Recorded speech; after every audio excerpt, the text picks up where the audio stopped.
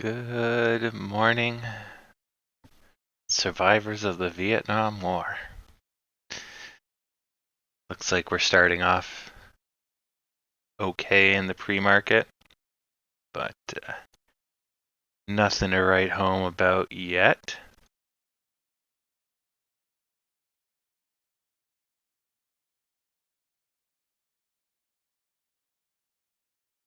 And yep, so we can get started. Everybody's kind of filtered in as per the usual. Let's take a look at market open. All right. So our pre-market kind of kicked up pretty good,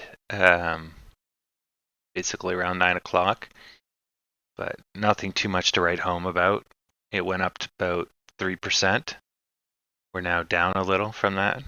We're at 0.8. But somewhere between 2 to 3%. So yeah, we're about here. It depends where you measure from. But if we take a measurement from like flat yesterday, and so right about here, we spiked up about 3%, which is pretty good. Gets us up and over this. So it shows that there's a stomach for it. So I think as soon as market opens, we'll blow over this 1050. And then we will work our way towards blowing this guy. And then when we're done blowing everyone, perhaps we will take off and then it'll be Lambo time. So I think the worst of what has happened is over. So we're basically at the bottom of the U shape going up the side. So it's any day now we're going to take off. So could be today. It is the end of the month, which is mixed. Usually people sell off at the end of the month, but then people that have welfare and stuff get money at the end of the month and people get paid. So I'm expecting good things because we're midweek. So let's see. So we're starting off decent. Let's get these lemons in early today so that we can have lots of citrus. All right, GME starting at 1.92. Volume is very low.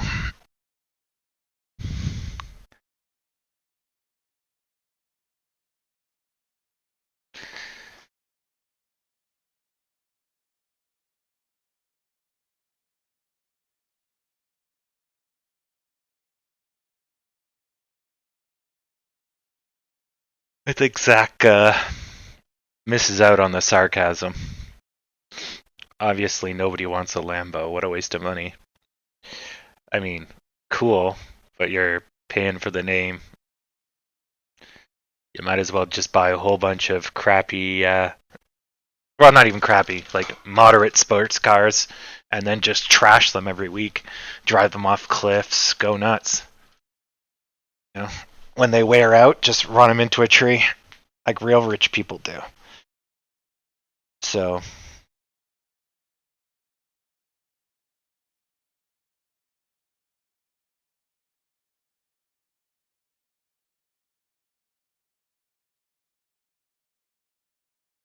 holy crap, I gotta stop you.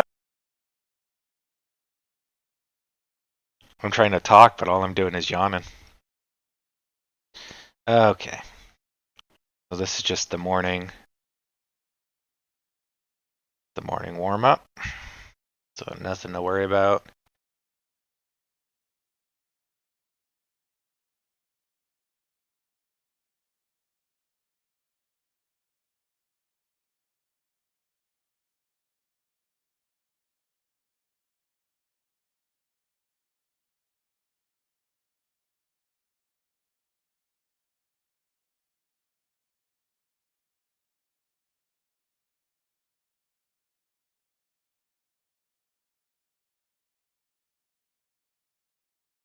Good stuff.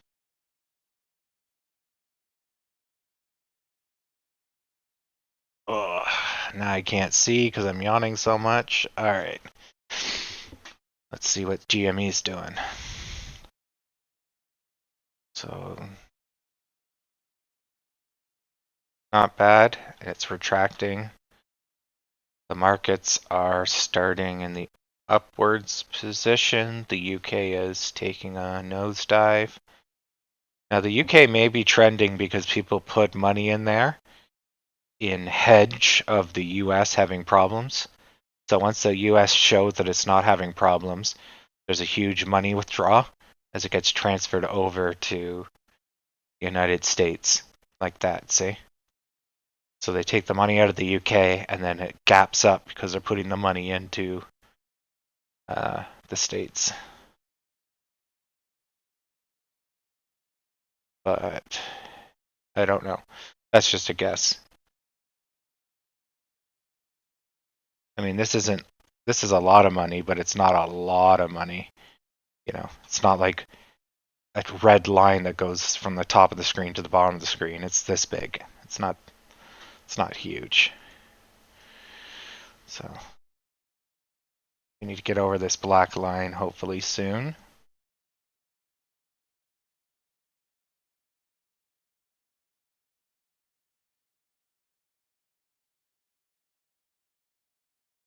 Damn.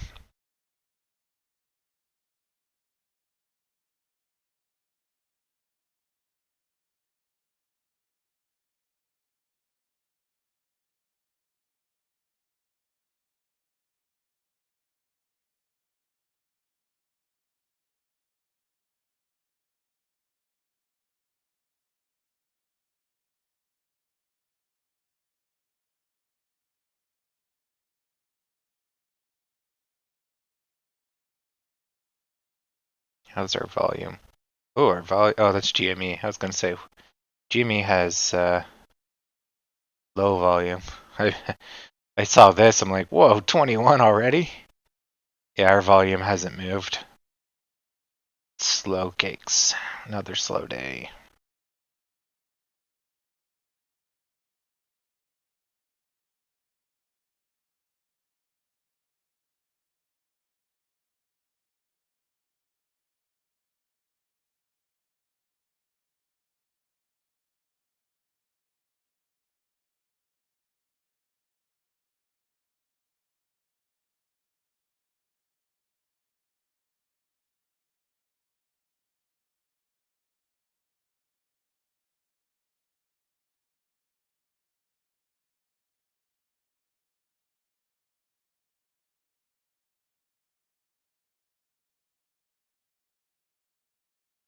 Oh, so much yawning. I'm gonna probably need another coffee now.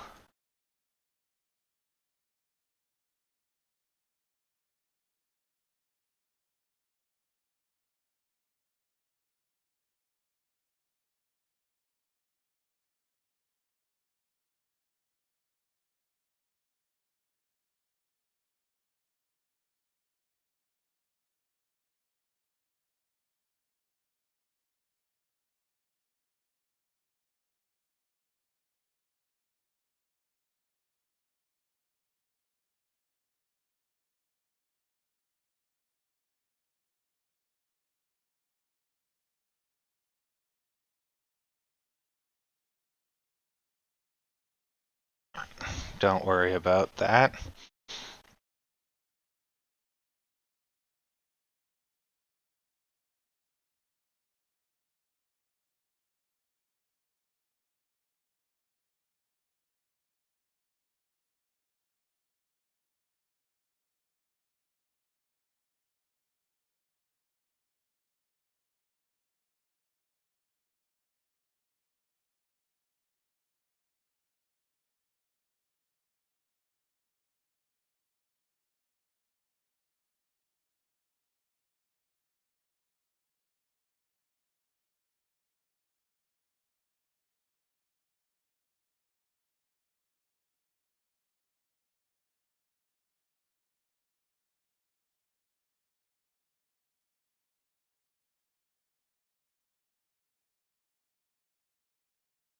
We're just trending across here.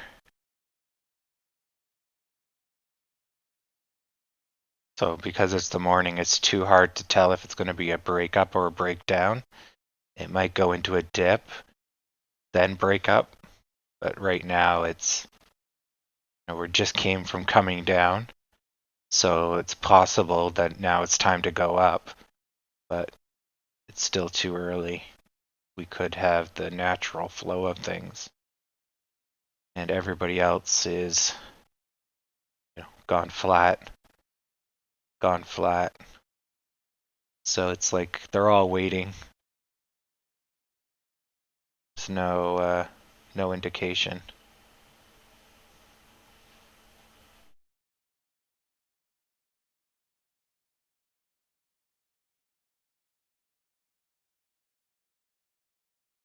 Christ, this thing's just printing money.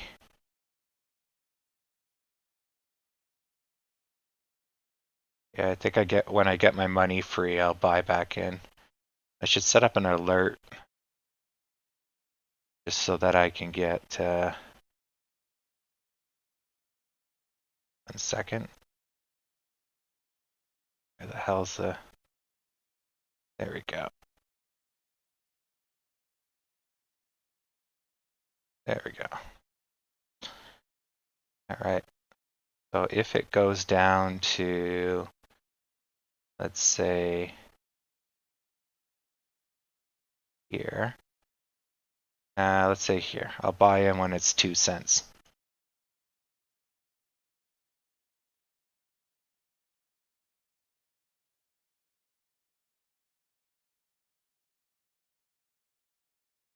Why did it give me a whole pop-up? Just friggin' do it. Thanks. Yeah. Yeah, that's a reasonable price. We'll let it retract this piece here. And like it's probably going up because it's got value, right? But the natural order of things, it needs to pay for this. So let it come back down to here, maybe down into here, and then I'll pay attention. Just got to be patient. God, another flat day. Come on, give us a good breakout so we can be free of this mess. Volume's sort of going up.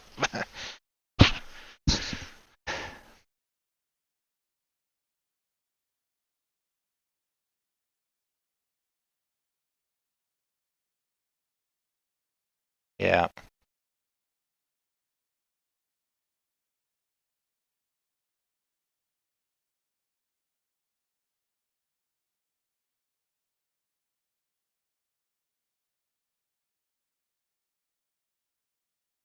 Buying a Lambo tractor.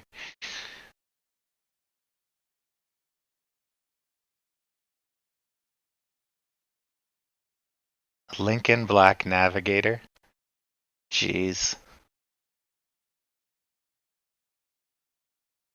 Cars are like the worst depreciating asset you can buy.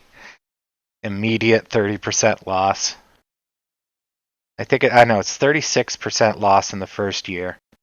You drive it off the lot, it's an immediate 20% loss or 10% loss.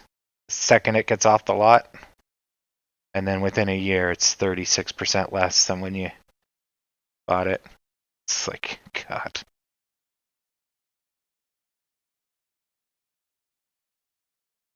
So if you can wait 1 year, you can buy a car 36% cheaper.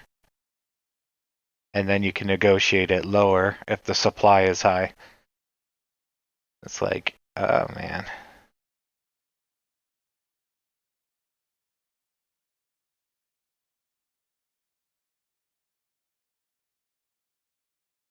Yeah.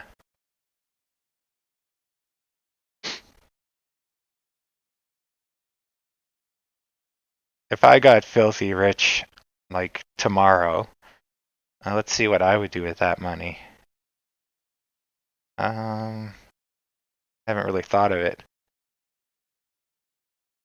I had unlimited money tomorrow.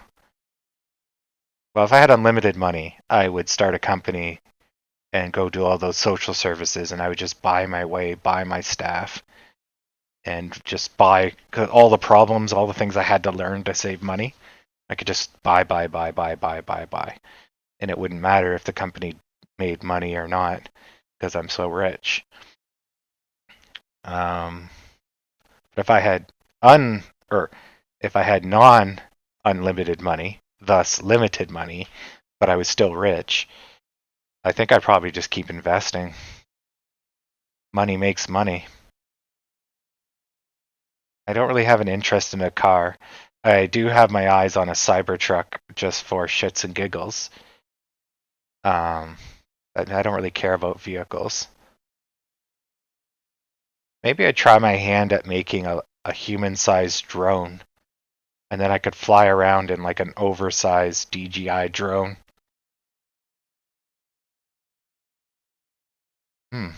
That would be kind of fun. Get my own VTOL copter, just and then fly off to the neighbors. Yeah, maybe I'd do that.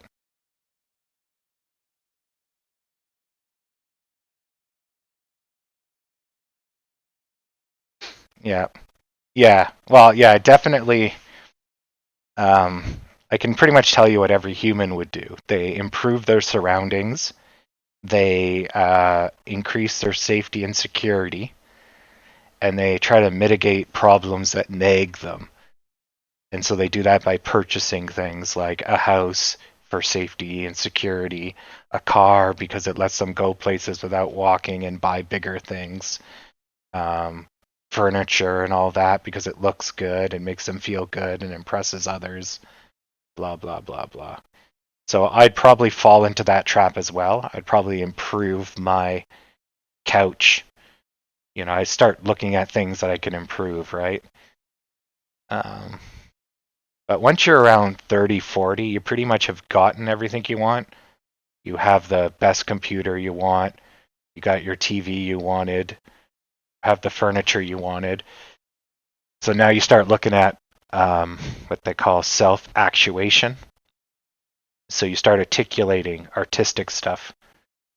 You get stuff that expands your creativity, learn new skills. So like the stock market, or you take up painting or robotics, or being a mechanic, like just stuff for fun, right? Yeah. So this is where the aristocrats play. You're starting to get a taste of what it's like to not be a working laborer. You get into the rich crowd, then it's all about going to opera because it makes your inner core better. And you got nothing else to do. Yeah. But I'm kind of already there, and I'm not rich. I've just made my life so that I don't have to use a lot of money to live, so that I have tons of money at the end of the day with my day job. Because I think my cost of living is about $1,000 US a month without eating a lot. If I eat a lot, I'm looking at maybe 1,300 US a month, all in living. That's phone, internet, rent, food, transportation, everything. So, yeah. And you saw how easy it is to make $1,000 on the stock market, right? So, it's a joke.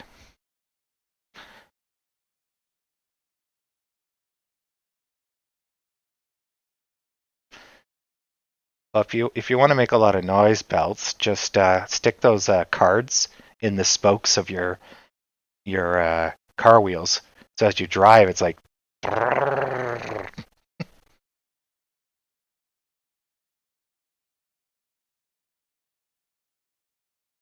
Yeah, well, go figure. People buy houses that they can't afford, and they pay them off over 30 plus years just so they can have a piece of that American/Canadian dream because that's what their parents did, and that's what they're supposed to do.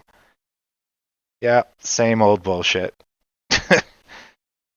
So I got rent for $700 Canadian. It's a 2-bedroom apartment, and it's relatively big because of the cockroaches that I've now killed. Um, so yeah, I could be making mortgage payments, or I just save my money and gamble it on the stock market. Yeah, I don't have an asset like a house, but then I don't have a house that I have to take care of or maintain and all that sort of stuff. If I was smarter, I'd live in the Philippines or somewhere where the cost of living is lower, but I haven't yet made that jump. I'm not that courageous. And recently my health has gone to hell, so I gotta fix that before I can go overseas.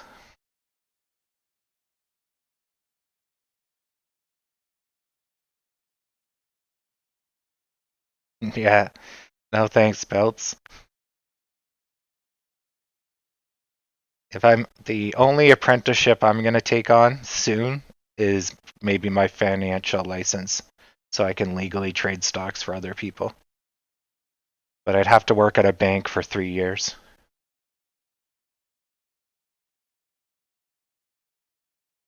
A house is not rent free. A house is constant maintenance. Your roof has to be changed every 10 to 15 years. The wood rots, the windows age, the carpets get stained. So it's a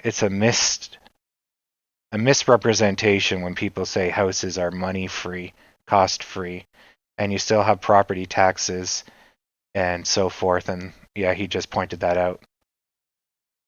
Not true. Well, normally not true, or normally true, but not true. I'm beating. Nobody can beat the $1,000 I'm paying. Property taxes alone a year I think is 8,000. So I'm paying 12,000, but I pay an extra 3,000, let's say a year, but I'm not paying heat, electricity, water. I'm not paying any maintenance. I'm not cutting the grass. I'm not fixing fences, roofs, windows, flooring. Yeah. So it's a bit of a trade-off because I can't upgrade my house, and my house is relatively small compared to the price I pay. But it is a bit of a misnomer that houses are free. Um,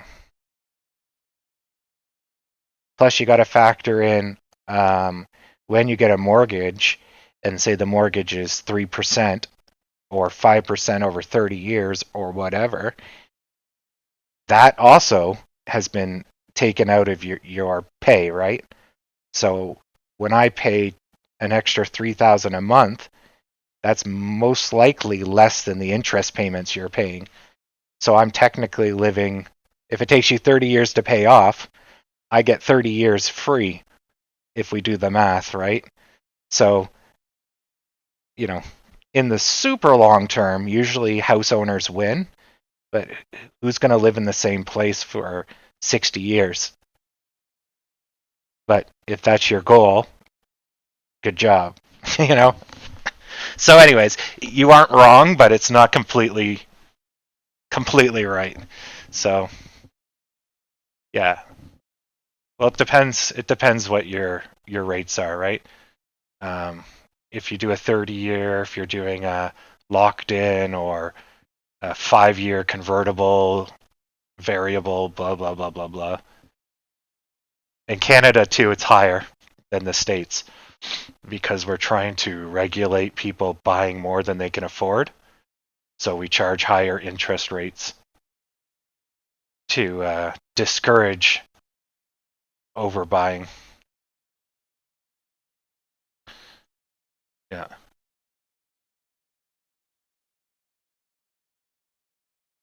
Yeah. And that's classic humans.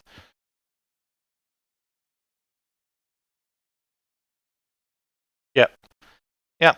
No, I get the idea of home ownership there, Justin. People like possessions. They like, it's mine. I own it. This is my earth. This is my dirt. But realistically, you're also restricted by your local government. So you can't build a castle. You can't paint it colors that hurt everyone's eyes. So as much as you're free, air quote, you're hardly free. You can't do whatever you want. Ooh, major sell-off. Okay, it looks like it's a broad-based sell-off. GME's taking the most of it. We're slowing down. Think we're okay. It's stopping? Yeah, it stopped. It stopped. Okay, there's just a little spook that happened there. Let's see how well we recover.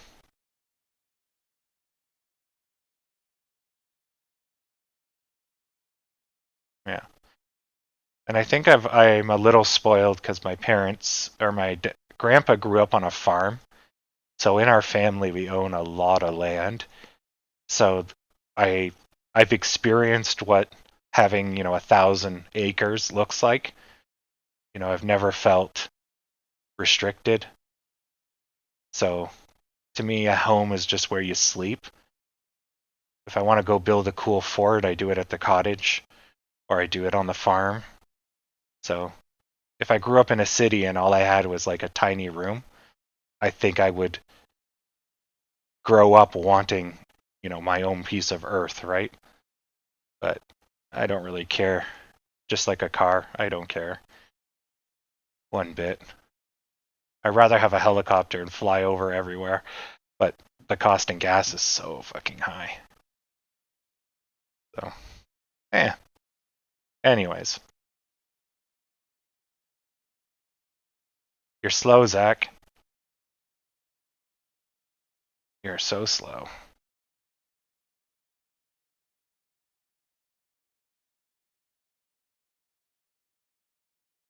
Plus, you clearly don't come here, Zach, for education or learning. If you did, you wouldn't care. It's the morning dip. My concern was that it was just a little bit quick. But yeah, it looks like it's over. It was just a broad base or across the market. There was just a little bit of a sell-off there for some reason. Maybe another hedge fund went under.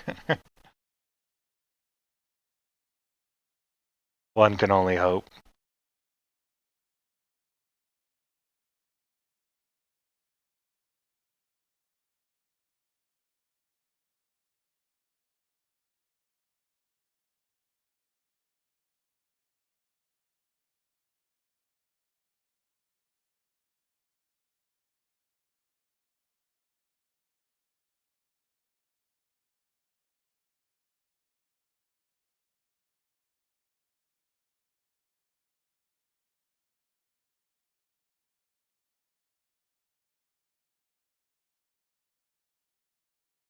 All right.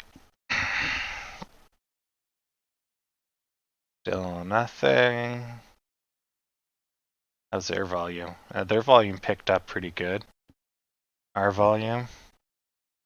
Oh, our volume picked up good too.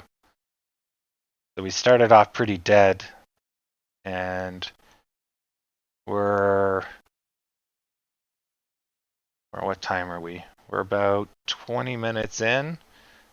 Faster than yesterday, but still pretty low. On a fast day, we're usually around 20 by somewhere around 10. We start at 3 and then we quickly go to 20. Maybe it'll pick up.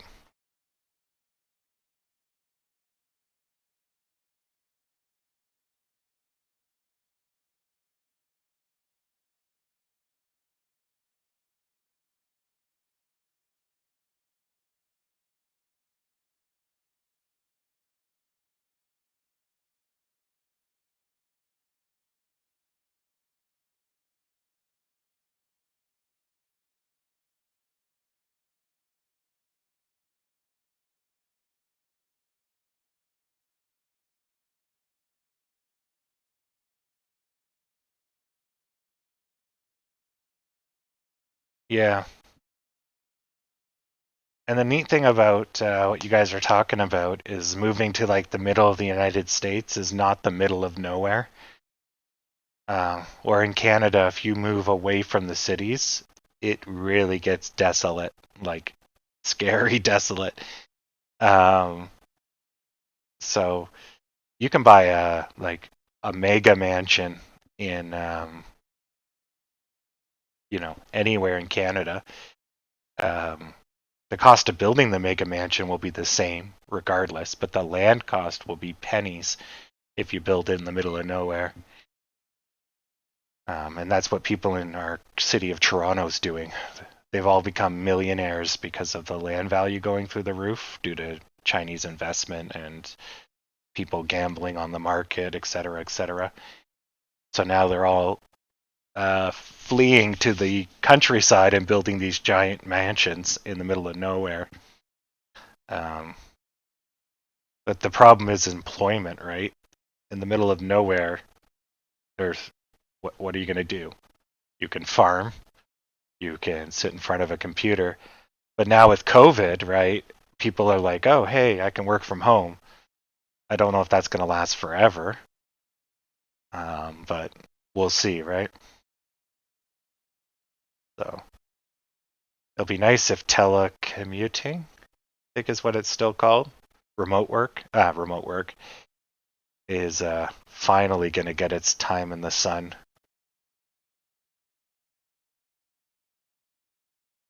Then I can go to the Philippines.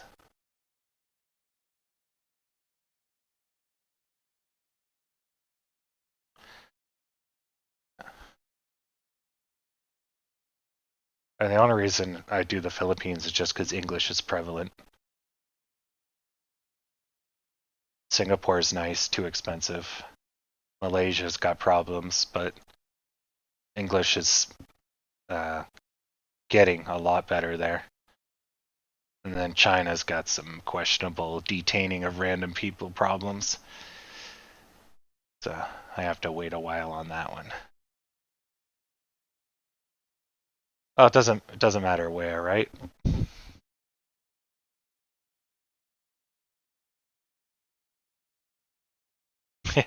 Exactly.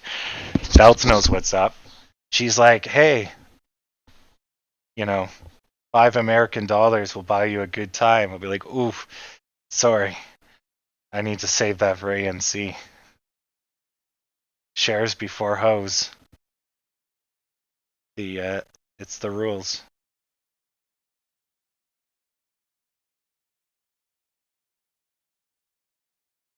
Yeah.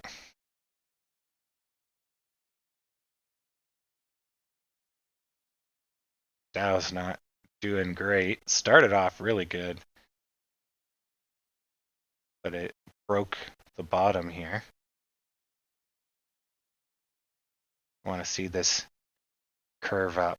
So if this recovers nicely really quickly, then that will make basically an S shape. There's there's the 1, there's the 2, and there's the recovery. So yeah, it needs to come up pretty quick so we can get the N or the S shape, whichever way you want to look at it.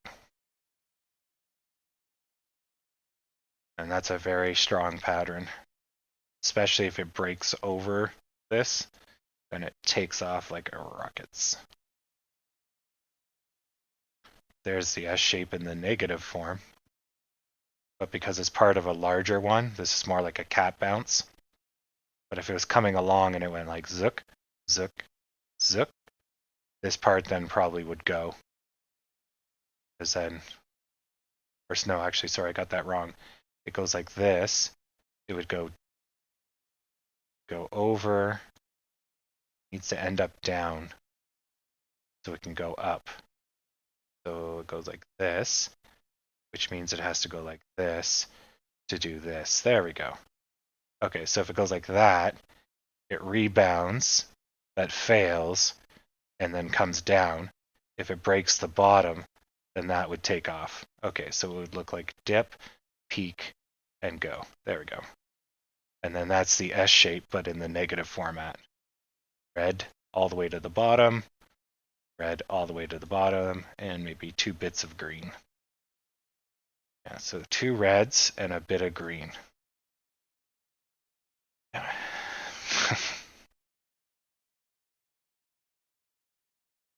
Dad, why are 2 men wrestling on your screen? Oh, it's just the stock market. Yep.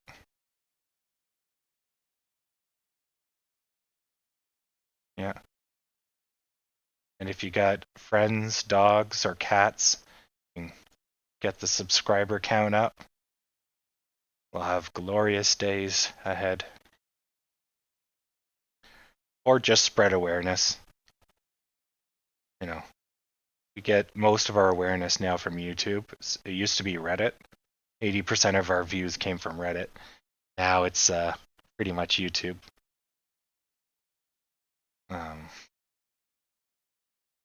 But yeah, you know, people that want to learn stocks, if they know we exist, then they might stay. They get the chat all lively, and we just grow our collection of high quality miscreants day by day.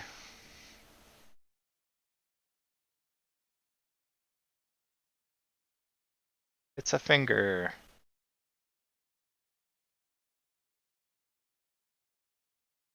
All right. So we're sideways. They're stable. They're unknown. They're doing great. UK is stabilized.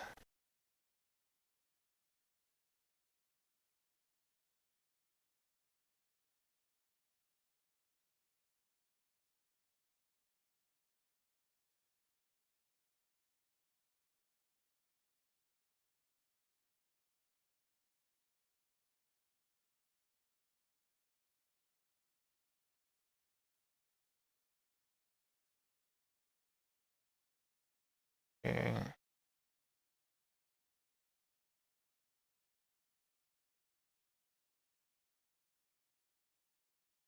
Oh, but Nikki had an all-day garbage train, just nutting, which is pretty much what we lived through yesterday. Yeah, all-day garbage train.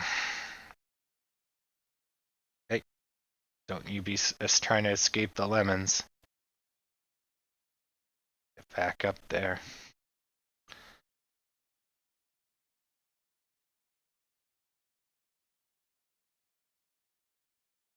Yeah.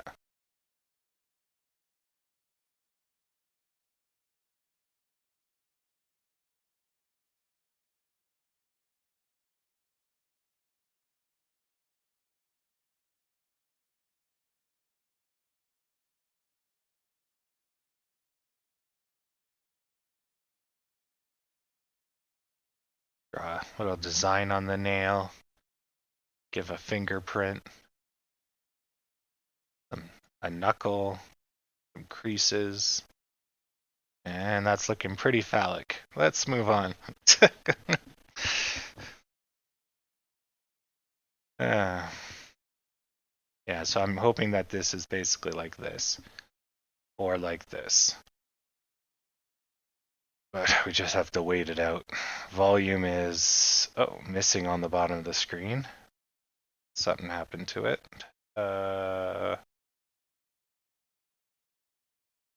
This one? No. This one. Nope. This one. Yes. Do do do do do do do do do do do. What the hell? Volume is where? Oh, that's the Dow. Oh, that's why. Alright. My bad. Clearly, I ran out of pop to drink like 3 days ago. So I'm a little dehydrated because I hate water. It's clearly showing. I'm making a lot of dumb mistakes. Not well hydrated. Be surprised the difference in brain power when you're hydrated or not. I'd say it's about 10 to 20% difference in speed, cognitive ability. Yeah. I've been extremely dehydrated and I'm still fully functional. When you get like ultra dehydrated, like near death, then you start losing like bodily function. Motor function goes, start to get stupor. Long-term thinking's gone. Short-term thinking's all that remains. So you start to get like very primitive. But that you really gotta. That takes a while, like 3 days of ridiculousness. By that time, you're so thirsty, you'll drink like pee. Like, it's hard. It's hard to get there. Most people would never get to that point unless you're in the wild.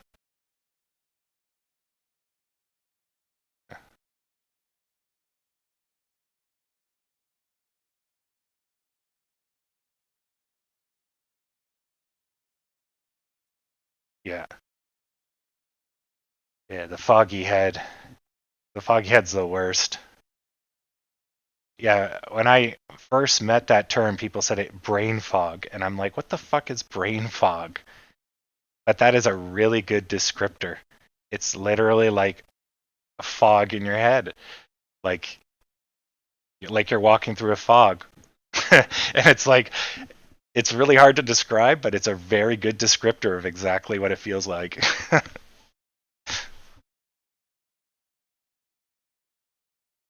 Yeah.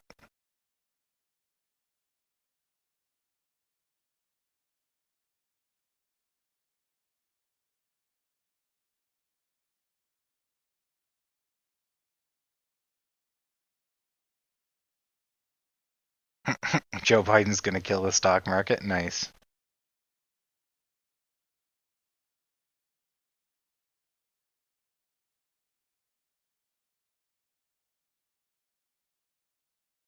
Well, let's not commit insider trading, but if your friends or family notice that things are getting better and a lot of jobs are opening up, that's our indicator to buy shares, right?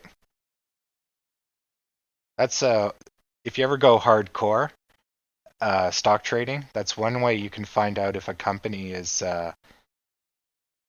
going to do something. They won't announce that they got the contract until they get it, but you'll see that they start hiring positions, that new positions are opening up for weird shit, and that means they're getting ready to win the contract, or they've already won the contract and they just didn't announce it. So either way, it's a good time to get in on the shares, um, and that's one of the stealth ways to sneak up on a company because they can't hide the fact that they're hiring, because if they do, they can't hire, right? So it's one of the few ways they can't stealth. So yeah, yeah. Well, Robinhood got so much money from the stimulus, right?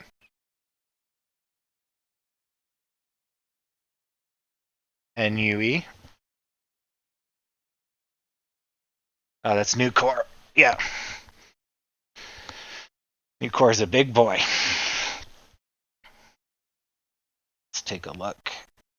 So they've been on a tear since, let's see, 1 year. So they've been ripping since basically the same time as us. They've gone up 60% since the start of the year, but that's after nothing but declines for since 2018. So, and yeah, now they popped their all-time high. Oh no, they're coming to their all-time high. Oof, look at them rip in 2008, eh? Just coming back kicking.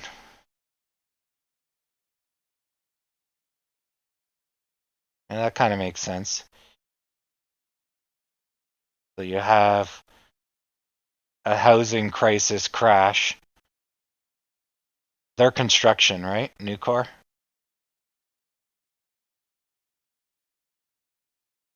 And then there's the boom and there's the bust, right? So that would have been the good buy. But then you would have to know to sell. But you'd probably just hold it out because you haven't lost all your money if you bought down here. It's not bad. I'd say it's a little overpriced. But if you're going to hold it for a long time, it's probably worth, yeah, 80 bucks. And they do apparently pay dividends, so they pay 50 cents on the dollar. Not bad. 41. So 40 cents on the dollar, basically. Nucor Steel. Okay. Yeah, and this is probably because of the Chinese steel coming into the US market. And then actually Nucor would be a smart play then, because if they're going to if they go to war with China or they ban China imports, Nucor will do awesome. Because Chinese steel actually is inferior because of the quality control. So it's actually banned to be used in large structures in a lot of cases. I know in Canada you can't use Chinese steel because the risk of one of the beams being defective, the whole building goes down. So you have to use Canadian and American steel or European steel, but it's too expensive for the core structure, just for safety's sake, because there's so much fraud and lack of quality control in Chinese manufacturing. Yeah. But Chinese steel is so cheap because all the labor costs are gone. But yeah, no, Nucor wouldn't be too bad actually. Might be a good power play, especially if things heat up with China. You wouldn't want to be in soybeans right now or any food that gets exported to China. But anything that China does and America suffers from, so steel, mass manufacturing, coal, although China's a large importer of coal, so the US might sell them coal. But maybe stuff that uses coal, refinement, plastics, textile manufacturing, all of those US-based companies would benefit greatly if Chinese exports were reduced or told to screw off. But that's more like value investing, long-term plays. Yeah, I don't really have the stomach for it just because it's so slow. I can barely sit through a day of slow stocks, let alone wait 2 years for 30%. I can't do it.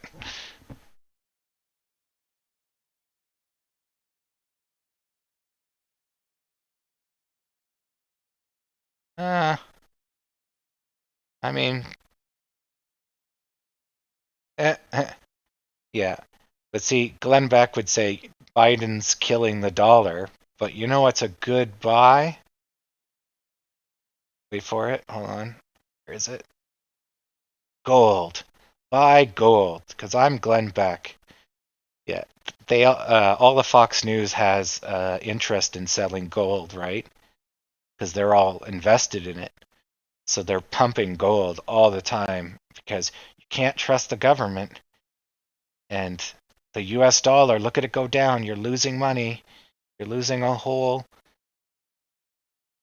10 cents. Your world is ending. It's 10 cents, even though it went up since 2 days ago, over a dollar. But 10 cents, man. Yeah. Such garbage.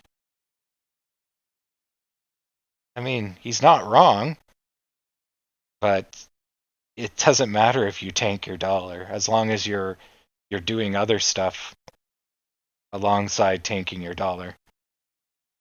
You know, if you tank everyone else's economy and your dollar goes too, then you still win. You know, the US are not stupid. When it comes to economies, the US is pretty much king. Like, their economy is a fucking powerhouse, and they know what they're doing. So much so, they rather have people die than hurt their economy. So, you should never bet against the United States. They'll always surprise you, uh, especially when it comes to money. Yeah. For all their faults, that's one thing they do very, very well.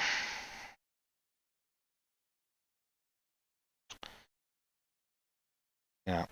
But anyways, silly Glenn Beck. Yeah. Canada is one of the largest exporters of soybeans to China. And of course, China magically found a whole bunch of bad things in our soybeans when they decided to, make a fake trade war against us. They're like, "Oh, your soybeans are inferior and poisoning people." And it's like, "Yeah, okay, China." All of a sudden, find all these problems. And it's like, uh, whatever. They still have some Canadians hostage, so their credibility is garbage anyways. But GME's not doing so good. So GME was supposed to go into a U shape here, but it looks like they're going to drag out and maybe do a larger one. We're doing better. We're holding the line. The Dow is not playing ball either.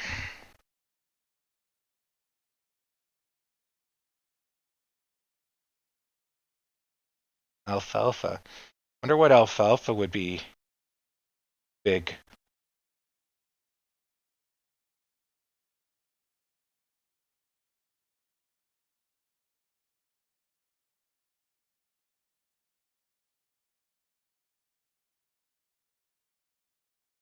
Yeah, I know. Well, I I mean anyone that's followed China, I love the Chinese people and I love Chinese culture, but their government is just a pain in the ass. Um, but their major tactic, and it's getting kind of old, is that they just basically say, "Oh, I know, I know you're an idiot, but what am I?" sort of deal, or "Oh, you're yelling at me. I'm a victim." Meanwhile, you're yelling at me because I stomped all over your crops and pissed in your water garden, but you're using big words, so you're the bad guy. And it's like, yeah, but you just pissed on everyone. Like, so it's a really shitty deflection, and you have to be like really retarded to buy that kind of propaganda. And their people are starting to get smarter, and they realize their government is just fucking retarded. And so the government's slowly shifting away from that, but that's been their go-to tactic since like, oh, I don't know, at least the last 20 years, as far as I can remember. Like, I'm only 32, and I think I've been following China since I was 12, and that's basically been their, oh, we're the victim. Oh, you're being too mean to us. And then when you dig past the surface, you're like, whoa, China, you blockaded Australia, drove through their coral reef, and then threatened to invade them. Yeah, no wonder they're upset with you. Like, you're like, oh man, Australia's being so mean to them. And then you're like, or not mean enough. Like, it's so stupid. But taking hostages and that sort of shit's a whole nother level for China. But these people are spies. His job is to report on military going ons. So yeah, he's going to know about the Chinese military. He's part of what was he? Crisis intervention group. But that means he's a spy or a journalist. Oh wait, China can't tell the difference. Yeah, fuckers. If he writes down information, he's clearly a spy. So anyone that writes down anything is a threat to the Oh, I see. I get you now. uh, yeah, yeah. I mean, the Chinese people have to kind of grow up as well. But you got to remember, they were rice farmers in the 80s. So we're not that far from the 80s. Like, they're just getting their first legs. Just like if we were British aristocrats and we're looking at early United States in the 1920s, we'd laugh at them for being backwards, stupid idiots because they have to learn the civility of the modern world, right? Um, so you go out to Kansas and you'd be like, dear God, what's going on here, right? But US has evolved, they've gone through it. Now you have your middle class and your modern world. Europe has crashed, gone again, and I don't know where they are now with the EU. I presume they're at some Super Saiyan level of civilization, but I don't know. Europe is just Europe. It's like I don't know how it's still running, but it's still going good. So let's just keep it going. Stick another band-aid on there and ship it.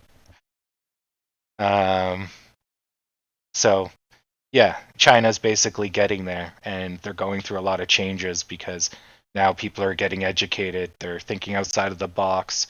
They're not just working for food to survive another day. They want to have a life, a family. They want to grow. And the ideas of being a serf and giving all your rice and crops to your overlords doesn't fly anymore. And yeah, so they're just going through the I forget what that's called, development phase from agrarian to service industry. Well, they kind of ripped through the industrial era, but yeah. Anyways, so the people are problematic, especially the older ones, because they don't understand how racism is not great. They don't understand how people should work together. They just push, they just take, they make weird demands, and like it's just a whole lot of lacking civility that we were taught, and it's ingrained in us that take care of others and don't yell in a crowded room or don't spit on the floor, so forth and so forth. That was a really weird one. If you walk through their airport, everyone's horking and blowing their nose all over the floor because why not? Someone else will clean it up, right? And it's like, well, whatever. When in Rome, you do you, but some poor person has to go clean up your hork. Not to mention any diseases that you might be spreading, but why not just not hork? You know. But I think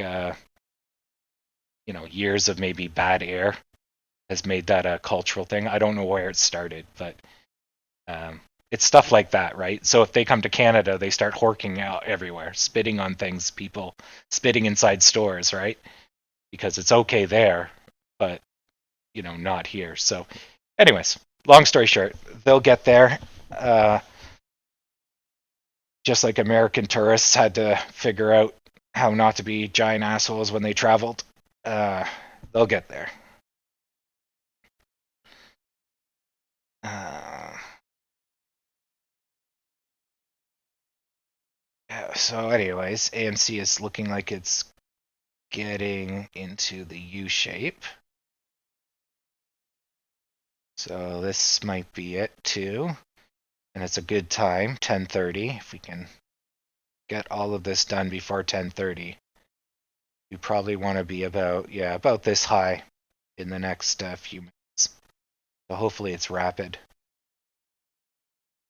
Or could go for this high, would be acceptable as well.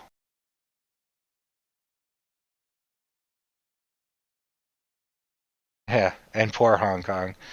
Yeah, feel sorry for Hong Kong.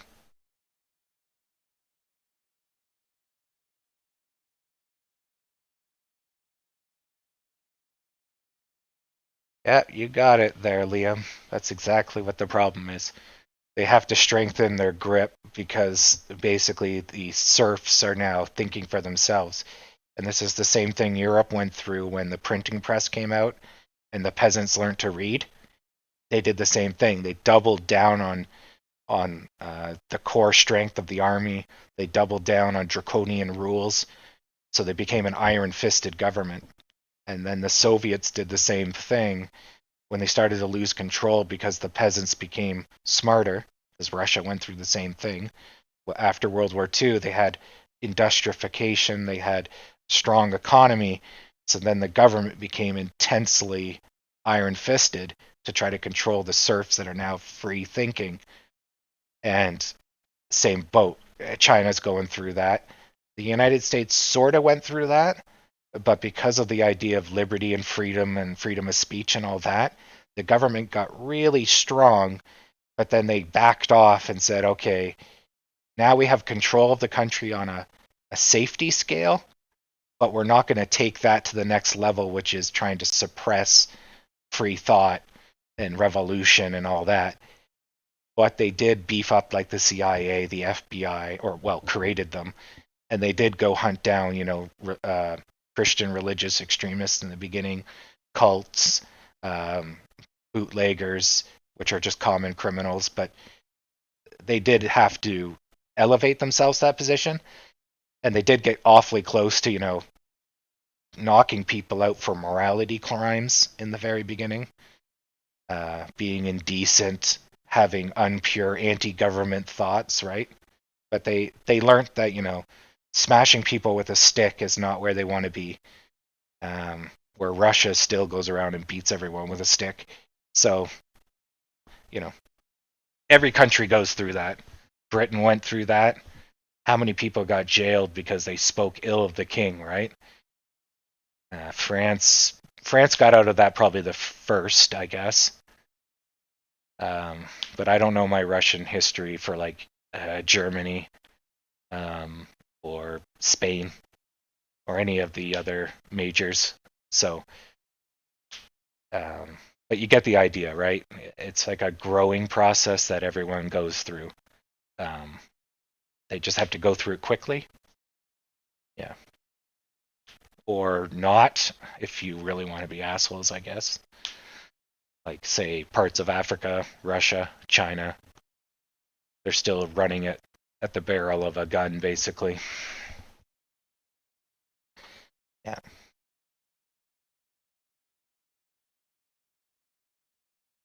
Exactly. You guys got it. But it's a double-edged sword, because if you have a stupid population, you can't have high tech, and you can't have people buying stuff because stupid people don't make a lot of money, right? So if you want to have a strong economy, you need to have smart people. But if you want to have cheap slave labor, you want stupid people. So it's a double-edged sword. China wants more money. They realize that capitalism's great. They haven't been communist for a long time, but they don't want to happen too quickly because then they're going to lose control and democracy will come to China. And they don't want that because obviously they make a ton of money in whatever role they're in, right? So, anyways, one day, maybe in our lifetime, we'll see China smarten up. Although I don't think it will be a peaceful removal of Chinese power. Imagine a democratic China or democratic Russia. Oh my God. It's like you would have 80%, or actually not even, you'd have like 90% of the world under some form of semi-stable government. It's like, oh my God, what a world we'd live in. And the stock market would probably go through the roof because it would just be everyone's printing money. Like, oh my God, what a world we'd live in. Wouldn't be good for the defense industries. We'd all have to go beat up Africa to make money. Like, I miss those days.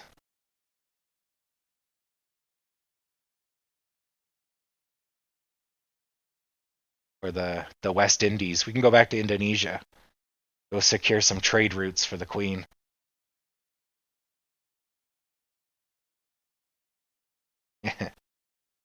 Yeah. Yeah, it'll be interesting to see what happens in China. The people are pretty wise, especially like Shanghai. They're very Western, and Western culture is, especially American culture, is very pervasive. So China's not beating out Western culture, right? They can try to demonize the United States as much as they want. Oh, it's full of guns. People are getting shot. Well, then look at Canada. Nothing's happening here. Oh, well, they're different. Not really. So your point doesn't hold. Moving on. Like, so they're not stupid. Uh, and most Chinese people love Canada. Um, but we're starting to get demonized now as puppets to the United States, or what's the other one? Oh, that we lie and we're shifty, which is, what we're well known for around the world, is lying, shifty people. So, you have to be really stupid to buy that propaganda. So, anyways, they're getting smart. I'm very curious as a person that likes, warfare and strategy and combat, where this is going to go. A fight with China is winnable, but it's not going to be, they're not going down without one hell of a fight, right? And it doesn't have to go nuclear, because you're not going to try to go for total annihilation. You're just going to slap them in the face a bunch of times, and then they'll be like, okay, fine, we'll be better. You don't have to kill the person. You just need to force their hand, right? Capitulation. So, yeah, it'll be interesting.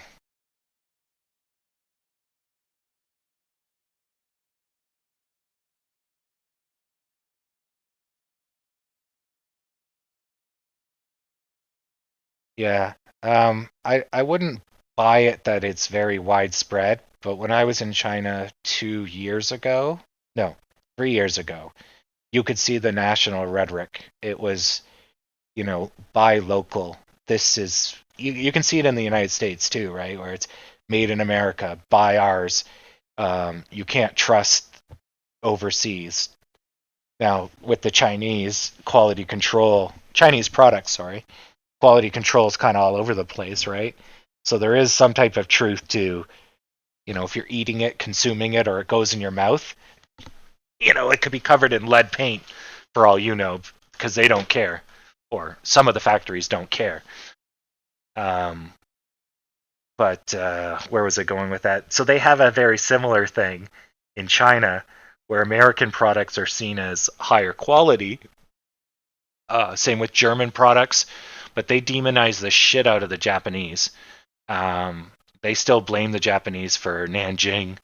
They still blame half their problems. It's like the Nazis blaming the Jews for World War One. They're doing the same thing. Our problems are Japan's problems. Japan did this to us. This is because of Japan. And it's like, yeah, well, maybe that was true like 5 years after the event, but you have a country with like the second or third strongest GDP in the world, and you're telling me you can't rebuild, you can't move on, that all your woes that continue are because of something that happened and it's done. It's like, no. But they're scapegoating other countries. Oh, it's because India's at our borders. Oh, it's because Vietnam is smuggling drugs. And so there's a lot of that. Our problems are exterior. China's not the fault. It's not our people. We don't have criminals. It's the influence of all our neighboring countries. They're bad. And it was like, I mean, yeah, you are in a difficult part of the world, Mongolia to the north, which isn't known for, high education levels. You got Russia, you have India, you have Afghanistan, you have all of the crazy Islamic crescent, right at your doorstep. You got Indonesia, you got a fractured and divided Indo-Pacific. You have an uncontrollable naval corridor, the South China Sea. So they're trying to assert their power in that area, right? But they're doing it by basically demonizing everyone and blaming everything on them. But meanwhile, not pointing out that they're the ones stealing all the fish off the coast of Canada. On the Atlantic coast, Chinese fishermen are just gutting. They don't follow any international laws. They don't care. They're colonizing and militarizing islands that don't belong to them. They're basically barricading and blockading the Philippines at their own ports and taking their legally defined sea borders for their own. So, you know, they blame the Philippines for overfishing. Meanwhile, they're infinitely bigger in scope and ships and fleet Like the Philippines can't overfish nothing. They don't even have enough boats. So it's that kind of garbage I saw when I was there. Um, but that's their news. It's kind of like their Fox News, and that's their printed media, and that's their kind of nationalistic angle. Where in Canada, our propaganda is kind of peace, love, and harmony. Just stay out of the government's way, and there won't be any problems. And in the States, I don't know too well, but it's more like we're the best. Liberty is awesome. Our army's the best. Don't worry. Just go get your job, go get your stuff, buy shit, and have a good life. And it's kind of more focused on you. You do well. Have a great time, and don't worry, we'll go beat up anybody that's an asshole. Like, so the government's kind of a separate entity, but your pal. Where in China, it's more collectivism. Everyone works towards the government, and the problems of the government are your problems. At least is what I kind of picked up while I was walking around and the stuff I read and saw. So, anyways, it's a different way of doing things, but it's kind of dickish. If you have half a brain, right, you'd be like, and in people I know from Shanghai who can't openly speak out from the government, but they're all just like, yeah, man, it's like Fox News. It's total bullshit. You know, obviously I know these things aren't true, but that's the shit they feed the dumb peasants, right? So, yeah. And actually, yeah. So that's a good one with fentanyl, right? The Chinese government and the Chinese industry is the major supplier of fentanyl precursors. So they make all these drug chemicals that just go missing, and the Chinese government does a decent job at stopping them, but they don't do an incredibly good job, right? They don't put a lot of effort into it.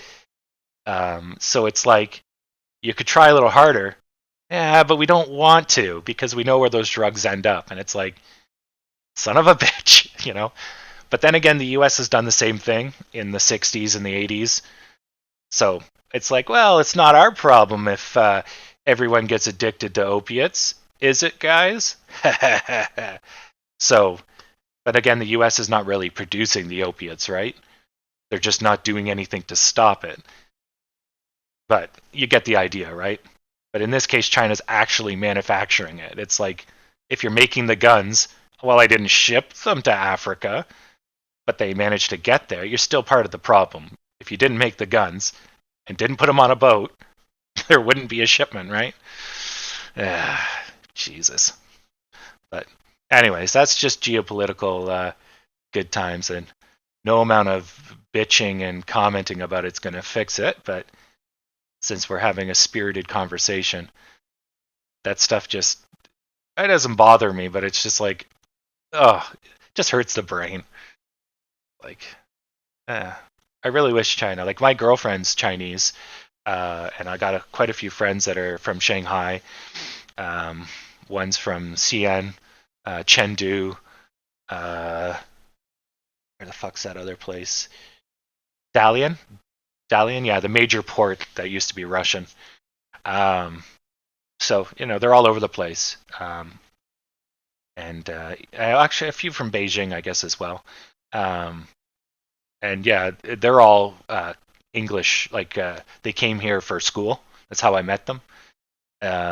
So they fled the country, if you will. They learned here, and you know, having that exposure took them from being, you know, computers, the internet, the worldly exposure they got from China, and then they come and see the West.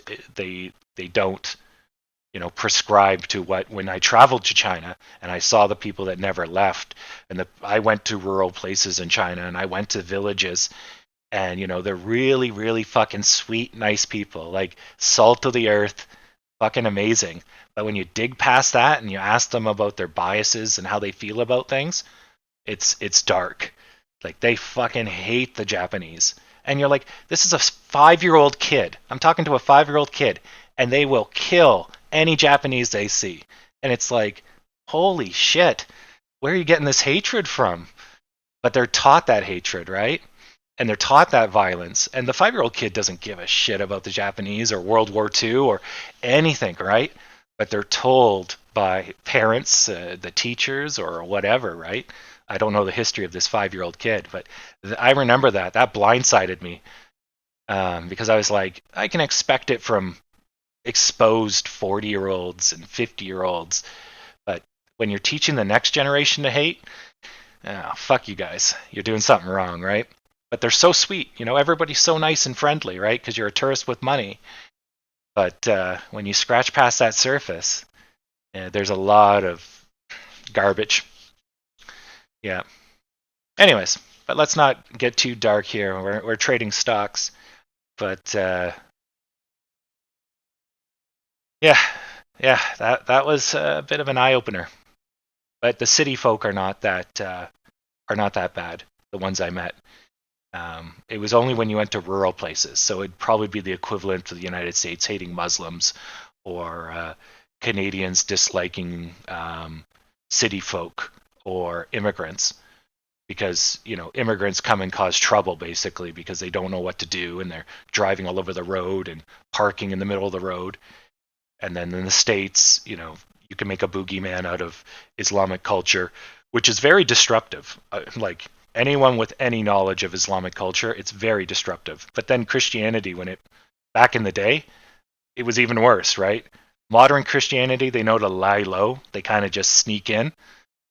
But Islamic culture still has that. We show up and we come in force, kind of deal. But and they have to too, right? Or Christianity would just push them out, because there is religious wars in the background. The church wants their money and the Nation of Islam wants their money, so they're fighting.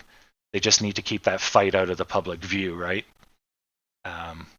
So it's an unnecessary boogeyman, but it's not without merit, right? Slave culture, when it entered the United States, fucked everything up. Lack of education of black communities fucked everything up. And that was, partly or mostly because of the government's fault, right? But then the people weren't lifting themselves out of the poverty and the government wasn't giving a shit, so they just ignored them. And you can't have generations of stupidity or generations of poverty, because then crime goes through the roof and then crime makes crime. Monsters make monsters. And they're still trying to fix that, what's that, the 60s, the 40s? So it's, yeah. So anyways, so during that time, they blamed, black males for everything. Well, they're not wrong, but they're far from right, But at least we're growing, right? We're moving on. Things are getting fixed. So, yeah, yeah. Well, we might as well have a conversation about something, I'm far from being a stupid person. Um, but there's no point talking about things ad nauseum, because it's good to talk about them, to re-solidify them, rebuild the neural pathways, and to have that larger conversation, because it does even affect these stocks, right? All of this history leads us to this point, and it will define our future. It defines AMC. If there's a ethnic war in the United States, AMC is going to suffer, right? Or if you're a larger stock trader, it'll affect the markets, right? Which is how we started talking about this. If America goes to war with China, if we get to that point, that's going to have a detrimental effect on the stock market, or a beneficial on US steel, right? Which is how this conversation started. So, yeah, it's good to have this all in mind, right?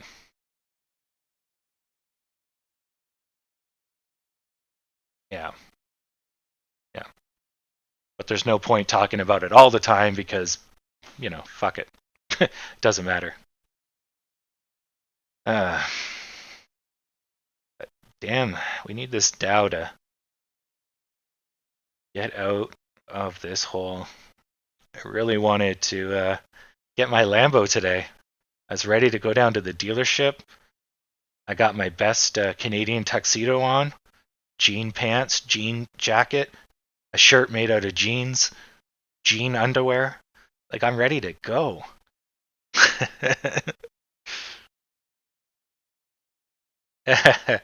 Well, Thank you for the kind words. I'll try to keep it as close as I can to stocks. But yes, this is Justin Kelly's podcast for the mind. Come for the stocks, stay for the mental blocks, and dick pics. Lots and lots of dick pics. Today's story.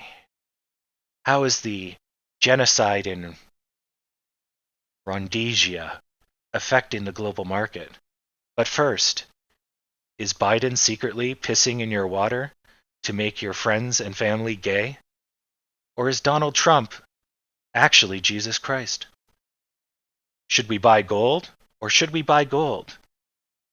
Tune in and find out if you should actually, yes, you should buy gold. Gold, gold, gold. There we go.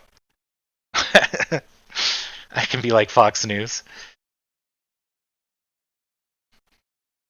So, Mr. Goldman, how are you doing today? Well, I'm feeling pretty gold today. My legs aren't working. You should put some gold bond on those. It really help. The gold really gets you where you need to go, Mr. Goldman.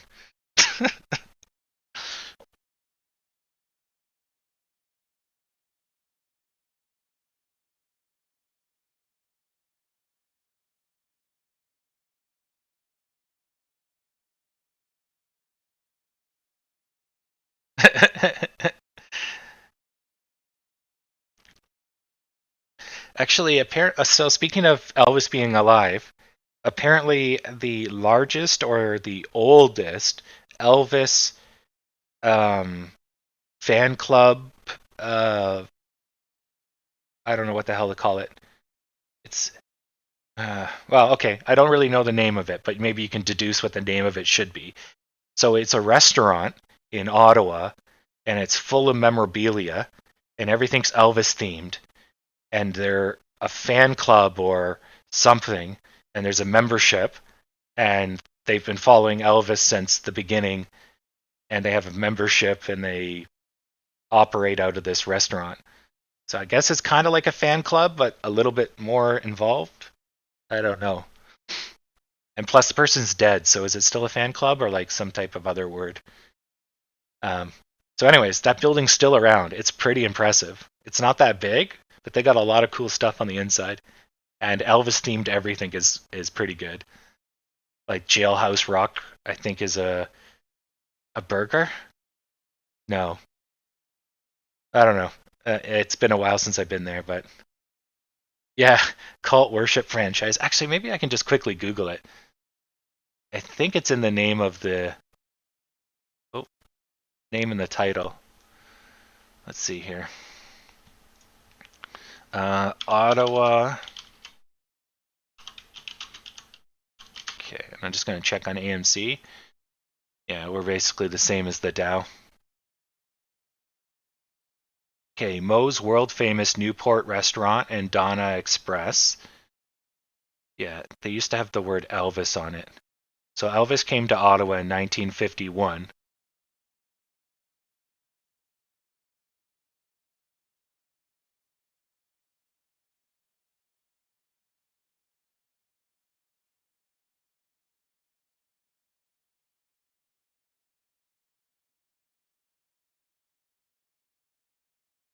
So April 3rd is Elvis Presley Day in Ottawa. 60 years ago, in 2017, the King of Rock and Roll came to Canada. Um, but what is this place called? The Newport Restaurant. About. Here we go.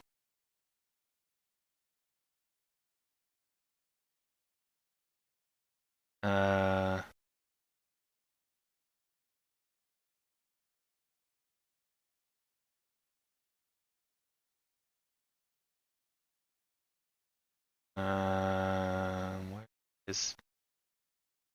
Maybe he's given up on his fan club. They used to have a whole section on Elvis.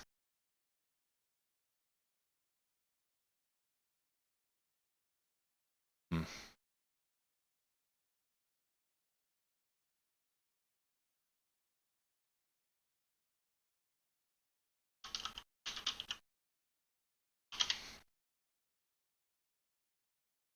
Maybe the Wikipedia article. Here we go. He's a Lebanese refugee. He made a pizza place. Here, I'll just send you the link.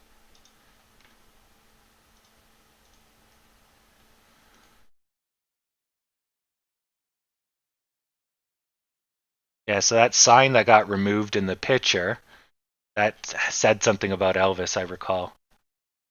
So maybe they got sued. The Elvis estate came by and said, fuck off. Um,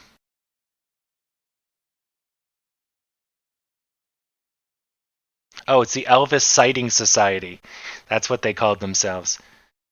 Decorated with Elvis memorabilia. He was a well-known fan of the late singer, and the street's called Elvis Lane. Yeah.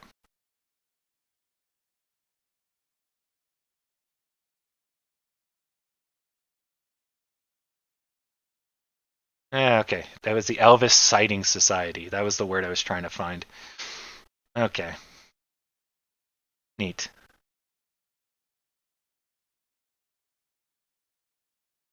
This guy alive still? Okay, he died in 2011. So maybe when this guy died in 2011, the Elvis thing went with him because, the other guy liked Elvis, but probably not that much as his co-owner, co-founder. That probably explains why the whole Elvis thing kind of slowly dwindled away. All right. Neat. We learned something.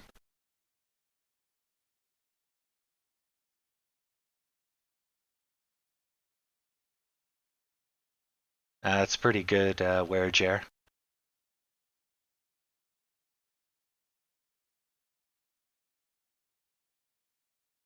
Pretty good.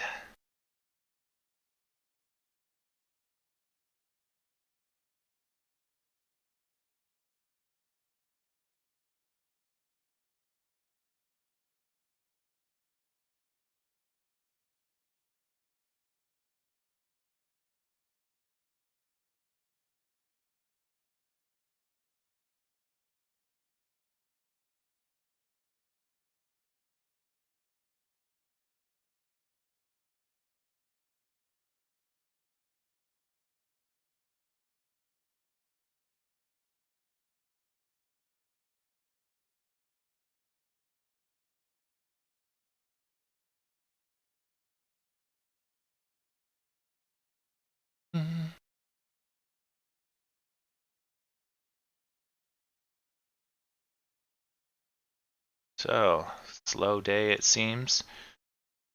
All right, well, we might have a technical breakout starting now because of this and this.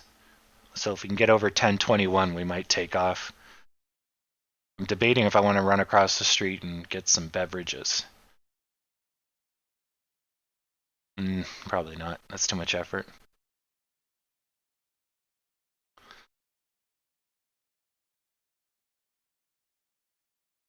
Forced to drink tap water again. As the Spanish would say, me gusta.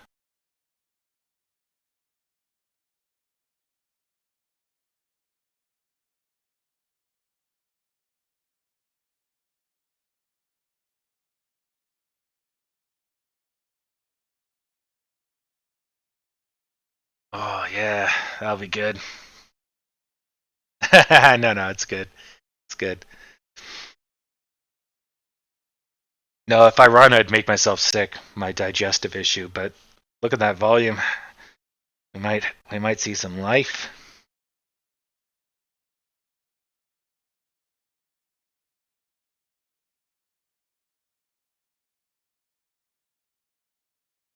I don't think we hold 90% of the float, but we hold 90 something percent of the shares. If that's the case, like the shares that have been taken, that just means there's no institutional investors, right?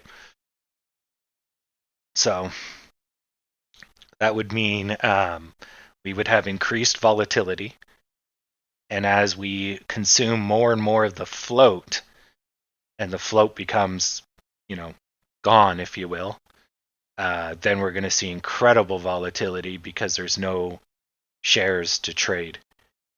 At that time, AMC, which they're already trying to do, would dilute themselves. And because obviously there's more demand, they have to make more supply or risk driving up their stock price, which would be a good thing for us. Yeah.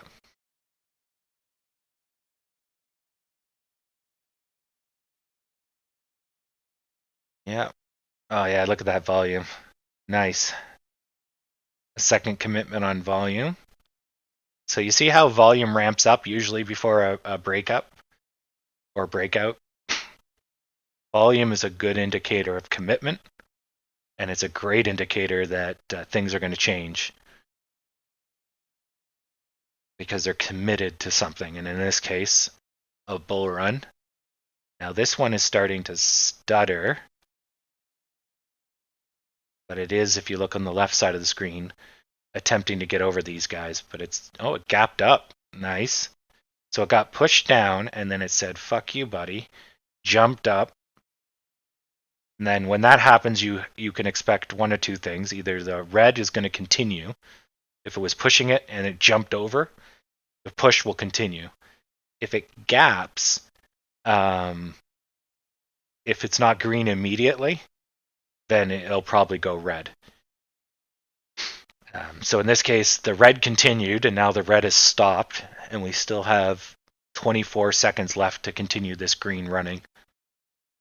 So, yeah, it usually goes red, continues red if it gaps, because a gap could be caused by it being pushed down, and then just as it's flipping over on the minute, the gas pedal goes to green, so it randomly jumps just as it's flipping. And in that case, it might continue red. But if it's immediate green, it because red pushed, red stopped just as it was flipping. Green started, so there's the gap, and then green is going to continue, and then you get the big push. So in this case, it did that, but the green got stopped, and now the green is trying. It gapped down a little bit, and then it went green to push out. So it's fighting some resistance here. Volume has quartered. Ooh, look at the volume. Ooh, that's good volume. So the volume was pretty low, but that was just the negativity of the red.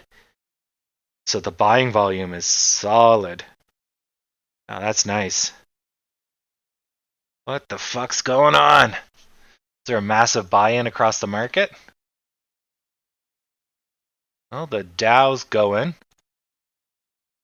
GME got a huge boost, but this looks like it's mostly us.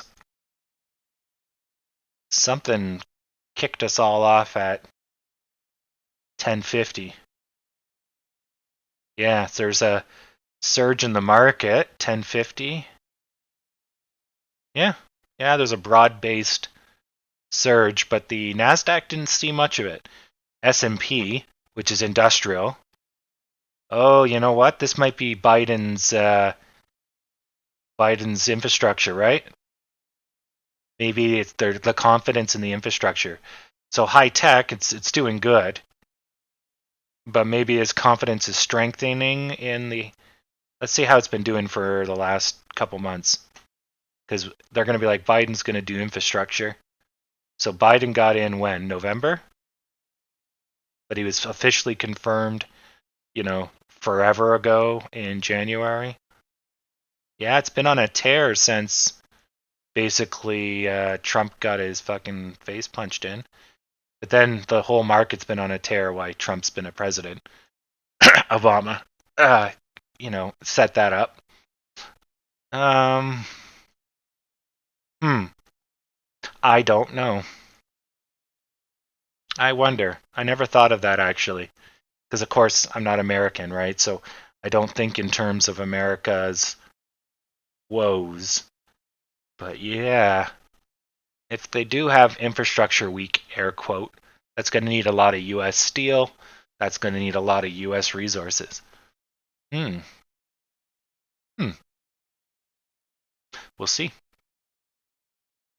We'll see.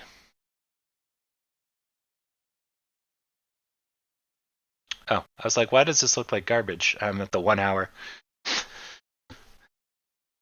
Uh, no, we got to get back to the 11s before we can declare this a victory. Volume just died off.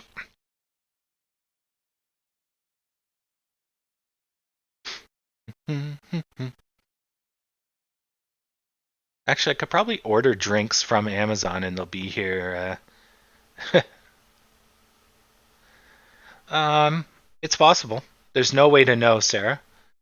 Um, so the like I just previously did, the only thing you can do is try to backtrack and try to figure out what may have triggered it, and then that determines the probability that it was shorts covering.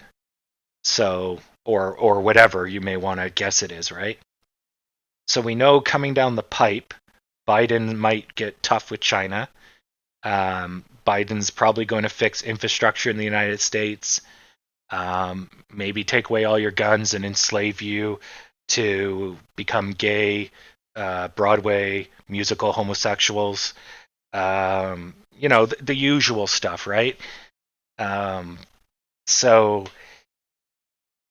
that's probably going to have an impact on gay music stocks, infrastructure, um, that sort of stuff. So here we're AMC, so we're kind of related to the gay musical scene. Maybe the shorts are covering on that, but why at 10:30? Like, if we had a news terminal, maybe we could find out what news article kicked that off. But what we can detect is that it was coordinated, meaning it was bigger than just us. It affected the whole market. So it's likely a bigger piece of news. But we looked at the NASDAQ, which is mostly tech. Tech was unaffected, but industrial was heavily affected. Dow Jones and the S&P. So what's that, right? Infrastructure? What's industrial? Manufacturing?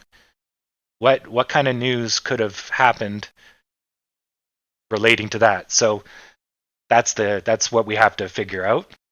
So my guess is maybe something to do with Biden. Maybe somebody found out something about infrastructure coming along. Does it really matter? Not really. But at least we have a kind of an idea. So would that be short sellers then applying that knowledge? Would that be short sellers in AMC closing positions? Probably not. But short sellers in any US steel, thinking China's going to take over, would have closed positions long ago. Anybody that's taking on negative positions against US manufacturing would have to close positions, right? But maybe we're part of a larger portfolio. I don't really know what portfolios AMC would be in. Like, what? Entertainment, maybe, I guess? Like smoking, drinking, theaters, restaurants, maybe kind of that type of portfolio. So, as times are getting better, smoking, drinking kind of goes down. More people go out to drink, yes, but they don't drink because they're depressed. Smoking and drinking, a lot of people do that out of boredom, fear, self-medication, right? And they tend to drink more at home than they would if they were out socializing. And same with smoking. But I don't know. I should try to figure out who keeps AMC in their portfolios. Yeah. The BDSM index. That is going to be the name of my company's ticker. Yeah, I'm listed under BDSM. Yeah, leathers and feathers. We're importers of leather and we export feathers. You may have seen our work on Mad Max, Waterworld, post-apocalyptic stuff. Yeah, it was all the rage in the 80s. It's not been so good, but the the way Biden's running the country. I think we're going to really make a comeback soon.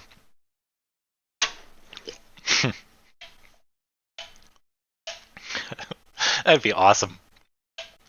Oh, yeah, I got like 700 shares in BDSM. Oh, yeah, me too. Damn, those green dildos are doing good.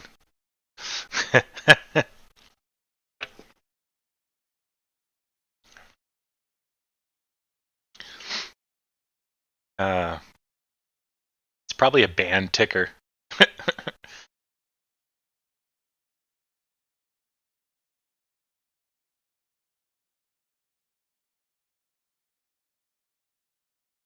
um, I realized that I had a strawberry lemonade for a lady friend that I kept here, but it's made with tea, so it's caffeinated, so it's going to affect my health.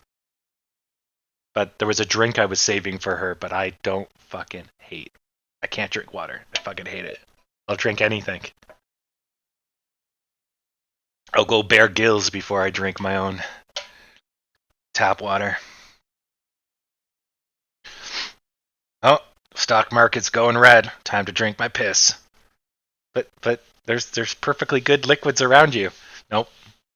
Nope. Car breaks down. Time to drink your piss.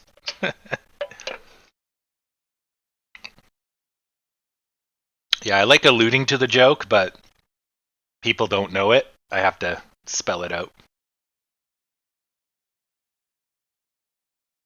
Yeah.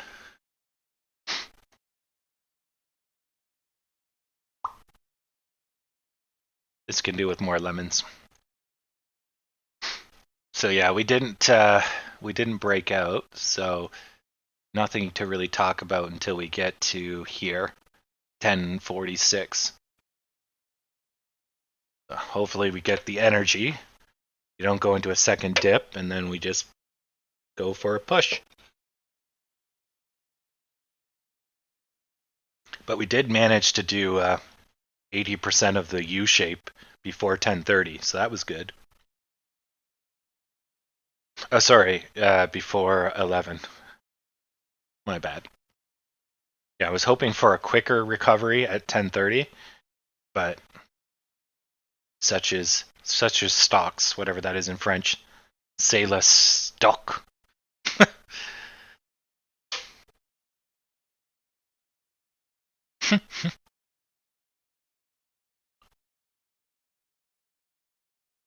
God. I should get a lemon, poke holes in it, and then the water just goes through the lemon as like a water filter. Just be like, refreshing tap water with my lemon purification system. Damn, Belts, you learn fast. It's all about them Illuminatis.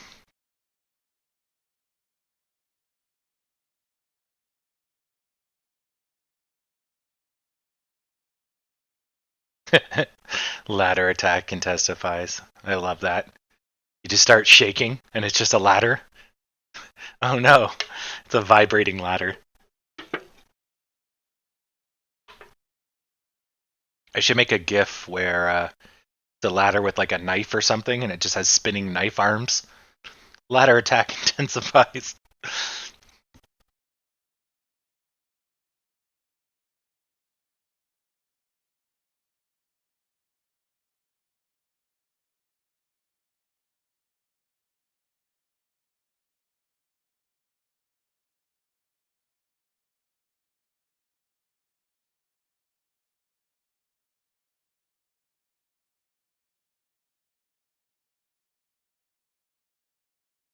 Oh, that's 700 ticks of bad returns.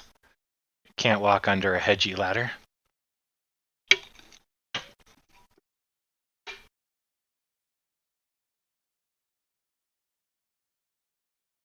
Yeah. Well, I read into the ladder attacks as well because I'm like, oh, this is kind of cool. And they're not wrong. It's doable. But you have to walk the idea, right? 2 minutes down the road. And then you realize it's like, okay, so for $5 million, I can make the share price go down and lose another couple $1 million. Why would I ever want to do that? Oh, because I have short positions on a stock that's going nothing but up. When I could short thousands of dying companies, I stick with this one. Like, it only makes sense if it's really short term. Like we've seen a few times, like when it's option day, they wait to the last minute and they just sell real hard, right? That's clearly somebody, gaming. Um, but that's not illegal. They just chose when they wanted to sell. Um, but yeah, all the time ladder attacks, like Christ, the cost of that would be enormous. Yeah.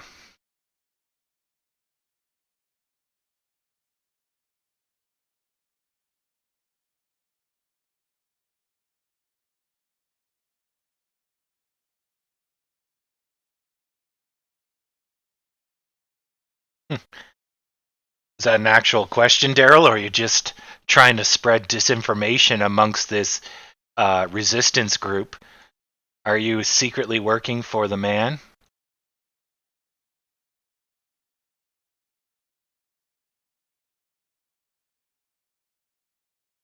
Excuse me.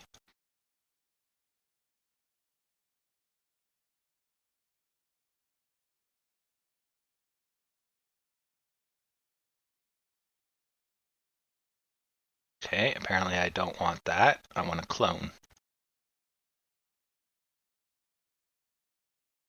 Ah, no. Let's get the lemon Triforce going. Oh, I just realized these are squares and those are circles. That's how I tell the difference. Wow, I've been using this thing for so long and I didn't realize those were different. Son of a bitch. uh, yeah. So have you guys been following all the drama with trades on Reddit? Just because it's all over the place? The Ape Turian. I love it. The Ape Turian candidate. And what would be the code word that tips him off? Yeah. Sir, there's a package for you. It says to Diamond Hands. Yes. Must kill the president.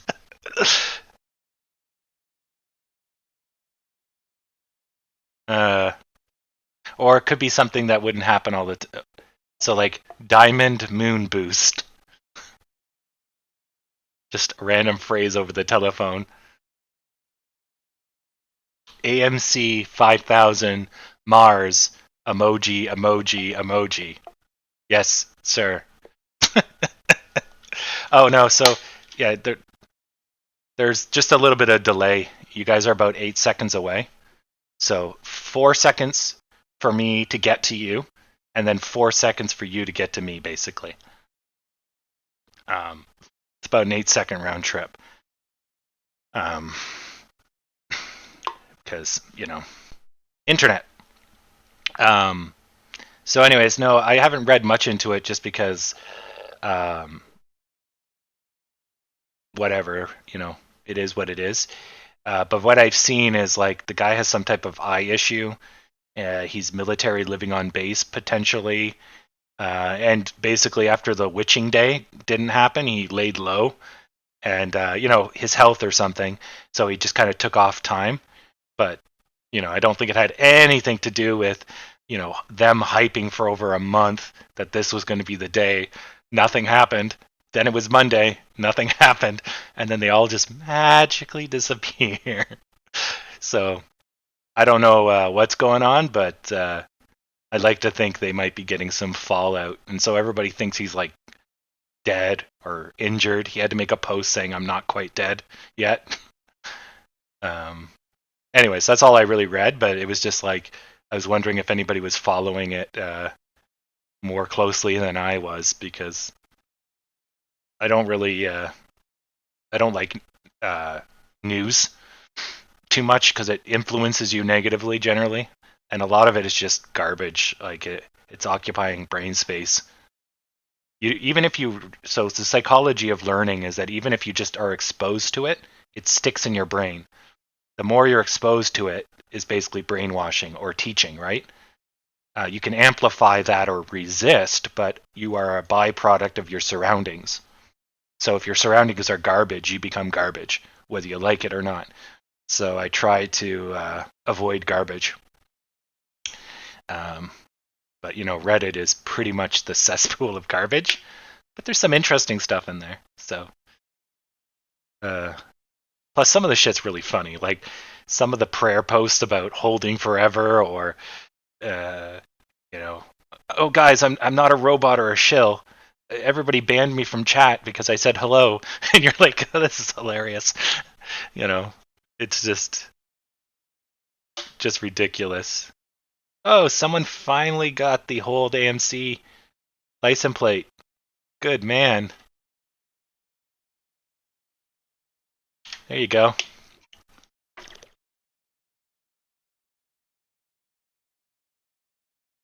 And I got the diamond hands. I saw this person driving around the Columbus area.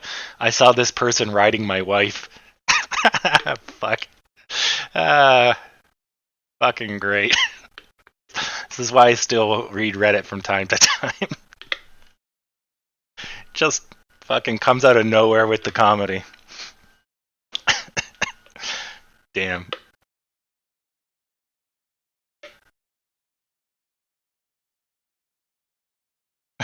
Yeah. Usually people with eye issues, it's diabetes or the larger ailment is hypertension. So they have their blood pressure's too high. So they blow out their eyeball, and then the veins go. Or I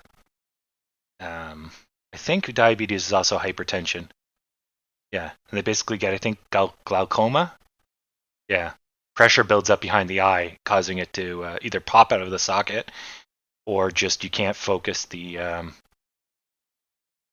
whatever the hell it's called, the lens. No, it's not the lens. Something else. But anyways, yeah,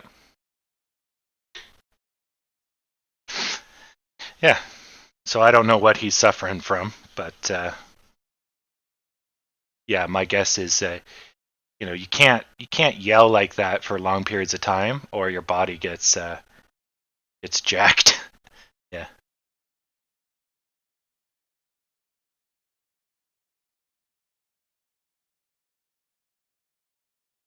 Yeah. Well, I mean, he's obviously doing something right, right? So he's got a lot of followers, and the best to him. But it's just fun to talk about other people because, like, we got nothing else to do. We pretty much solved the geopolitical problems of China, so we've done the top. Now we're now in the dredge talking about people. So yeah.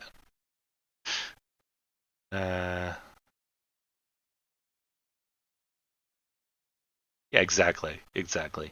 And I refuse to do that out of point of principle. I won't tell you what you want to hear. I'm going to tell you what is correct as far as I know, and if you don't like it, well, go fuck yourself and get poor, bitch. So that's how it is. Because yeah, you know my spiel, so I won't repeat it. But yeah, good call. Yeah.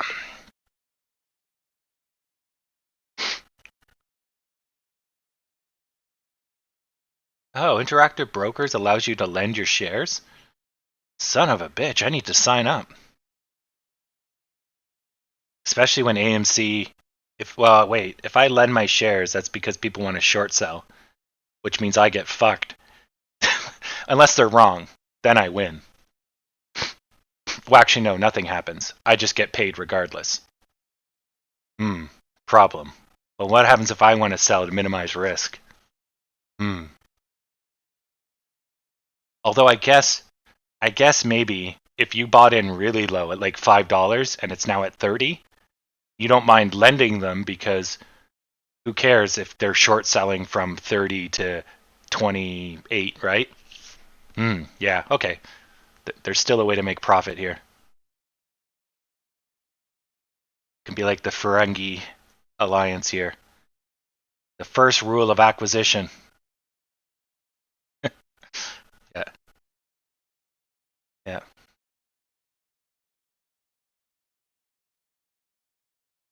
yeah. Fucking Wolf of Wall Street. You either buy or you fucking die. And it's true. Absolutely true.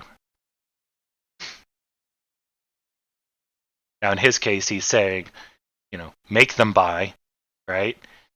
But in the truth of short selling, you either buy or lose it all. Or in the sense of a long game, you either buy the stock or fuck off and die because you have no skin in the game. Nobody wants to hear your opinion. Either play it, put your money where your mouth is, or fuck off. Yeah. These are so bad. Oh.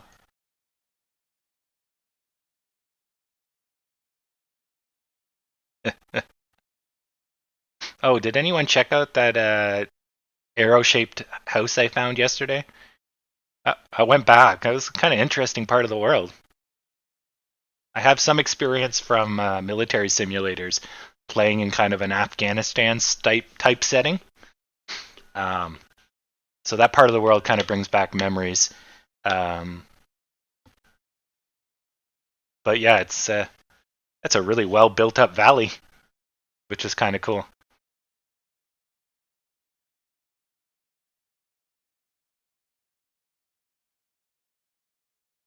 Wow, people have a guerrillionaire.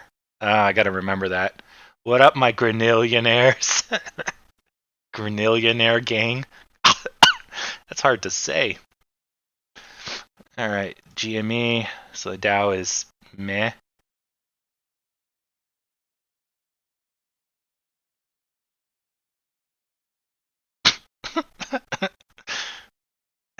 They're so bad.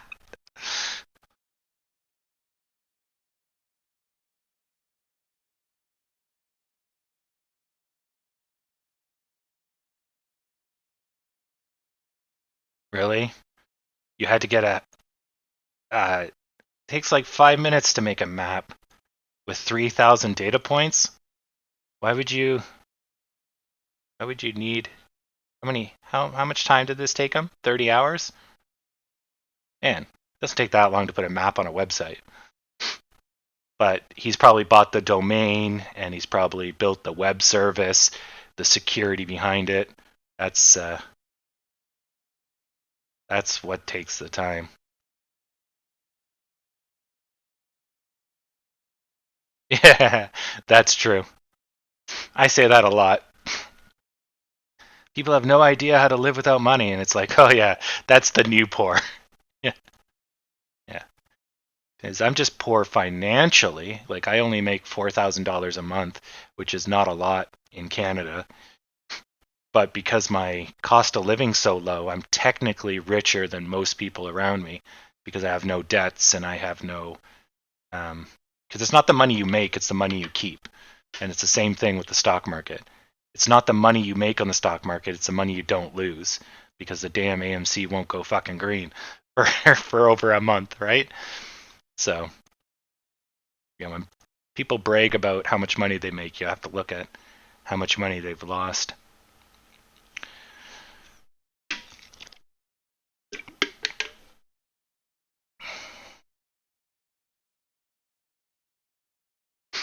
This is somewhat true. All large spikes are typically preceded by long periods of consolidation, except the large spikes doesn't specify the direction. He's right. All large spikes are preceded by long periods of consolidation. Hold on. hold on. Let me go back here. Oh, we're consolidating, and oh, look at that spike. But of course, he's saying consolidation. He means this. But really, he's expecting this. But really, we're going flat. We're going flat. Well, we can't go up, so fuck that noise. Eh. So he's not wrong. Far from right. Today on Justin Trash's Reddit posts. Yeah.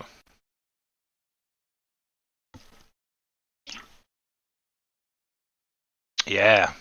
Well, soon, Spaghetti. You'll get there. Well, actually, not you'll get there. We'll get there. We're all in the same fucking boat. But really, like, do you have so much money invested, though, that 3 times your money's enough to retire? Like, you would have to have probably $500,000 on the market for that to be the case. So you can't really retire, but you could at least have a good quality of life for a couple of months. So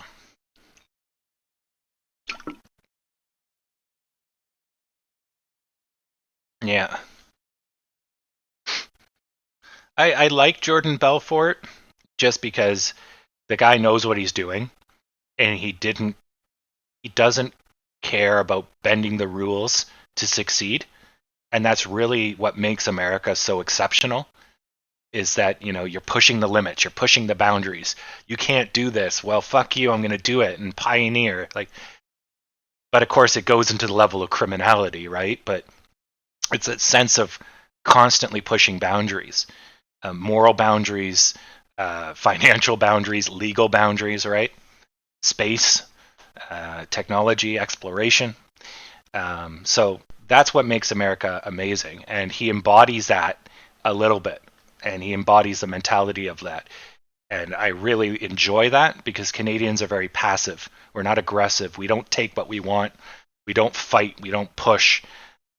We try to seek harmony, right? But you need that drive. That's what makes humans so strong. If it's too much, you end up stabbing and fighting and beating up everyone, and everyone shoots each other.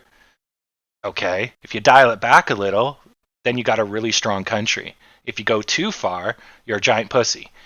So you got to find that balance, right? And in the 80s and the 90s, Canada was very, like, we had a good military, but we were just too timid to do anything. And now we're getting our, spine. We're pushing people. We're telling them, no, we don't want to be bullied. You know, this is good. If we go too far, we'll go hardcore America in the 80s, I guess. But, I really like that about Belfort, is that he just has that passion. So say what you say about him, but that's that's why I like him, at least. Yeah. He knows the game, and he plays the game well. Yeah. Even though I think he's permanently banned from the stock market, but go figure. You know. But,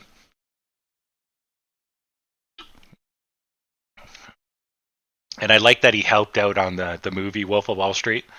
He was basically there, saying, okay, this is what I did, this is what I was feeling. You know. Such a good movie.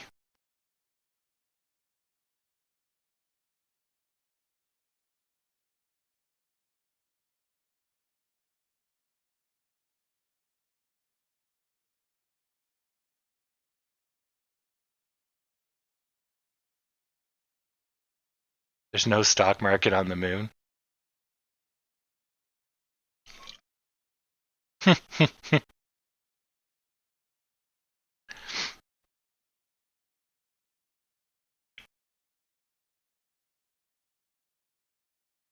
Apparently, people think that the stock market is crashing because of Redditors.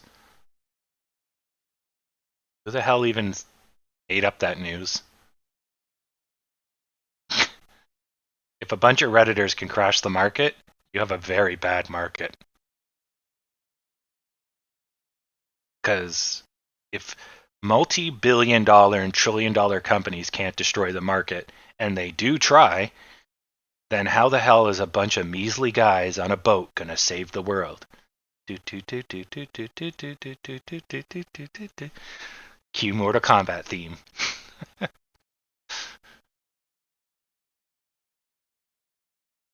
uh,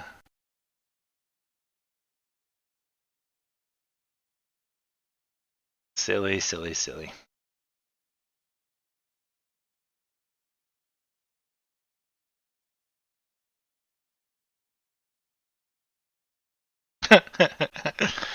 uh, so funny.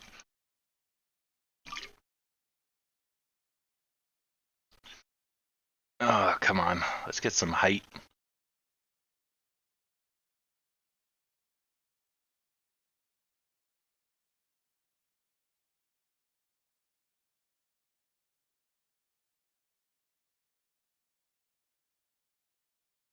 Yep. Useless.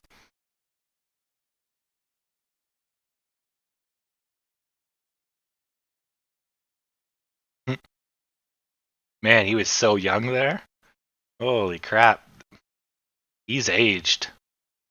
I mean, he was old then, but now, yeah, he's. And everyone in this picture is super fucking rich. Damn.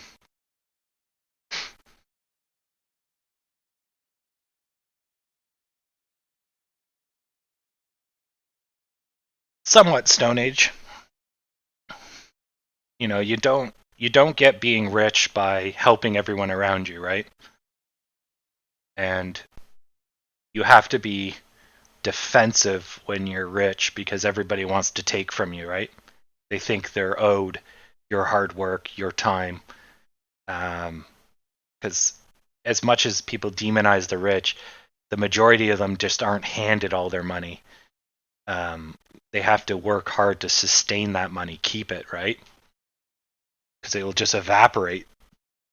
And they'll just, they might be given money to start with, but if they're lasting more than a couple of years, right? Like artists, or you see that with sons and daughters of old money, they end up just burning it, crashing, drugs, whatever, sell a house, dating a monkey, uh, coming back from Thailand with 60 dogs. I don't know.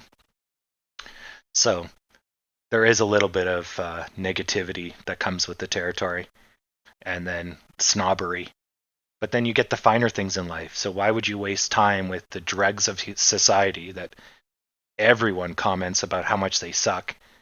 Now you're rich enough you don't have to. And then they look at you and say, well, you don't mingle with us shitty people. Well, you don't even want to mingle with us shitty people, right? Like, but you can't escape that. So, like, I go to my local Walmart and there's tons of people where you're like, right? If there was some magical way to just make them all disappear, life would be better for everyone involved, except for those people that disappeared, I guess. So rich people kind of have that world by excluding, by paying more, by making things so expensive that you can't live there, you can't buy things there. They use money as a weapon. And then, okay, but that's the price for them to buy their mental peace, right? So we get our mental peace by buying products and fortifying our house and distracting ourselves, right?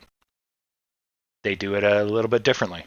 They exclude, they move, they live on an island that you can't get to, they buy a yacht, right? So it's all the same shit. Humans are not that complex. It's just different because they have the means to do things differently. So, and your moral compass kind of maybe it gets a little gray because you don't have to worry about consequences. You can speed all you want because the rules don't apply to you. You'll just pay the fine. If you crash, you can buy the best hospital, the new vehicle tomorrow. So it's the same thing if I handed you a video game and said, you can drive as fast as you want. You'll just get a new car. You can't die. Of course you're going to drive 250 kilometers an hour. You're going to have some fun, right? So apply that to the real world, If there's no consequences to your actions, then aren't you going to try doing other things? Yeah, you probably will, you know. So Yeah, it is what it is, right?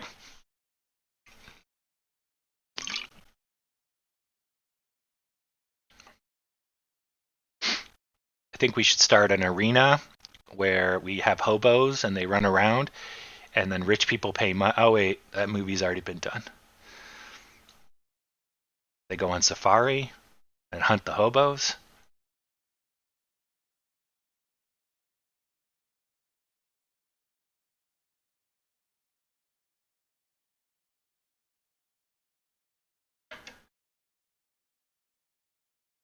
Yeah, no, definitely Jordan Belfort is. He did commit some crimes, but also too, like he almost tanked Steve Madden, right, as well. But that's the stock market game, right? You know, if someone sells you crappy financial advice, you're partly responsible for buying that crappy financial advice, right? So you have to, it's, yeah, he's the criminal, but you also are part of the problem as the victim. You gotta, you gotta pay attention, right?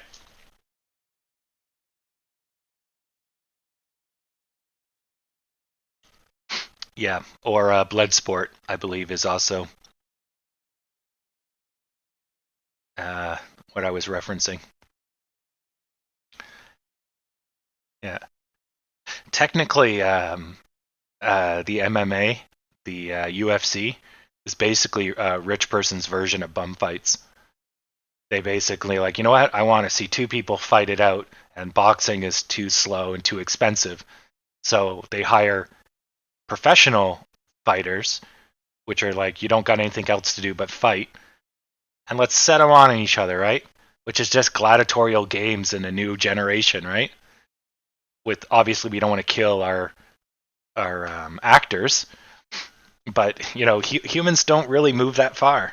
We're still doing shit we did, you know, 2,000, 3,000 years ago. it's, it's we're not that complex.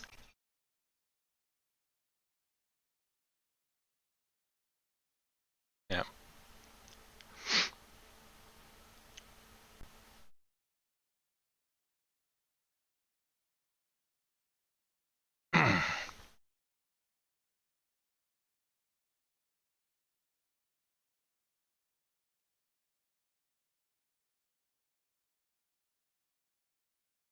So that was the whole article.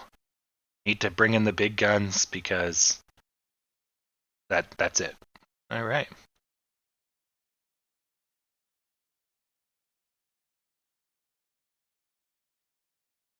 Oh, I see. AMC.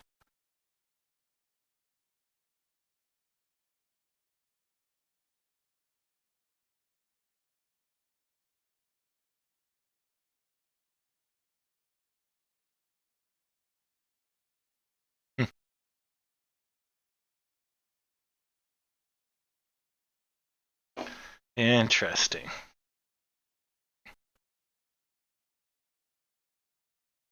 Oh, and Interactive Broker does fractional trading. Nice.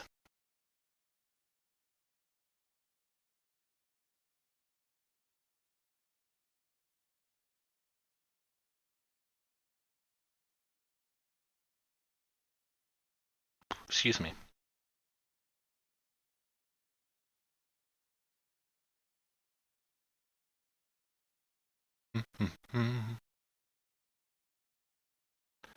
So this whole article can be summarized.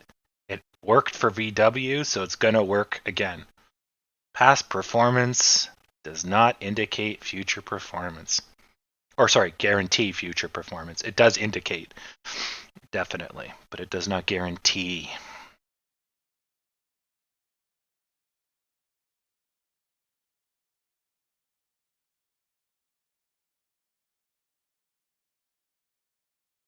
This is going to be great when it goes flat.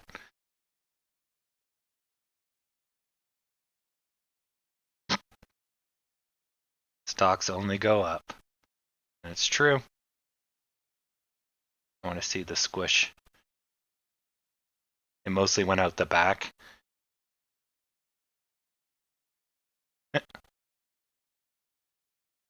Good stuff.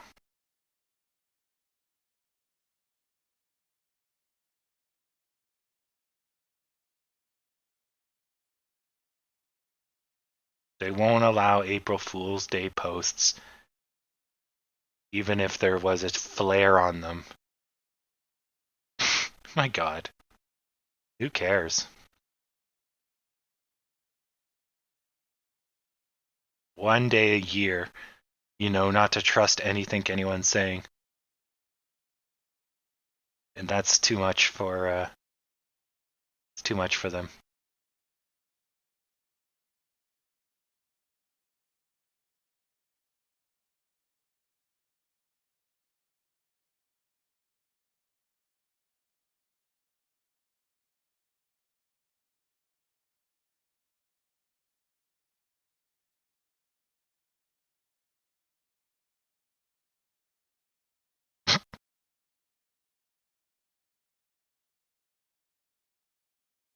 Yeah, okay. So basically 80% of their money is in offshore investors in the Caymans, which is probably not true. Or it's in some tax haven. That might be true. And then if they get called on it, basically they're saying that all their assets are in shorts against the treasury bond market. So the increase in yields would mean they're losing money. So they're betting on the US going down or the stock market going up so that people get out of the bonds market. No, wait. No, they're betting on America doing well. That's what they're doing. They're shorting the bonds. Bonds go up when America's doing poorly. Right. Or the stock market's doing poorly. Right. So they're betting that America will improve, it will grow, the stock market will grow. Right. Which is not a bad idea coming out of a pandemic. But if the government raises the yields to artificially slow down the market or to slow down stupidity like what Citadel's doing, that's going to hurt them. But then they'll tell you that they're going to raise the yields ahead of time, so you have plenty of time to get your money out. But whoever gets their money out last is going to get fucked because obviously you'll get the worst price. But I don't think bonds work that way too much. I don't know how much you can affect bond prices based on demand. Obviously you can, but I don't know if they can be really pushed around.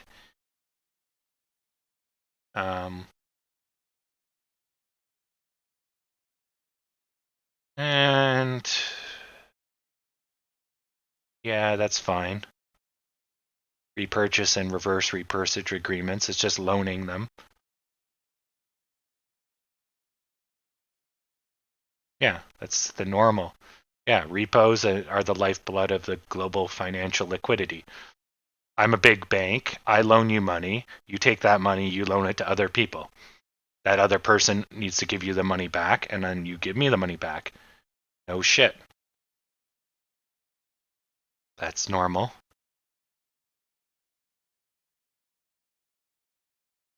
Yeah, and the Lehman Brothers went bankrupt because they did some bad shit.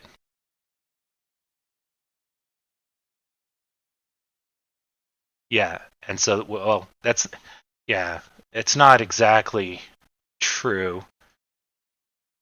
But yeah, they basically used an asset, which was these toxic mortgage-backed security, because they have all these mortgages in your balance sheet, but you have to wait for 30 years to get the cash. So they took those mortgages saying, well, look, they're good for 30 years. I'll use these to back me up. Yeah, that's basically using assets to justify your wealth so that you can trade a physical asset, which is an agreement, a contract, whatever, right? Or a house that's been mortgaged. Yeah, that's normal as hell. But the problem is they banked so many of these, and so many of them were toxic that when people started defaulting, then they lost all their money, and that set off the cascade we talked about yesterday. So he's right, but he's oversimplifying this. Yeah. But yeah, they did overstated that basically the quality of them, right? So they lied about the quality, and they lied about, uh, basically the quality, which means you misrepresented what they are. So they got more money for what risk those people took on. And then, of course, the toxic ones are the first to go whenever there's any financial problems, right? And you're not holding AAA, you're holding garbage, and then you're fucked. And that's really what did everyone in. Whoever had this garbage couldn't get rid of it. And goodbye. Yeah. Yeah. And then he's right. So basically, the cost of borrowing went through the roof because you can't use collateral. They want cash, but you don't have cash. You have all this garbage. Yeah, that's fine. That's normal. 10% overnight. That's fine.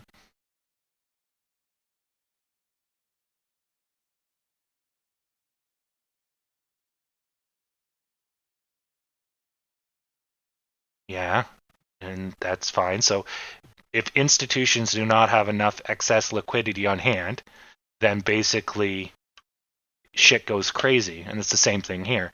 If we don't get liquidity, our share price is going to fly all over the place because people want it, but we don't have enough supply. So the price goes through the roof. And as soon as supply shows up, the price is going to go through the floor because all of a sudden we're oversupplied, right? So you want to keep things liquid. So you have as much supply and you have as much demand and let the market balance. So that's fine. Yeah,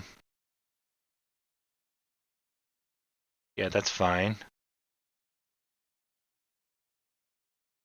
So now instead of using mortgage-backed securities, they're using treasury bonds as their proof of their money, which is fine. So you basically, instead of having cash sitting under a mattress, you convert it into a promissory bond to the government or from the government, and then you use that as cash because it's as good as cash, right? Ooh, wow. So then what is he going to go on about? He's going to say of course they have their own private repo market. No shit. If you're a big bank and you want to trade money with another bank, what are you going to do? You're going to go on the stock market and pay 5% to the stock market to transfer money? Nah, you're going to make your own market, go to the back parking lot and do the trade, you know? Not fucking stupid. So Citadel holds $123 trillion. Nope, 123 billion. What the fuck? This is million, that's billion. $123 billion of asset under management. Okay. And yeah, offshore accounts are legal for hedge funds. Yeah, the repo market gives immediate liquidity. Fine. That's fine. That's fine. That's fine. That's fine. Okay, so where's the problem on this? Fine. Okay. So he still hasn't made any point, this guy here. Let's see if this is just us. Yeah, this is just us. So this will probably get recovered. You'll get a quick green. We did ramp up, so it's a little bit more serious, but I think that was an oversell.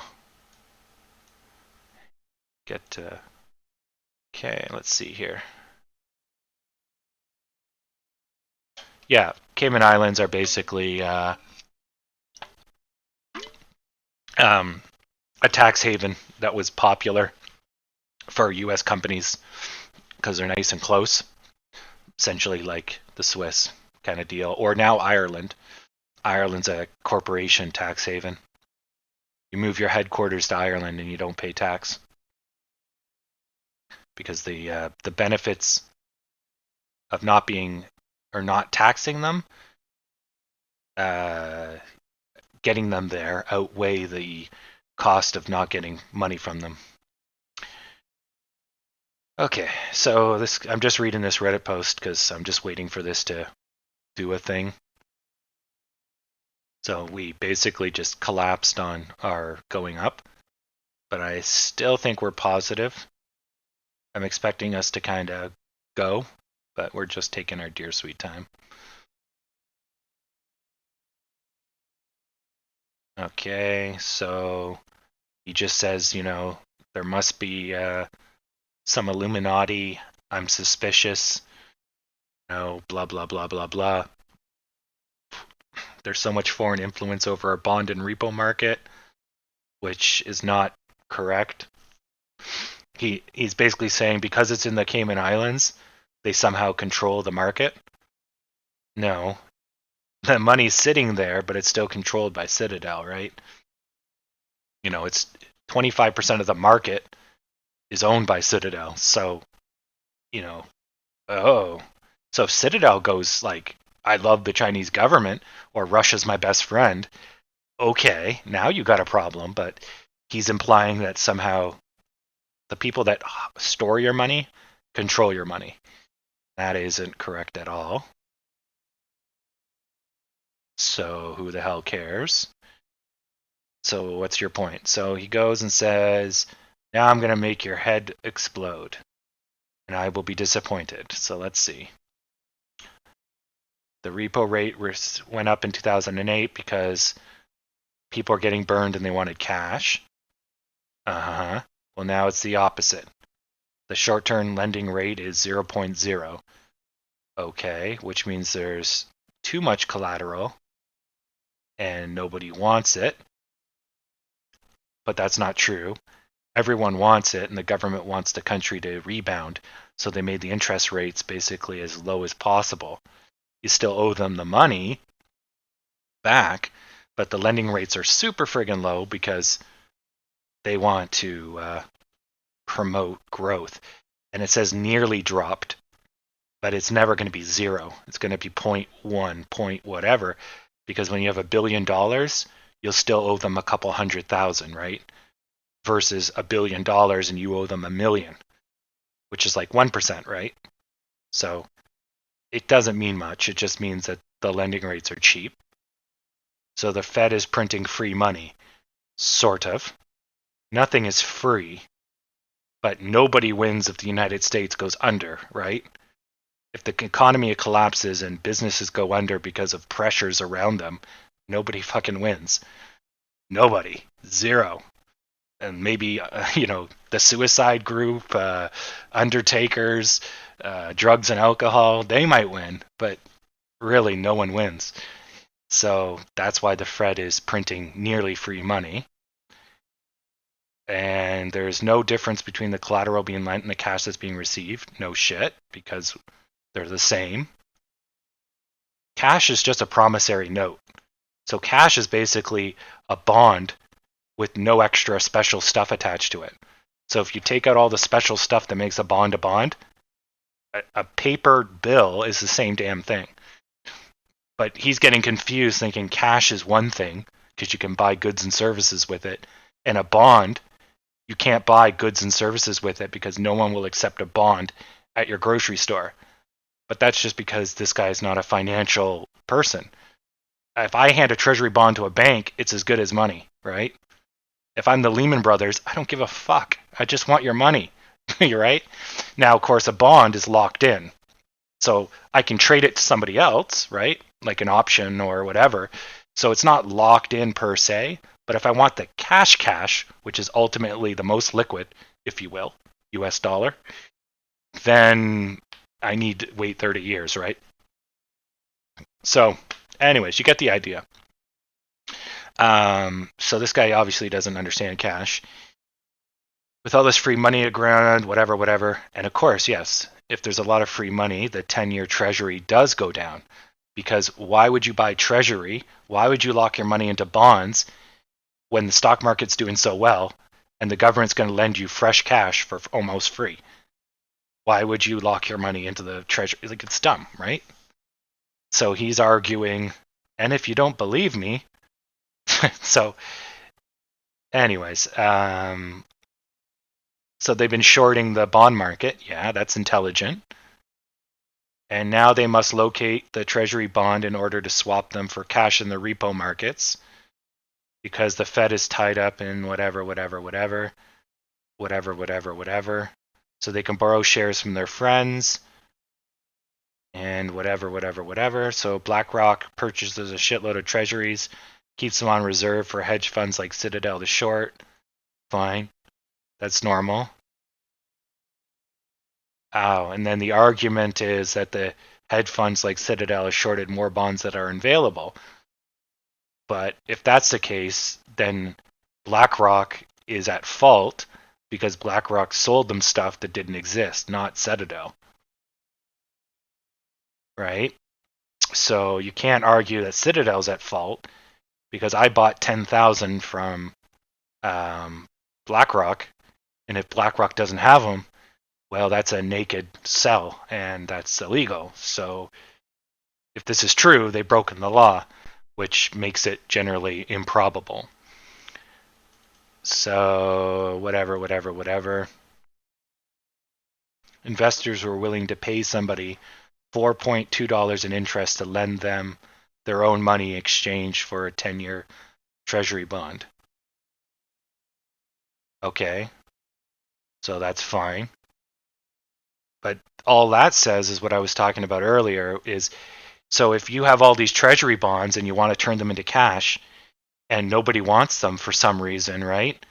Then you're going to have to pay them a bonus to hold on to it for 30 years, right? So if they're in demand, you can sell them at market price. Because if they were above market price, I'd just buy a fresh one, right? From the treasury.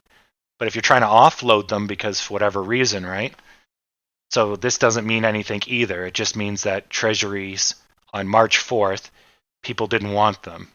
They wanted to, they wanted to buy a treasury bond. Sorry, I got that the other way around. But the point remains the same. So instead of going to cash, they wanted to buy a treasury bond, and they were willing to pay a premium for the treasury bond, which is weird because why don't you just get it from the market? But then they're arguing, he's going to argue, and then there's not enough bonds on the market. So that is quite possible, but I think that's overkill. So what it means is that they're willing to pay a premium to get it now versus trying to find it. But that is a correct squeeze of the treasury market is possible. Okay, so that's one valid point. But the government can just make more treasury bonds with a snap of a finger. So this doesn't mean you're going to go into a squeeze.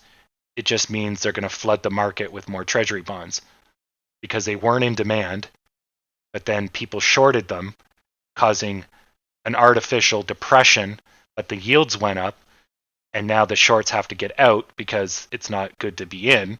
So now everyone's looking for treasury bonds to cover their position. That's normal. So the major desperation's overkill. Just quickly check on everything.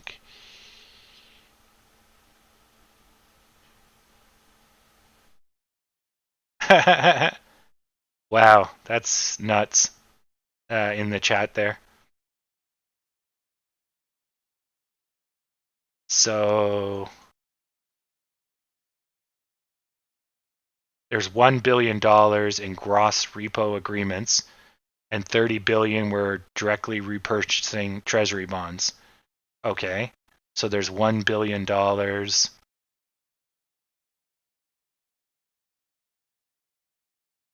missing.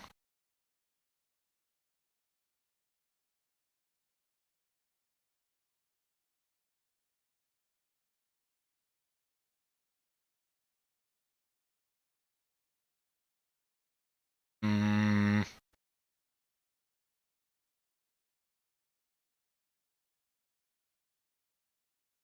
so they're arguing that there's $47 billion in unsettled treasury bonds.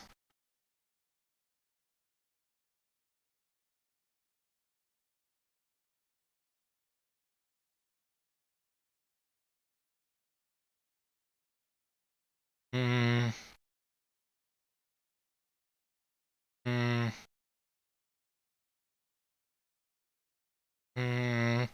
So I'm just reading this. Eh, so yeah, that's a little bit of a stretch. He kind of comes back in the end on that post, but he's basically saying that demand is kicked up for the 10-year treasury, which generally means an economic downturn is coming, and then hedge funds are paying money to scramble to get treasury bonds they can't get because they loaned out theirs to somebody else, and that somebody else loaned it out to somebody else. And so now they're calling back their treasury bonds, and it has to go through the channels, but some of those people may have gotten rid of them, gone defunct, whatever, right? But that doesn't really matter, right? Like, he's saying there's $49 billion in unsettled. But if you think of it like a tree with roots, that $49 billion is at the tip of all these roots. And some of these tips may be dead, but not 49 billion of them, right? So you're going to get 99, 98, 97% of it back, right? As long as you don't ask for it all back immediately, because then something might happen. You might shock the system, right? So his point is valid that there's cause for alarm, but not, holy shit, the world's going to end alarm. It just means I've loaned my shit out and someone's loaned their shit out, and it's going to take a while to get it all back because, I have to wait. It's not that fucking difficult. So, yeah. Now the question is, uh, do you want to buy some 10-year treasury bonds though? If if the uh, if the yield's gone up, if the Fed's trying to slow down the stock market, and America maybe goes into an economic cool down period, then yields would be awesome on a 10-year bond. But that's 10 years. Your money's locked in. But if you're getting 5%, maybe, you know? But what's fucking 5% on a stock market, right? You know, I could make a fucking 60% a month. So, yeah, I don't know. Yeah, an interesting article.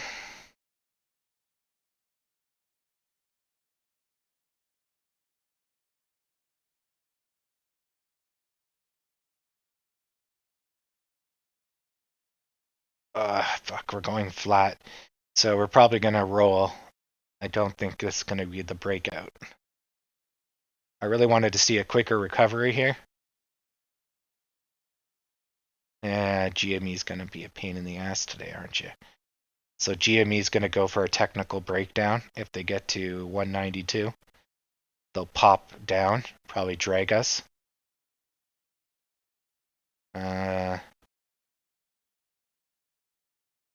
Dow's going up. S&P is going good. NASDAQ is recovered. So the markets are healthy. Markets are up 2%. So we might get pulled up. Oof. They took an arrow to the knee. Looks like they got robots again. Gotta be fucking kidding me. It's up 30%. Holy god damn it. It went up 20 something percent yesterday. Now it's up another 30. It's going flat though, so I'm hoping this is the crash. The indecision and then the crash. Jesus.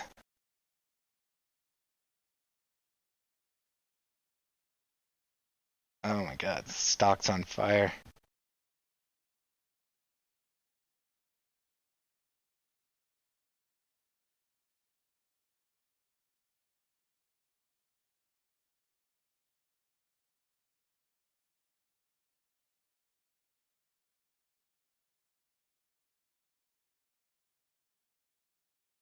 So this guy must have lost a lot of money.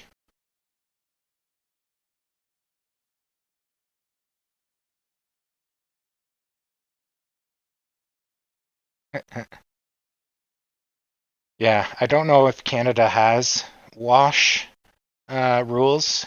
Um, I have seen it come up once. I usually get wash if I buy and sell in the same hour, but I haven't seen it in a long time.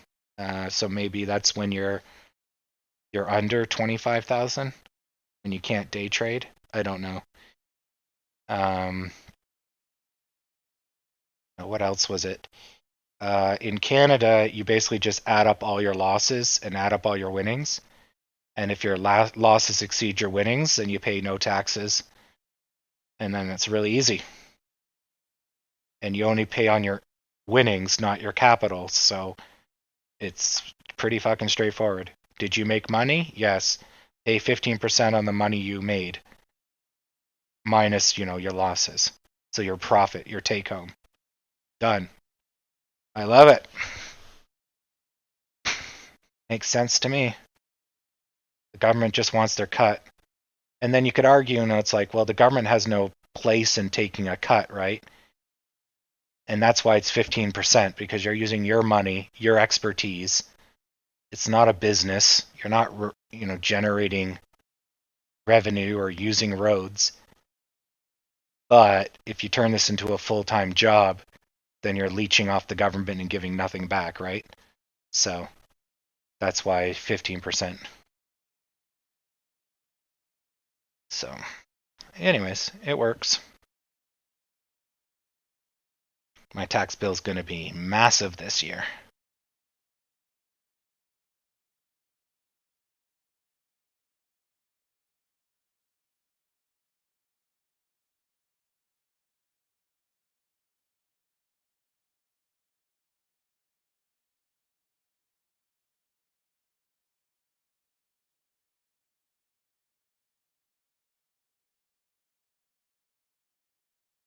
Mm-hmm. Has the chat been changed? Nope, the chat's just kind of dead. See if I'm still banned. Yeah, still banned.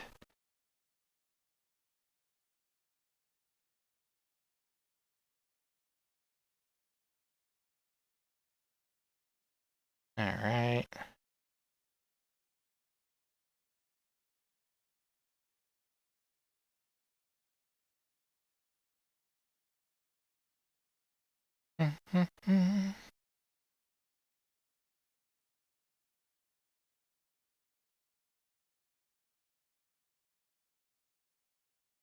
Oh, I'm on hot posts. I'm on new posts. I was like, it's really slowing down.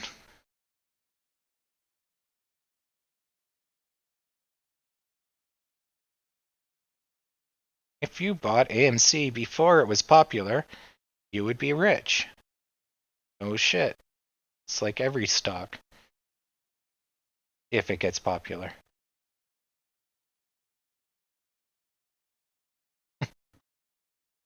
I should make posts like that. If you invest in a company that then somehow gets successful after you invest in it, you get lots of money. Just make obvious, stupid titles.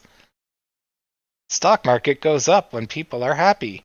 That makes money for you. You rich.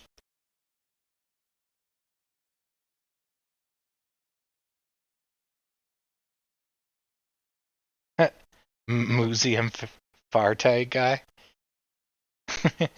What a name.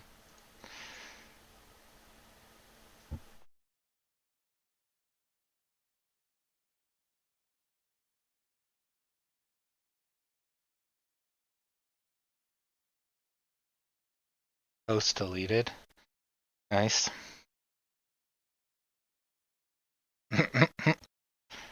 Robinhood didn't reject my 2,000 limit. Why do people set sell limits in like the fucking moon? It doesn't matter. Like, you think we're gonna get there overnight? You're just gonna wake up and be like, oh no. Oh my god. And if we do get up that high, it'll probably go even higher, right? Like, how are you going to nail it at its peak? You're going to get kicked out and it'll go up to like 5,000, right? Well, then why not sit it at 20,000? And then you miss the whole thing, right? Like, it doesn't make any sense. There's no logic. Guy's just milking the AMC post, eh? Yeah, there you go. This guy's trying way too hard with his tweets. But if he helps a cause, so be it. I fully agree with that one. He's probably just trying to get more Twitter followers. Exactly. But who cares? Advertisement's advertisement, right?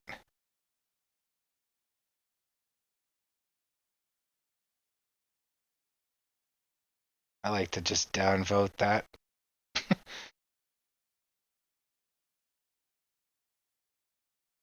Yeah, I'll downvote. I'll just downvote anything that has the word hedge fund in it. Take that.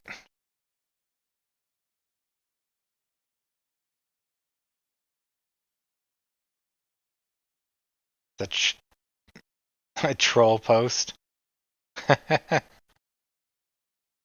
For sale, one wife for AMC shares.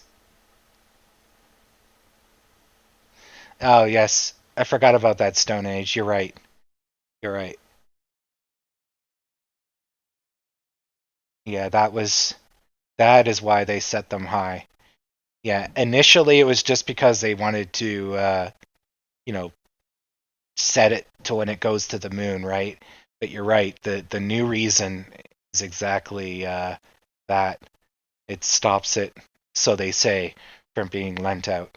You're right. City Dick. I love it. Yeah, we got City Chicken, City Beef, and City Dick.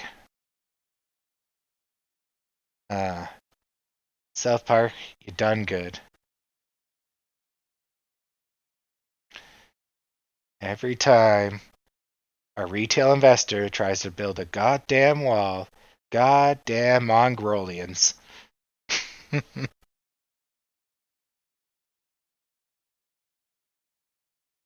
Yeah, well, that's partly why I'm banned, chimp. I was thinking of making my own subreddit just for fun, but then it's like, because it's basically a forum, right? It's a modern forum. Um, but then I'm like, what? What would we would just have one post. Like it would just be one daily chat. And if that's the case, you're better off with IRC or YouTube chat, right? But maybe you want to put up photos and you want to check in, you know. I could make AMC stock too. Or uh oh no, what diamond resistance? I bet you there is a diamond diamond hands. Let me check. I'm gonna check. Let's do something.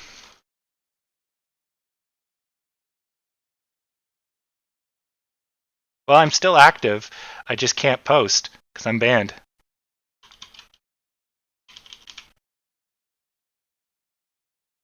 Let's see if our diamond hands exists. Yep.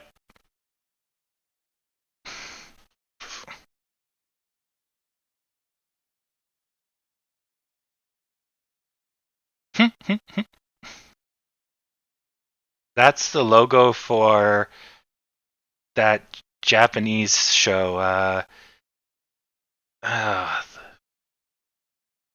that's the people that fight the giant Attack on Titans. I think that's the logo for their Jump Corps, whatever they're called. All right.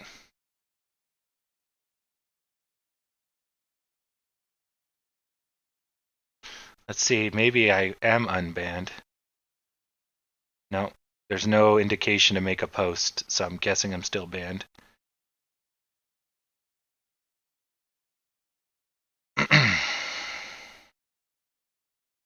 Let's double check. Maybe I wasn't logged in.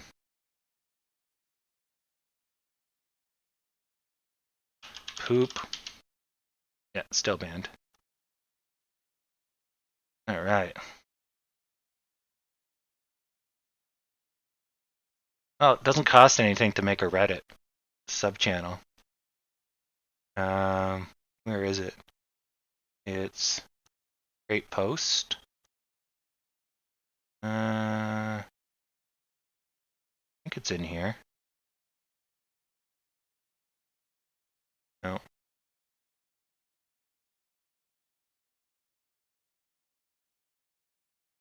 Oh, maybe you got to go up a level.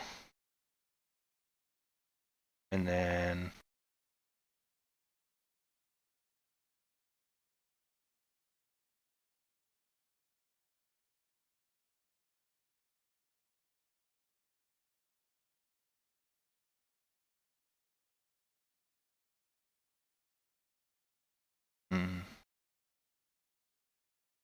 I thought it was here.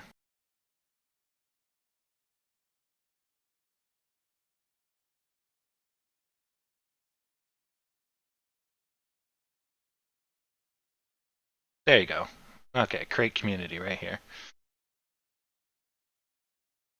Create community. Cannot be changed.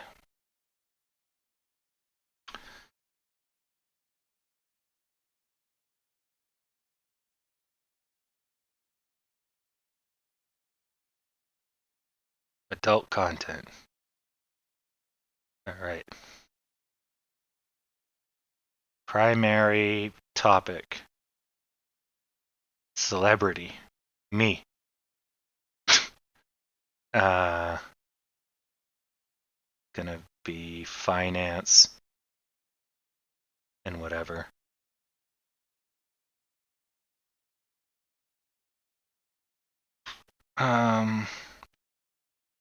There we go. No, podcast and streamers. That's what we're all about.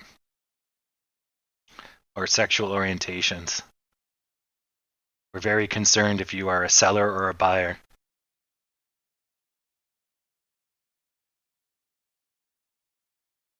They had one under money. There's crypto.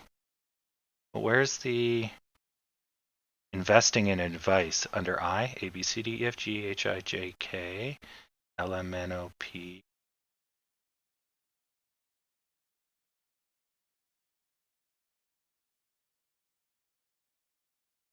H, I.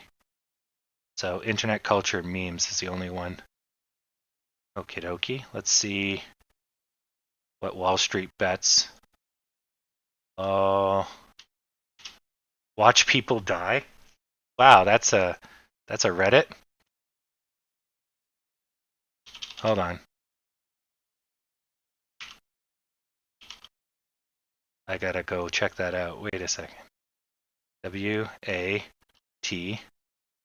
Oh, watch people die inside. Whew. Okay. That killed me a little. So what are they using for their...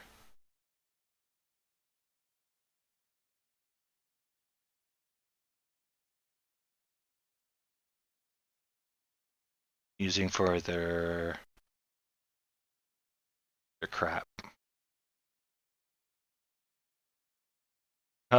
They got a brand use guidelines.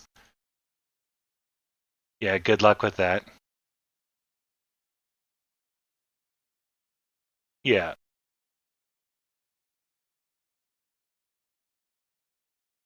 Yeah. So, yeah. You cannot assert rights by trademark registration. You sure as hell can. But then they can argue that they've owned it longer, but this is just them trying to make money. Yeah. Include Jamie. Yeah. So they basically call out the guy they don't like.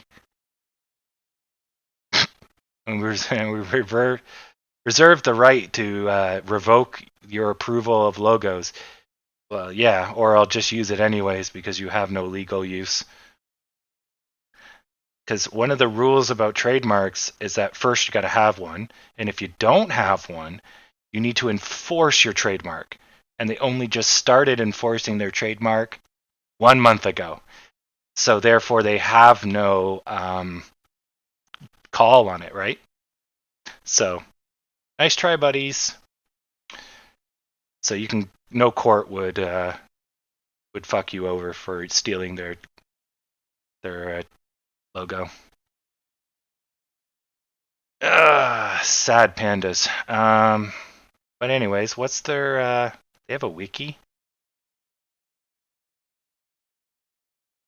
Okay. But what's their? What are they under? Oh, primary topic.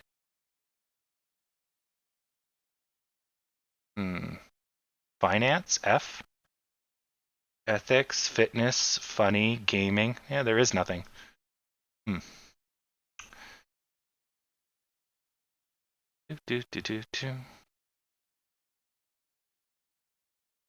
Addiction support.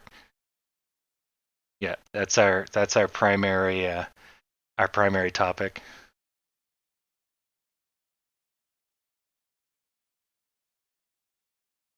Since there seems to be no, but then this is basically going to set up your ads, right? So as much as it's funny to be addiction support, your ads would be all garbage.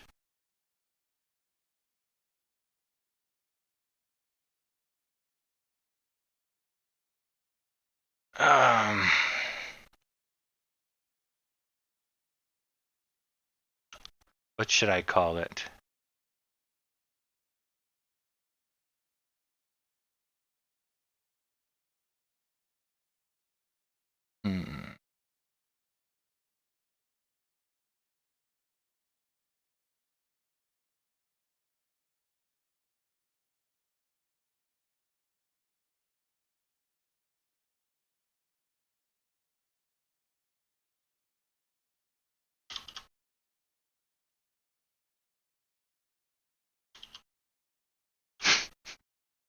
Something.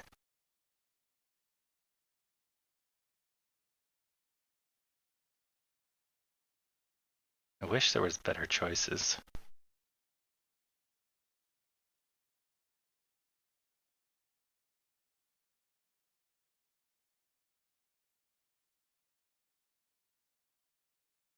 I think this is why I never made a community, because there was no thing for finance. Trauma support. Yeah, no, that's a little bit more to the point.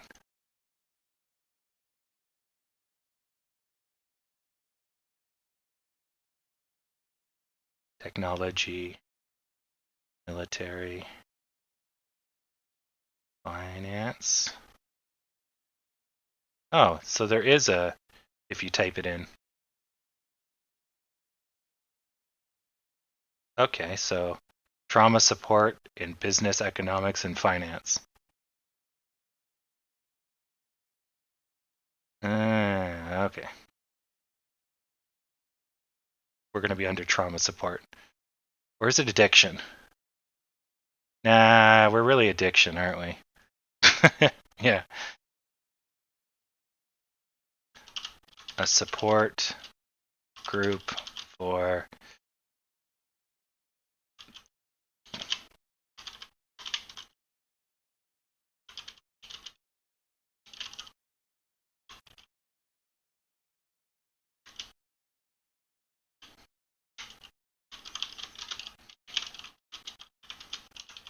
there. It's a support group for diamond-handed apes that are now burdened with being too wealthy and lost in space. No, just saying too wealthy. Okay. There we go.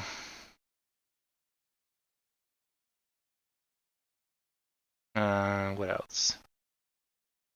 Our topics are business, economics, a celebrity,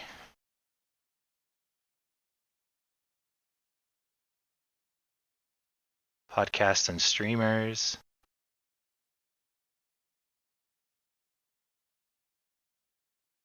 INV,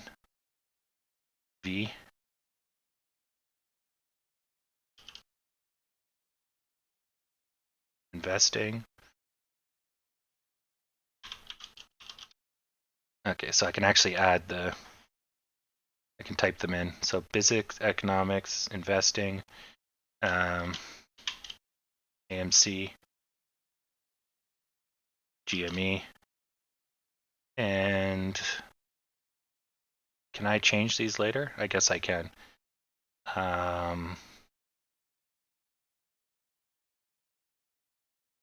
Space, travel.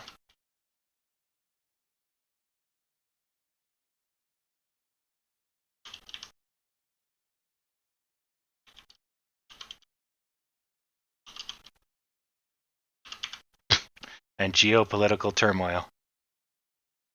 Okay, we gotta have that in there. What other topics? Military.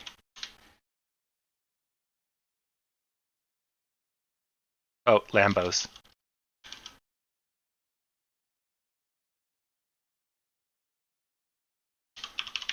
And AMC is going to equal $5,000.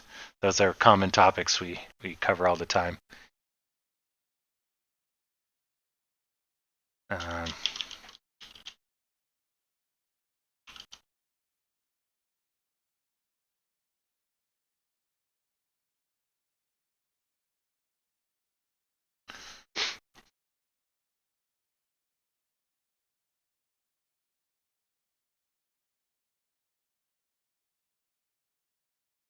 won't let me do that.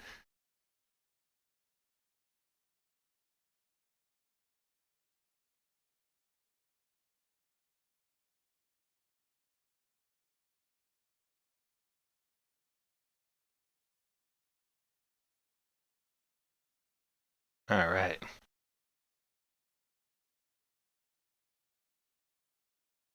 Um,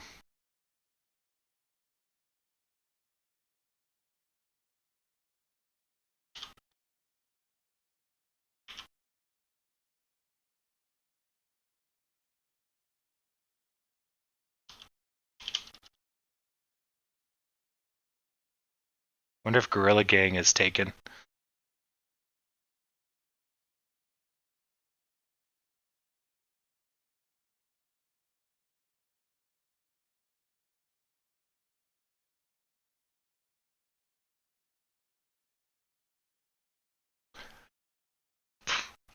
Although technically I like thousandaires versus millionaires.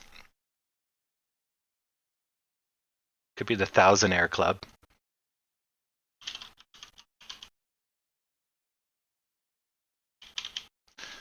Millionaire. How do you spell that? So millionaire, Thousandaire Club.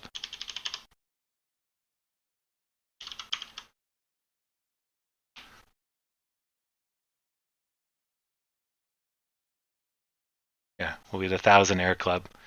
Because then once you hit 1,000,000, you've evolved past that. That's going to be the end goal.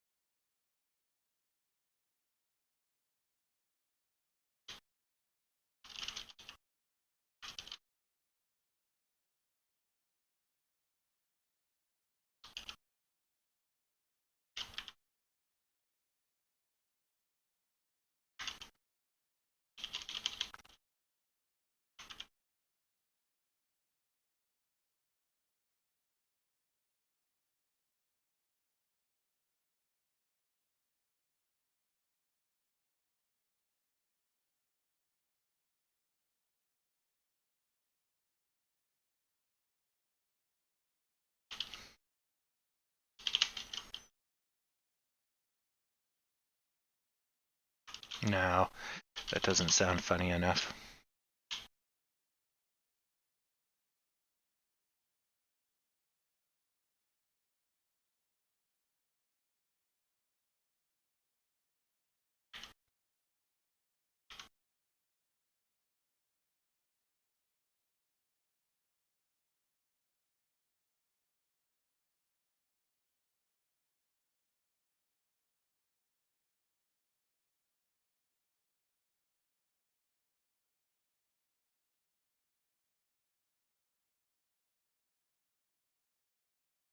Sweet.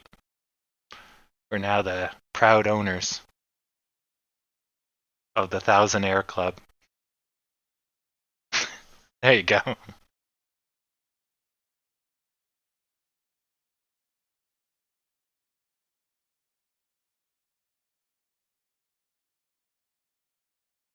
Wow, you guys clicked that link fast. 6 online?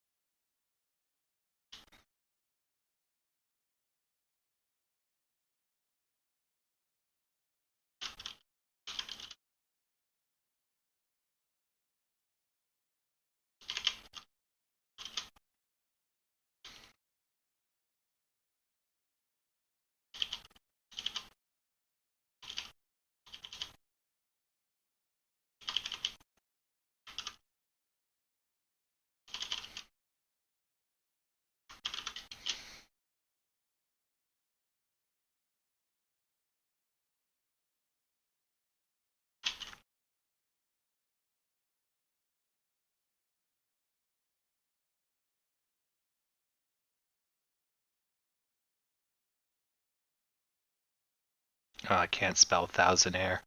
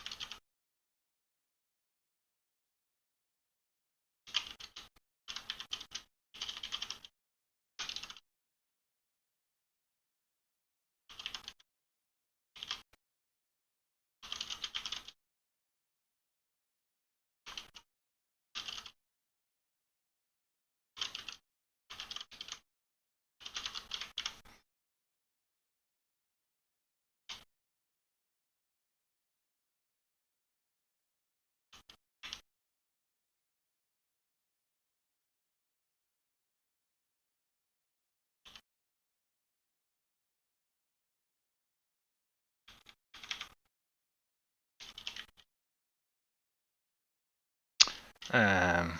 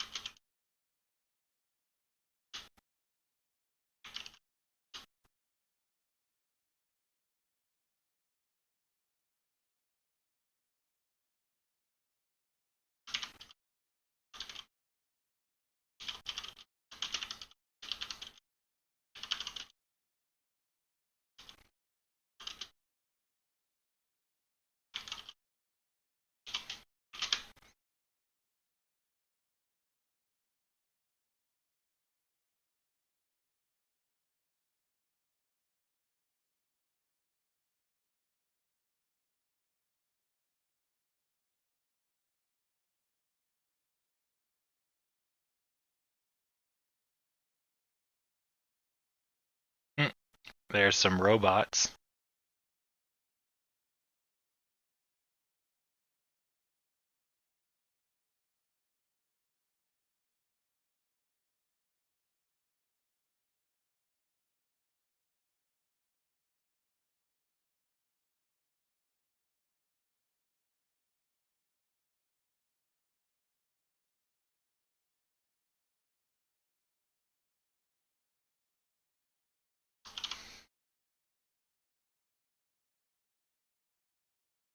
All right.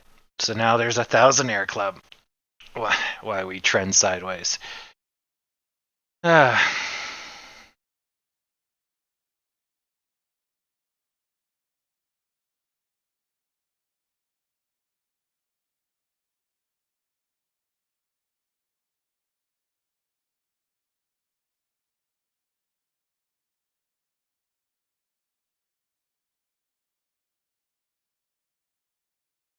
Can I get rid of... Yeah, good enough. Do. Mod tools.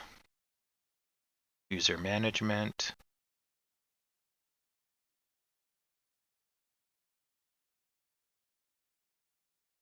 Cute. Yeah. Uh-huh.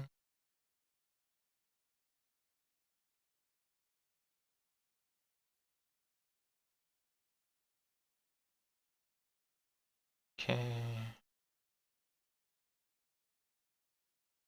Neat. You can write a mod bot. Neat. Okay.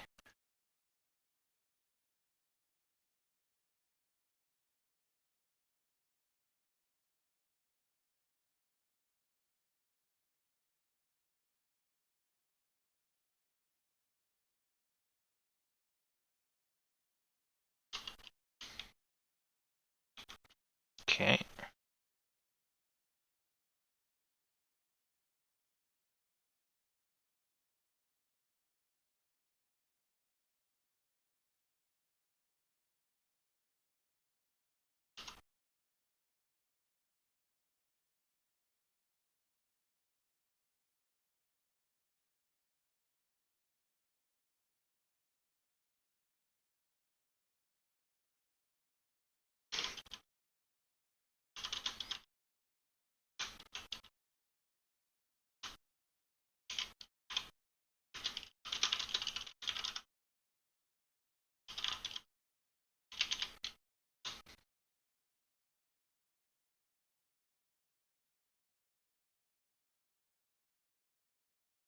Okay.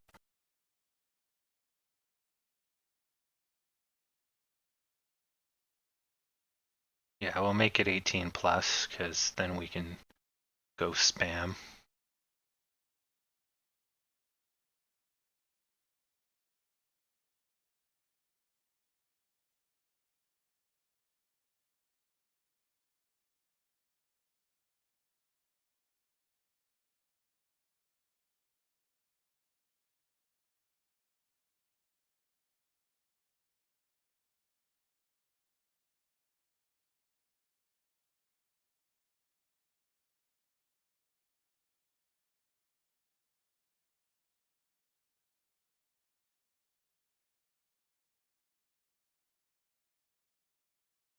None of the above. Oh, profanity. I guess there's some profanity.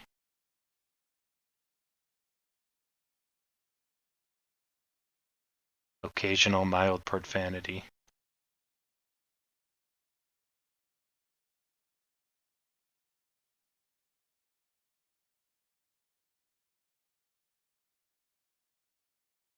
Oh, we're going to get an E for everything. Neat.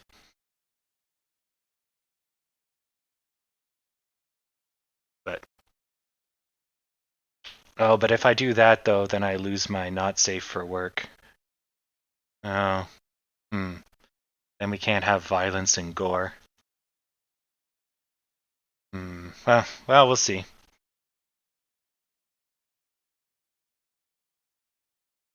Do do do do do do.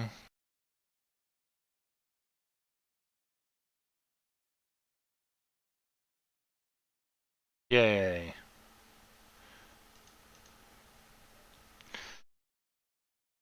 Yeah. Suck it. Yeah.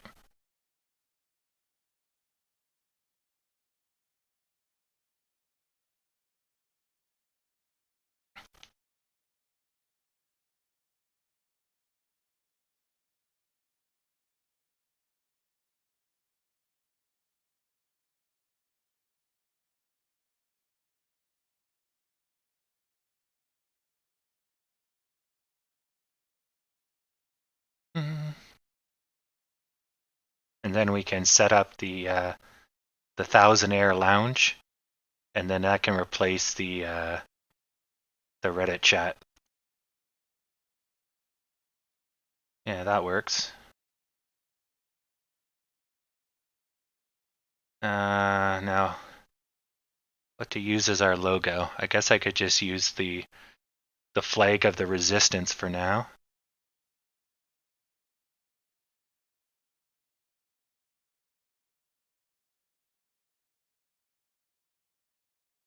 Oh god, it looks horrible. Oh man. I'm leaving that.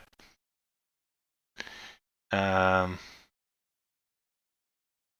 Now let's change the colors.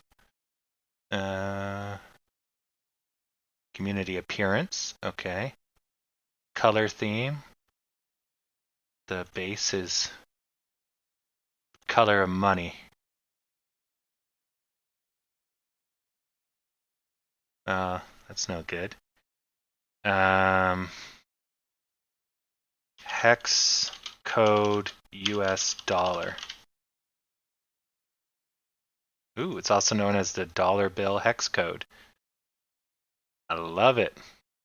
Thousand Air Club. Let's do that. Nice. That works. And what's our highlight color?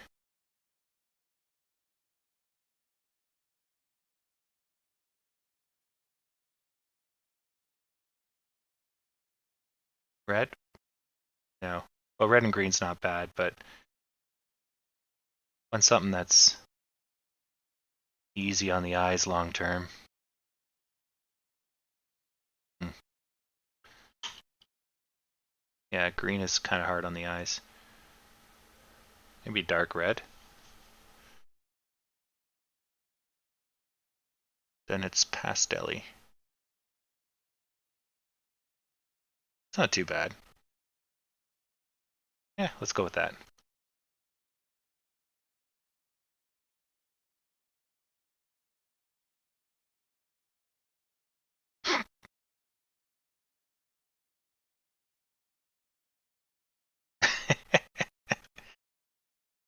Looks so bad.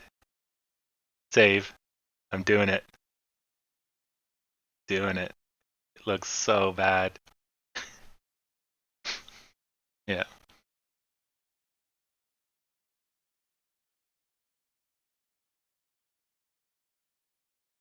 Okay, so let's take a look.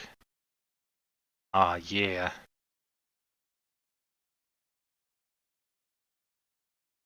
Works for me.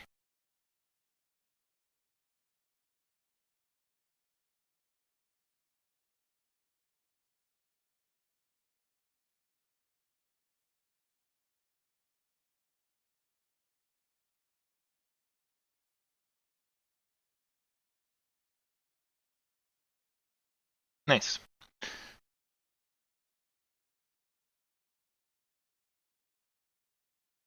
I think I can MS Paint a better logo. Uh, MS Paint. Oh.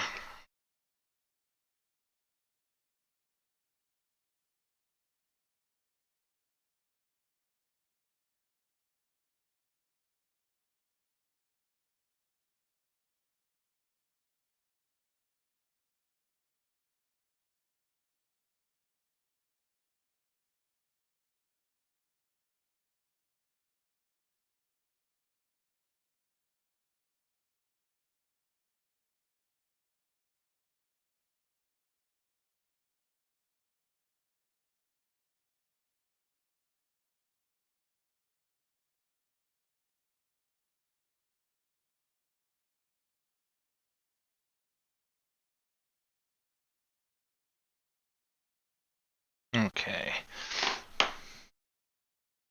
I'm not blocking anything, I hope. Okay, good. Oh yeah, stupid sideways day. We're gonna just have to wait it out.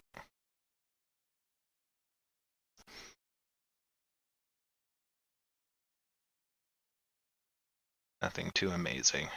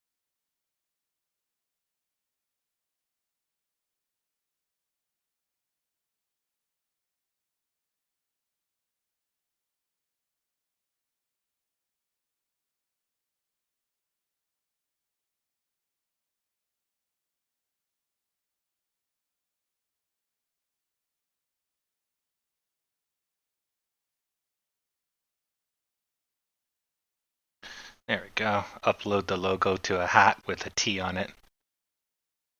Yeah, a squeeze is always possible, right? Like we haven't had one, so it's possible, but you need multiple days of positivity for us to really risk getting a squeeze, right? Like the environment has to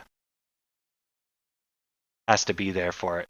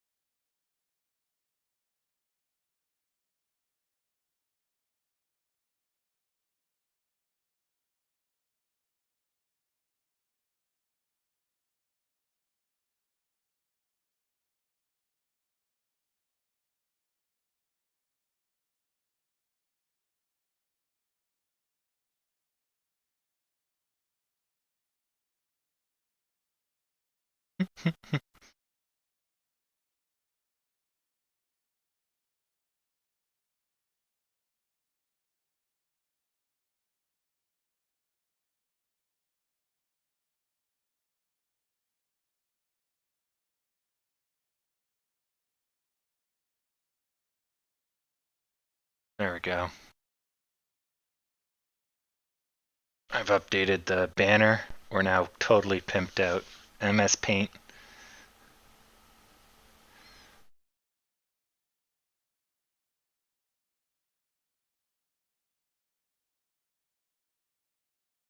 Okay, sweet.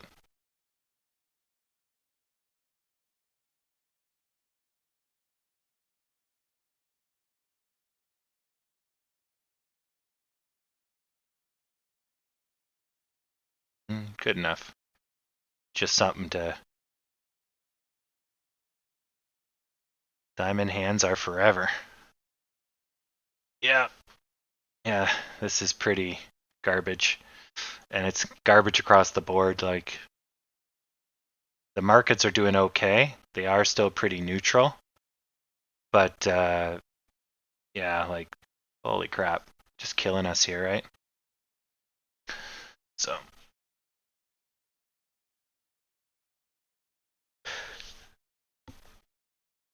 So, these last couple days.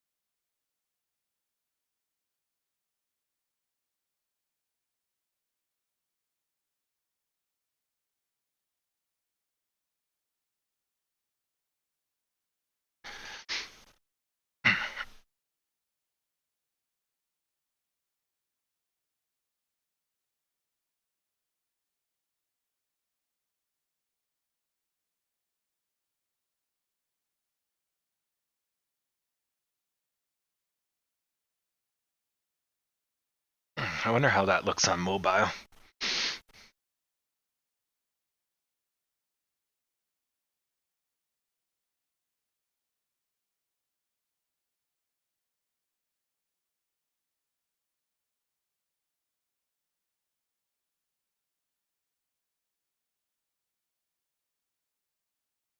Oh, look, if you type in TH, Thousand Air Club comes up. Oh, nice. The Walking Dead. Huh. Thrift store hauls. I might get some people. 1,000 Air Club.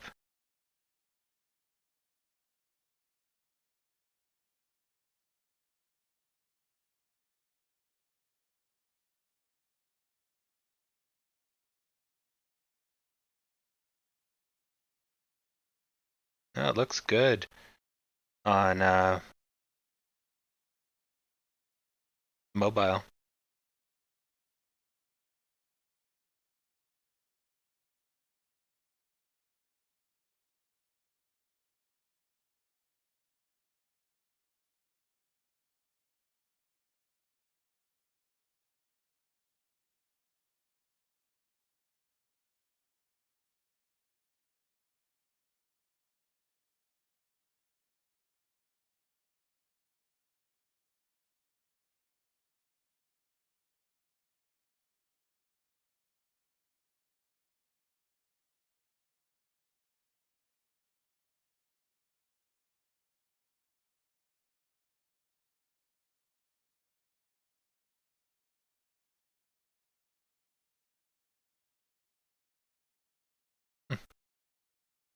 Like it. The backdrop really should be a rocket, though. The lemon rocket logo. Let's just, while we wait here, find a patch of earth that I can get the logo from. Here we go. And get some sweet fire.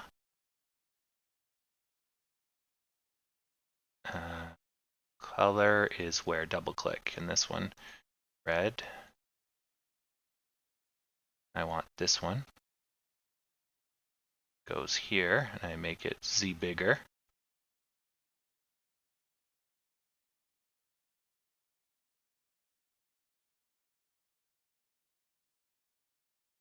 And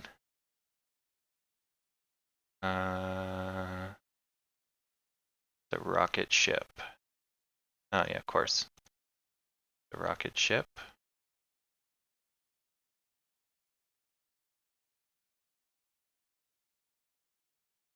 Okay. Just do a screen cap. Snip. New. Sorry if this interrupts your feed. And custom pen. Make it white.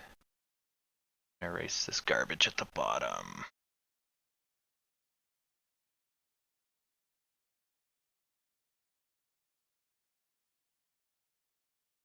Okay.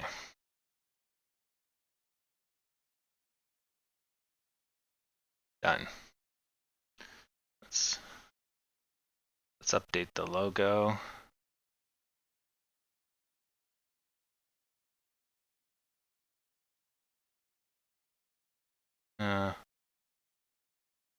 Icon's getting cut off a little.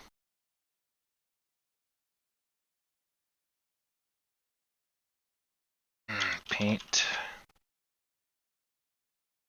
Oh, that's why. It's way off in the corner.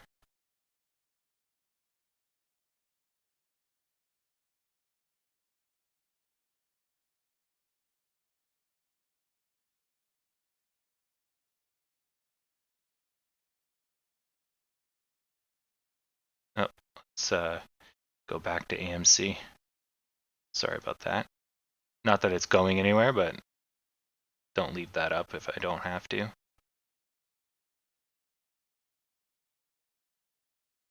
Okay. Good enough.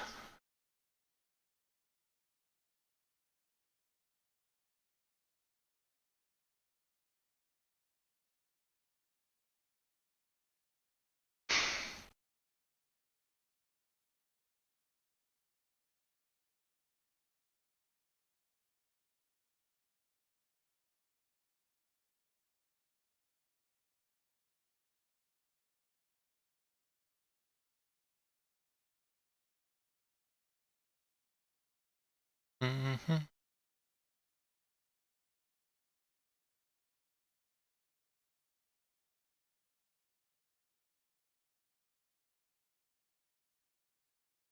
Okay, that's better. Now it's a little bit more centered. I'll update the background so it's not garbage. Even though it looks pretty awesome.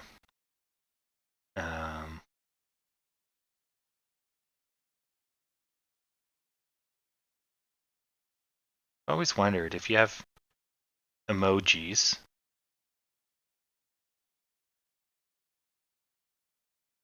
do you get some money?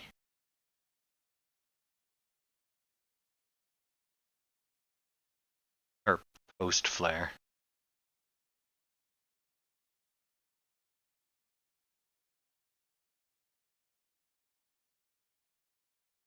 Yeah.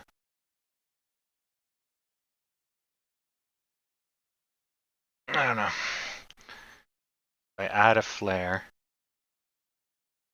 but where's the cost? Oh no, that's flare. Where's the awards?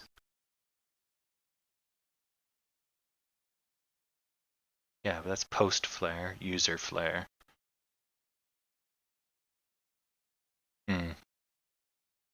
Maybe that's something that comes when you're a little bit more popular.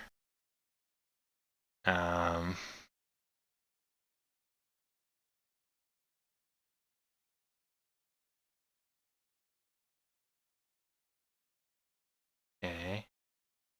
Where is...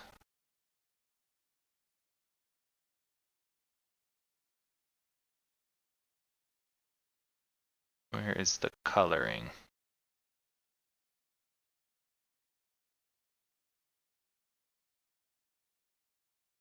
Ah, right, settings and appearance.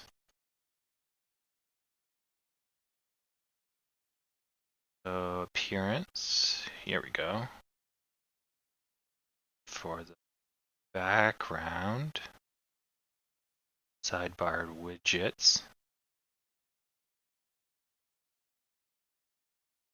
Yeah, nobody cares. Background, color theme, body background, there we go. All right, eat that.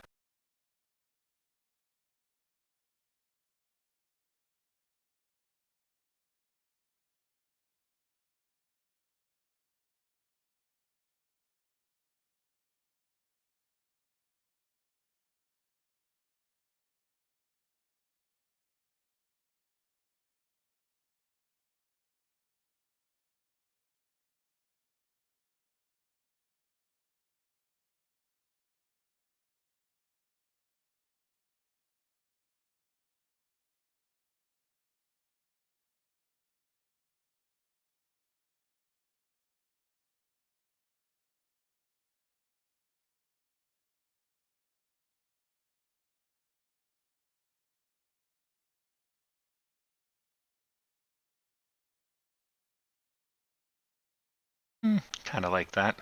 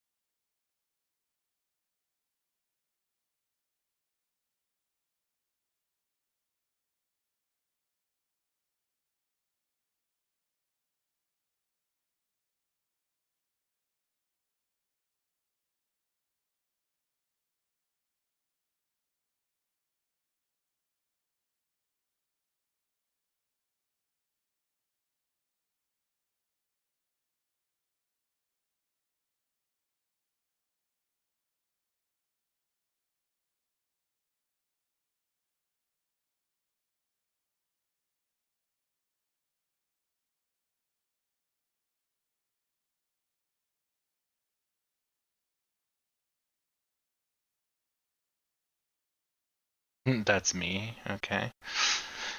Hmm. I guess I can just set up the rocket ship on tile. Good enough.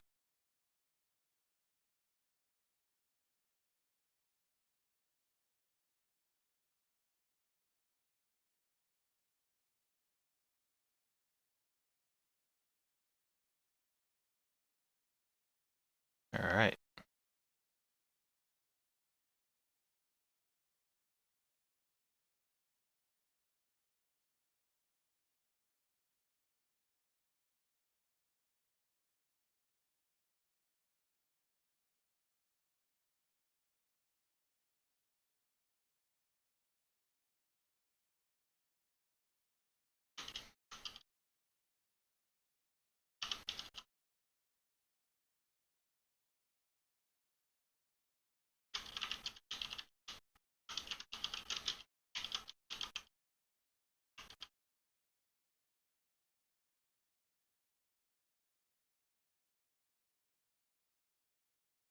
There, I updated the community description to likely a cult known to believe in magic lemons. Excellent.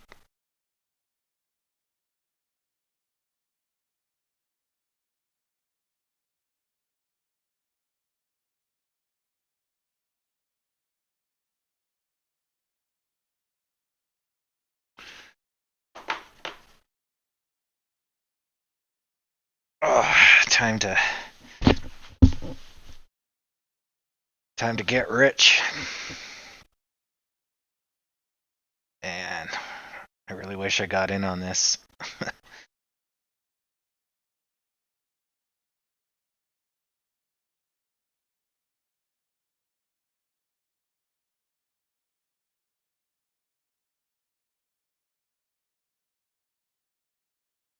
Give you an upvote there, Justin.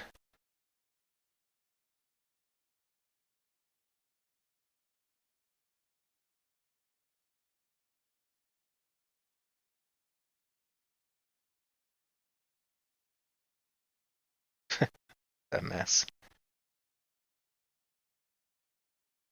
Kind of like the background. It works. Red and yellow.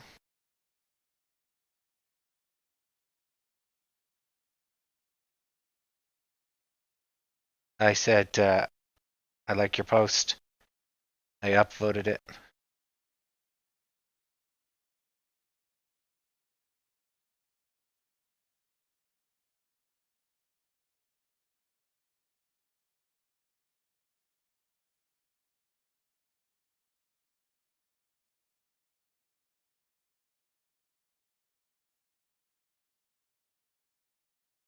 You can't unmark things or not safe for work. Okay, nice. because it's 18 plus. Adult content.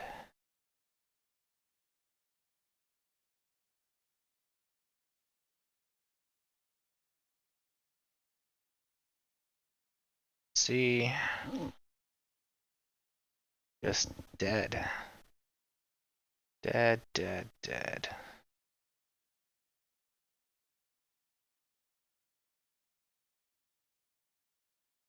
Oh, go. Get some upvotes on that too. Everyone gets the upvotes.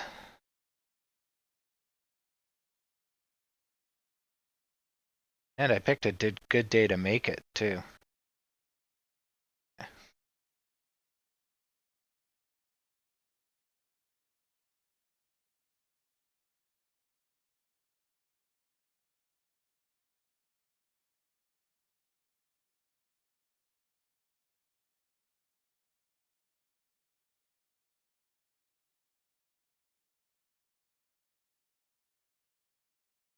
Mm.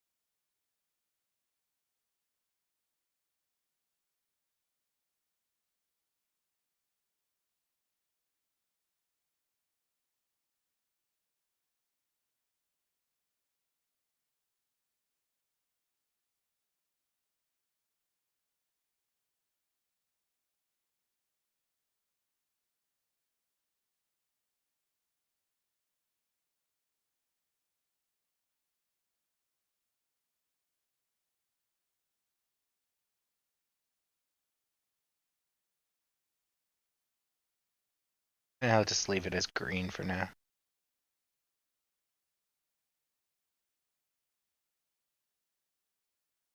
Good enough. Quit playing with it.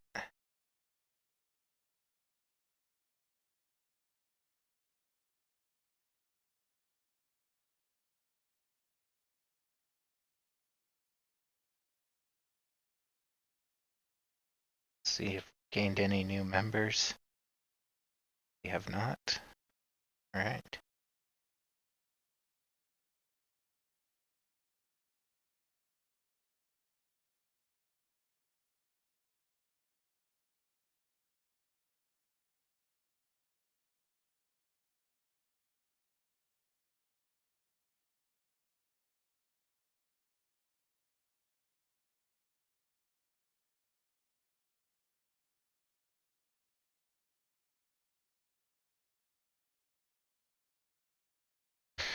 All right.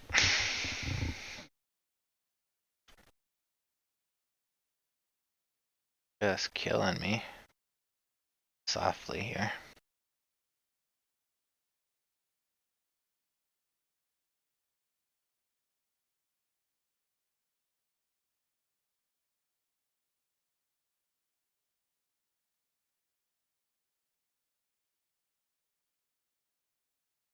Yes. So, um, I'll let you. Well, yeah. I'll tell you the long story, and then you can make up your own judgment. But the short story is yes. So resistance and support lines, right? Ceilings and floors. If you're in an area for a long period of time, you're building either a ceiling or a floor of support, um, right? And those lines kind of have a gravitational force. So if you're building a strong floor to stop you from going down, which you might want, it also, when you try to leave, has gravity that pulls you back to the line. So the more you go under and above that line, the more you reinforce that area with more support lines beneath and below the central line. So then it becomes even harder because they have gravity. So the line that's above you pushes you down because it doesn't want you to go there. It resists you. When you get close to it, really close to it, it pulls you to it. But then when you try to get by it, it pulls you back. But then the next line pulls you down. So you have to kind of weigh out who's doing pushing and pulling, kind of like magnets, especially when they're so close. So the long story short is that it does mute a bull run or a crash, but every time you do pass a line and you get free of it, you're going to get a boost of energy. So support lines are almost like speed bumps. They slow you down. And then if you get past them, if you see an increase in energy because your car was going so fast anyways that now without the speed bump, it looks like it's going faster when really it was just slowing down by the speed bump. So yeah, it requires a little bit of weighing out, but yeah, you're building long-term support essentially for this number is the summary. Whether that means it stops it from going up or stops it from going down is situational. But yeah, the long story short is you're right. It gets harder and harder to leave an area. Um, but a good floor allows you to stop wasting resources on crashing. So if you build a really, really strong floor and you can't get through it, then your only option is to go up, right? So all those low volume crashes, the collapsing under a few sellers gets destroyed. So basically you just see flat, flat, flat, flat, flat. And then when the buyers finally get off their ass, you fly up, right? So it's all situational. Yeah.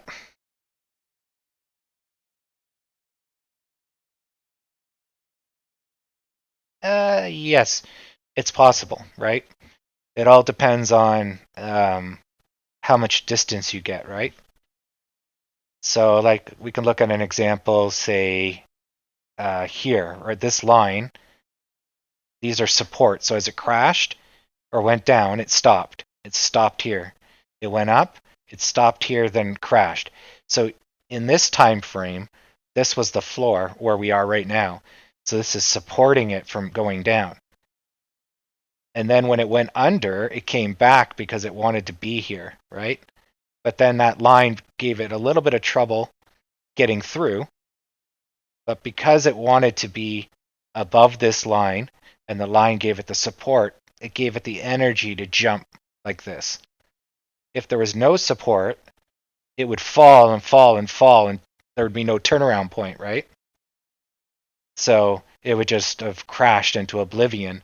These would have been much bigger, um, but because they stopped for whatever reason, these built up, and then as it was going down, provided a speed bump that slowed it down. You can see it slowed down, and then it broke through because it had enough energy. Because that's steep, but you can see the resistance, right? The green's pushing back. It is slowing down versus this or this, right? So even though this is very fast, the green is pushing back, or this. So same thing, support right here, right? So it went up, couldn't get out, And so it came back down, hit the support line, went up, came back down, hit the support line, broke through. Now we're back and we're riding the support line again for whatever reason, right? So this then is going to turn. So what's happening now is going to do this again. Basically, we want to be above the support line. We're above it, and we're going to bide our time till we get the energy and go up. Or we're going to eventually go so long and just collapse because like we did over here on this day. Go so long and we can't make any new territory. In this case, it's a robot, and then we'll have a crash. Because if we can't go up, we must go down. And same thing here. You know, we're trending kind of downwards, but we can't make new highs. And then some bad market news basically sealed our fate. But that's usually just temporary then. And then you come out roaring. Same thing here. It's usually temporary, but this is not a great example because there's larger factors at play, lockdown and all that garbage. So, but you're not wrong. You're quite right. So, yeah. Yeah, it's just a matter of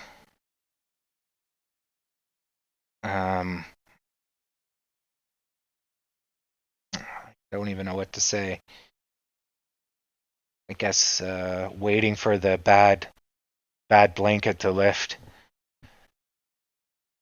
Like, I'm glad we had this day, or we would have just been trending into oblivion.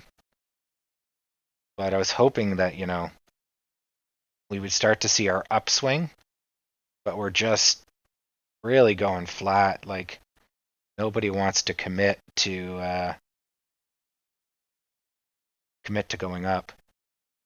So we're kind of, if we remember the other day, right? I was saying we're heading into this part of the U shape.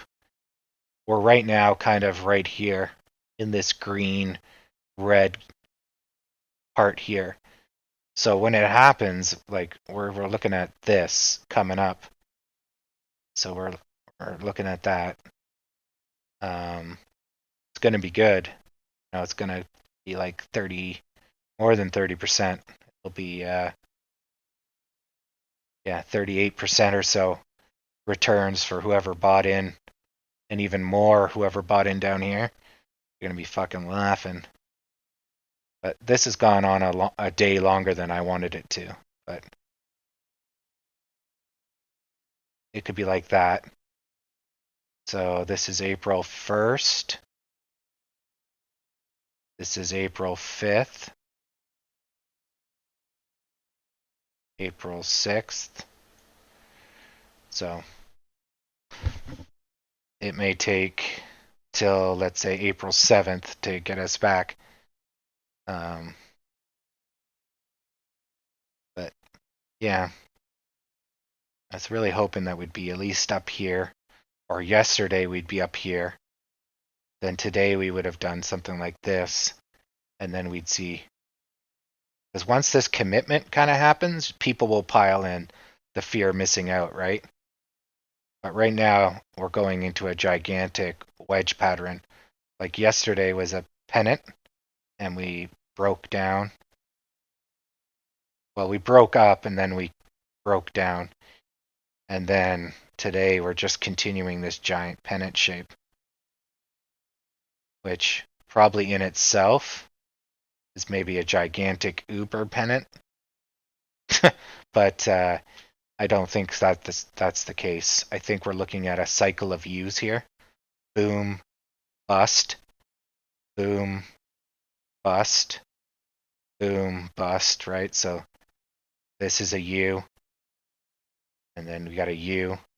So after the completion of a U, then the buyers go for a run. Then we crash, we go for a U. Then the buyers go for a run, and that's basically been our cycle. So as long as this piece, that's the important piece, the buyers exceed the shoulders of the U, then we're okay. But we have to get back to 14, I think, unless the U is ending here. And if that's the case, then that's going to be our breakout point, and we'll rip just like this. This was like our breakout point, and we crashed. So maybe we'll see that. But I don't know. It's a matter of time will tell. I just hope we don't go too long. We don't show any progress probably in the next day or two. It'll basically do this because they're going to get buyers are going to get tired and they'll just give up. And if that's the case, we'll probably go down to here because we're completing a crown. So we'll probably crash down like this, and it'll bring us back to an 8 something territory. If that's the case, I'm going to sell, and then I'll capture the 8 when we come up, and I'll get this piece. I'm not going to ride it down to 8. It's going to cost me a fair deal of money, but fuck it. I rode it from here to here. I'm not riding it if it doesn't start to show positivity. Because realistically, that could have just been like this, and this could have come back roaring, but we got hit with all this garbage market news. So that should have been our recovery right there. Should have came back, did this, and did that. But no.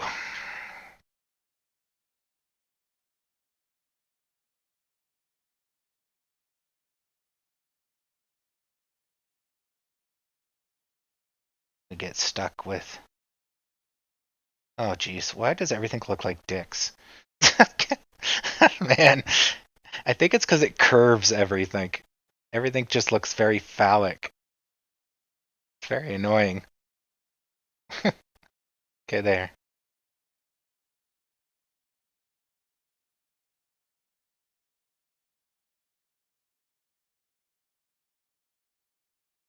There.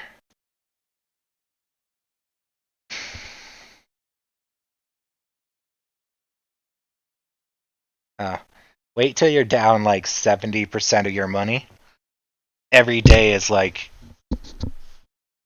a living slow.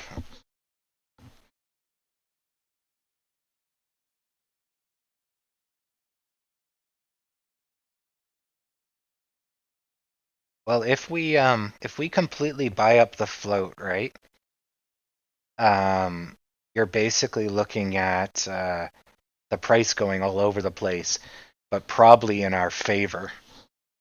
Like there's no negativity, I think, for buying up the float.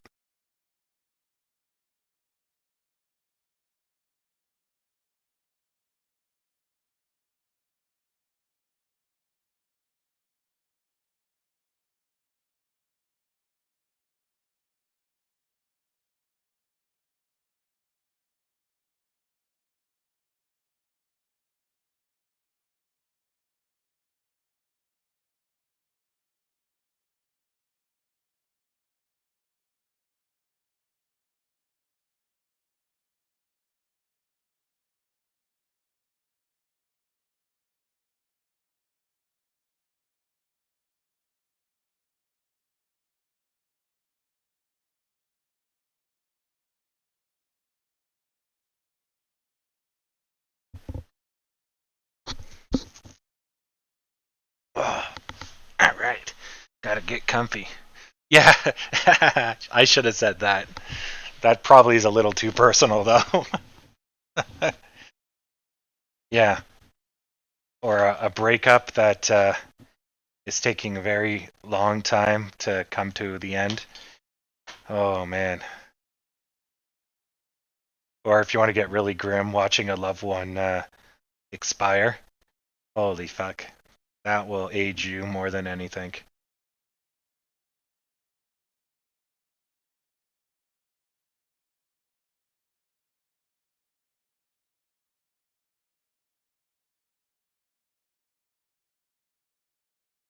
We're going to call it.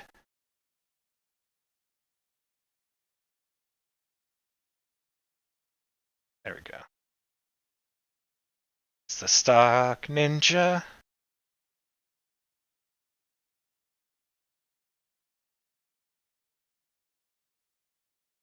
Now I can't draw. Really hard to draw with a mouse.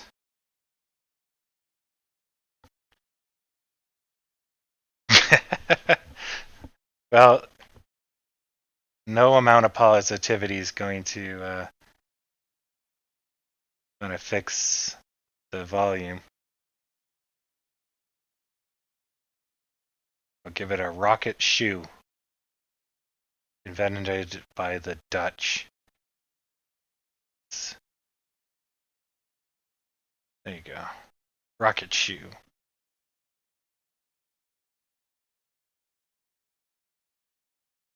Yep. But such is.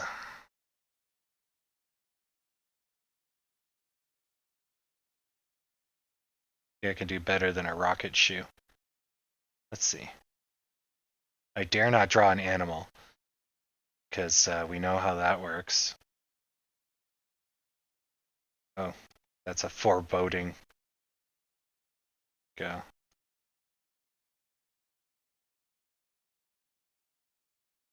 Some citrus in here. If I help the citrus grow, plant some roots, it will become a wonderful citrus tree.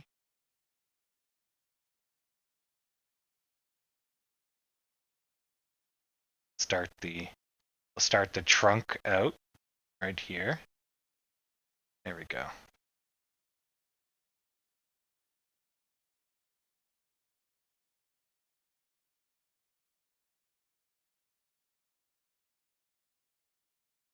It's all good. Let's not get too heavy, but yeah. Point is, there's always something worse. It's really the moral of the story there. Yeah, but I feel you. Slow stocks is pretty much, yeah, up there with shit-tastic.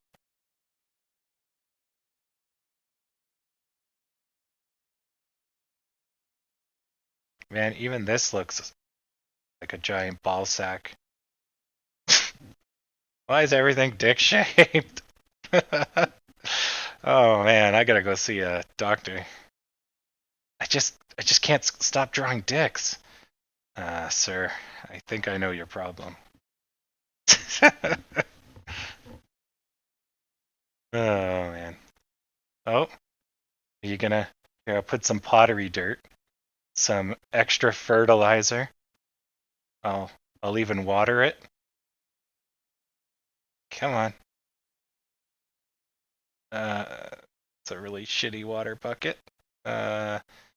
Handle and hole and spout that's above the hole because I can't draw. Yeah, it's not gonna work. Okay, that works.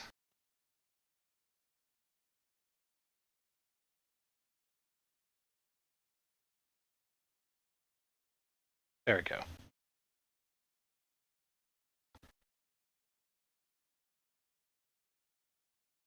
Oh, I gave it fertilizer, so hopefully it.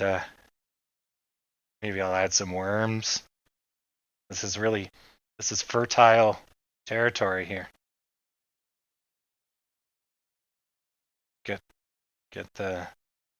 These are night crawlers. They're like super worms. Imported premium.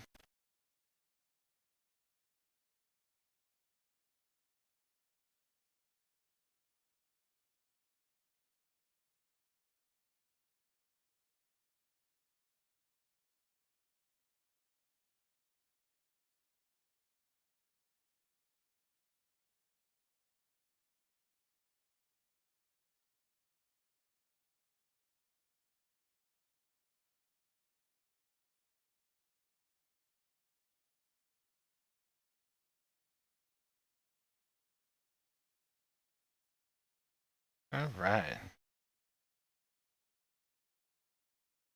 So our 1,000 Air Club has 23 lurkers and 11 members. Not bad.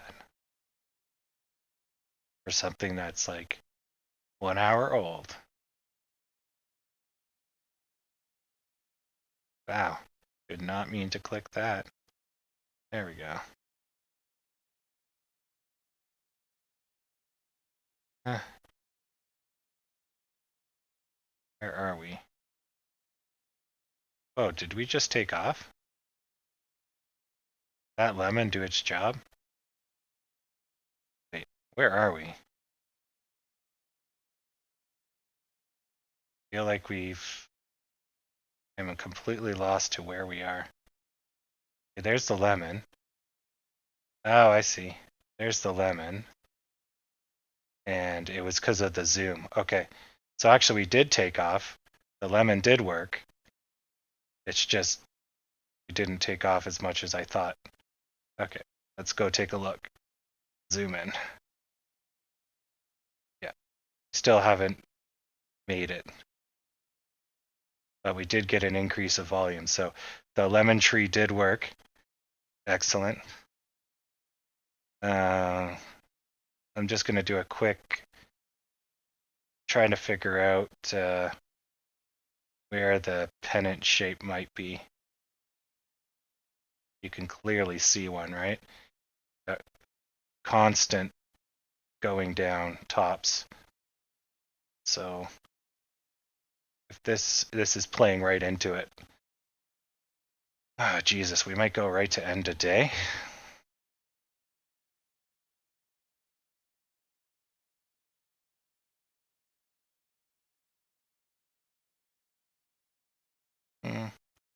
If we keep riding high, we could have our breakout here. Basically, this point. So we could just wiggle. I don't think we're going to get that. So that means by April 1st, sometime before end of day, have to have a breakout. If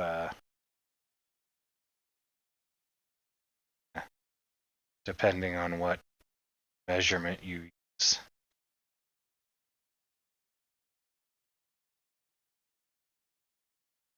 Let's look at the 5-day.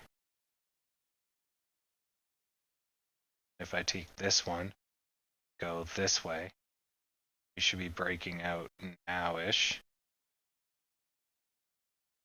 Yeah, it's definitely a giganto pennant shape here.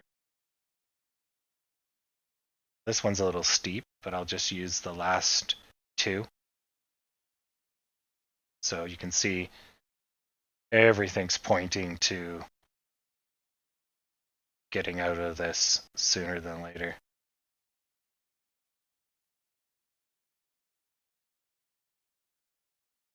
Oh, or it might have an interesting afternoon. So these lines aren't perfect, but when they correlate, if there's enough of them, it means there's some unholy demonic presence here. Just trace the oh god, Illuminati confirmed. Yeah.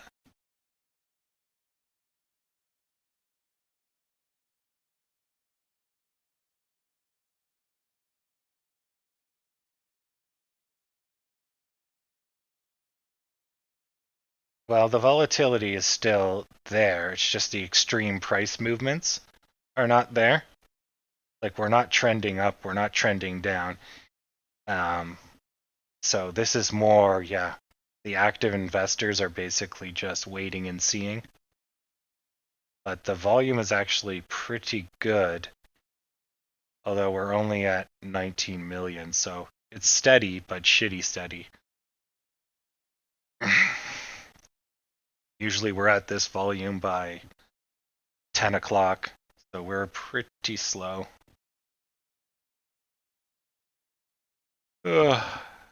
Which explains why nothing's moving.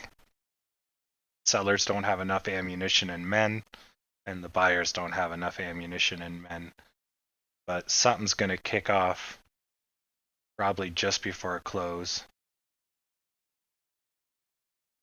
And if it doesn't, then it's just going to go like this, sideways.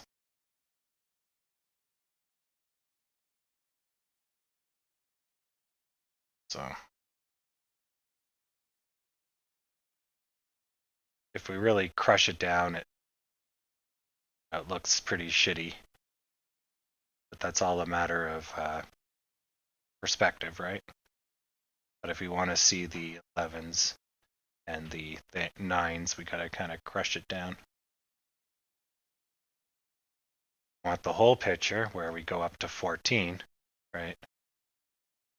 Basically, if we're looking at the whole picture, we basically gone real tight. See? So, or you can look at it like that way. But point is, yeah, there's definitely a giant pennant shape. So that means we're going to get some action. Question is, which direction? The volume says up. So the volume kicked up, and when it broke out this line, which was probably, this yellow line should probably be a little lower, it took off, got pushed back, and now it's hesitating. So this yellow line is wrong, just a little bit wrong. The line should be right here, like cutting between these two. You can see there's an obvious support here, stopped it, and here it launched, right? So we can then know that we're going to actually sharpen this line, which means before end of day is the likely culprit for some action. This one can actually be tighter. Is it measuring from here to there? Fix this guy. Put him here.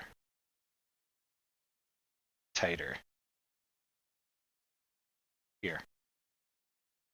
Good enough. So it might be off the top of this guy here. Top of this green. Yep. That's much better. See how that's playing in? Yeah, that's much better. Get rid of some of this blue. So that's how you use technicals to approximate. And then when the stock does what the stock does, you then adjust your stuff, because then it starts oh damn it, clicked the wrong thing. It starts showing you the truth. Kind of think of the stock market as predestined to do something during the day, and as it's uncovering its destiny, you basically are trying to get ahead of it as fast as possible. That means our breakout is at 30 minutes before close. That's a good time. Let's see if we can get out of the larger shape.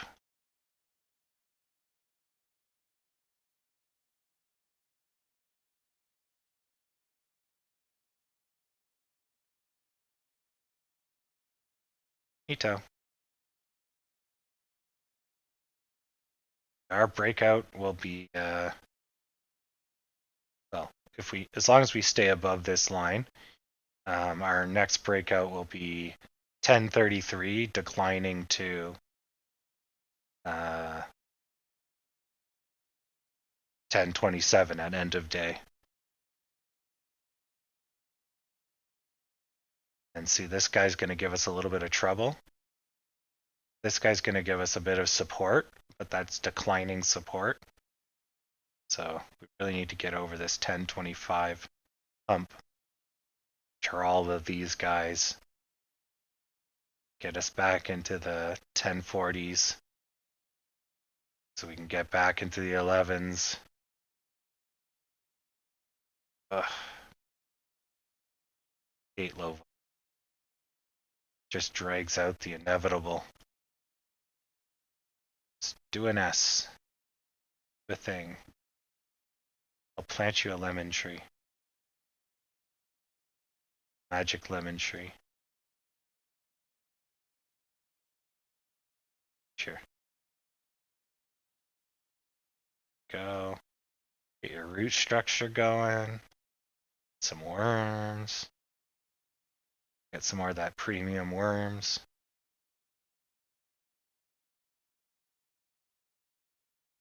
Oh, okay. Yes, you're probably right.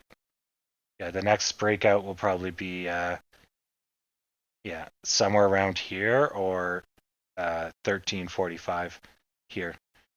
It's going to need at least 2 or 3 minutes to recover from this. So every time you have like a large down, there's usually a period of 3, right? So if you have a really bad day, 3 days later, we're in the minutes. So it'll take 1 minute to stop it, a second minute to show recovery, and a third minute or so to stabilize it. Then you can take off or roll. So it's usually how that works. And that's kind of, how this is played out as well. But we're going long in the tooth. We should have recovered yesterday or maybe the day before. So we're doing something like this. We're like on the 4th or 5th day. Third day of recovery. Those 2 days we were going down. So we went 14 something, whatever. Then we had 2 days of garbage, which we should have recovered near end of day this. So it's like our recovery is being dragged out. It's just annoying. Because I want my Lambo money. Give me my Lambo money. Oh, this is useful.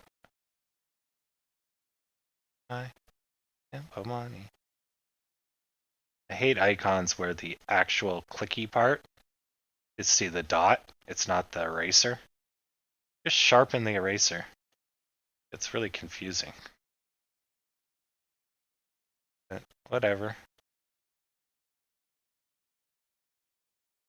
I remember when cursors were the coolest thing. You change your arrow in Windows and you're like, wow, brain blown. Technically, cross is the best.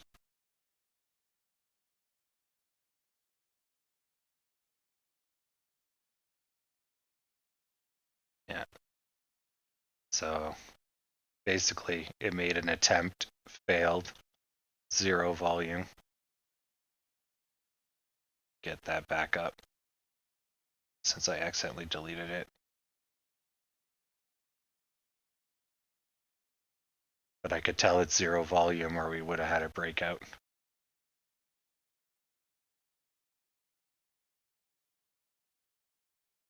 Yeah. I think you can. I don't think I've tried.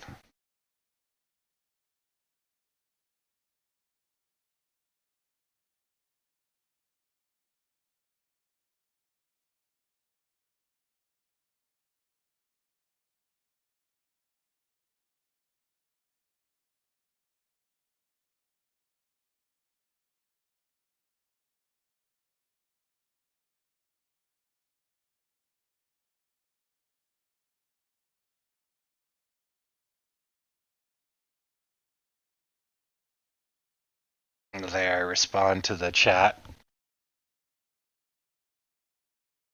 Gotta get in the rocket ship.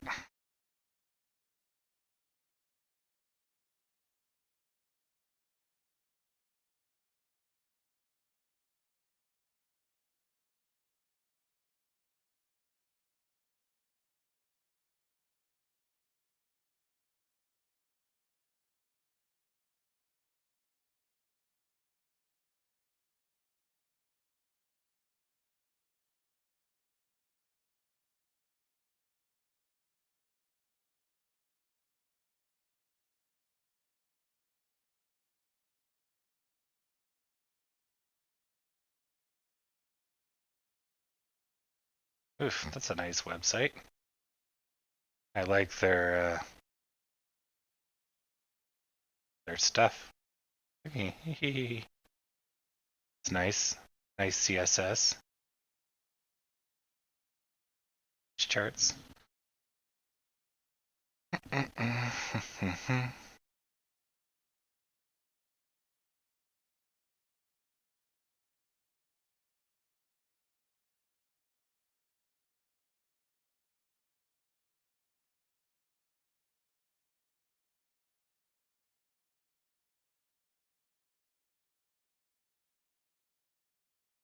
Someone has 132,000 in GME. And oh, yeah, but he's doing option calls. So yeah. And he's only up $518. And he's lost 7, 4, 2. He's down 10 grand. And he's up 3. Oh no, that's the total. So he's down 10 grand total when you add it all up. Clearly this guy knows what he's doing.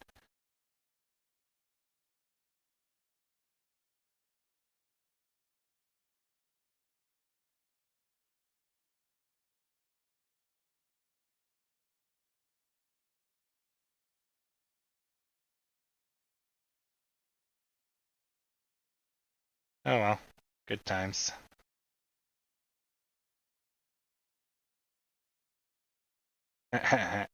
May you steer this ship into ever greener waters. Nice.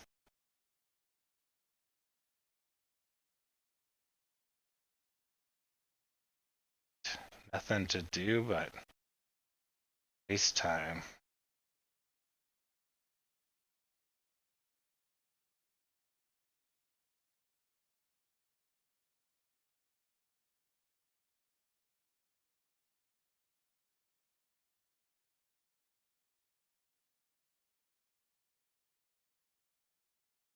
AMC is sold out. Good.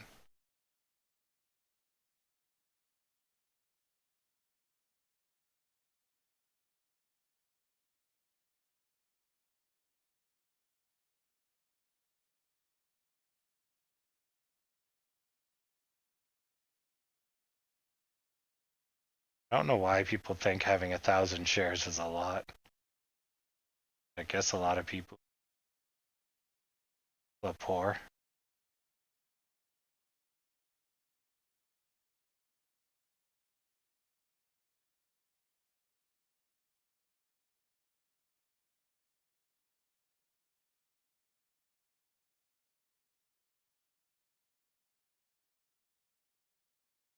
Oh, that was an ad I clicked on. Stupid ad.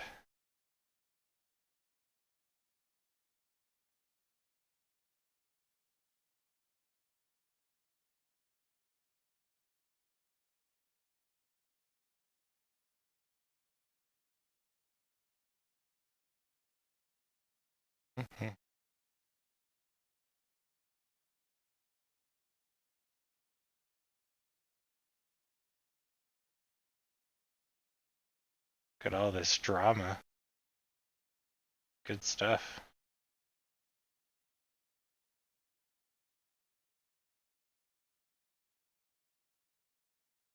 Oh my god, Bungie is gonna make pro-trans charity.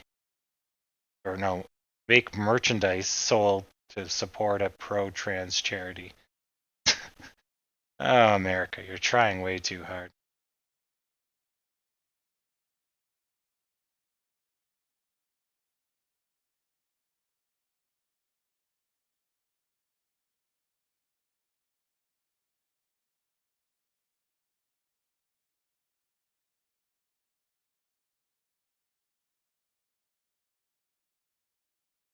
See this picture. Ah, cool. A mask that makes it look like you're not wearing a mask. It's pretty sweet. I like it.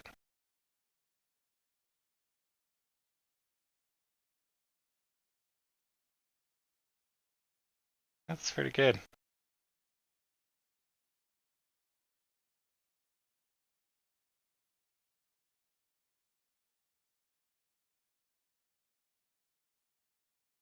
But I mean, under the right light, you would notice that it's a mask. Like,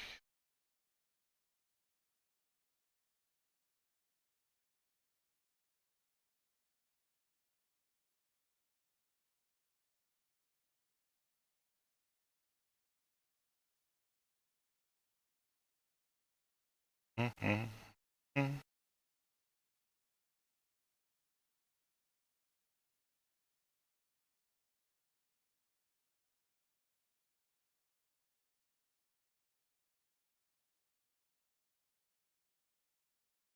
Oof. Is that finally going through the courts?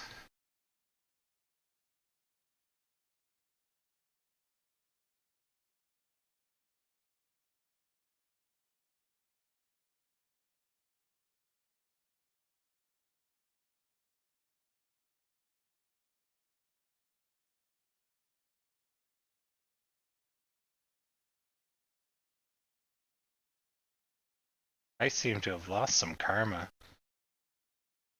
Does it cost karma to make a community? I was at 15, now I'm at 14.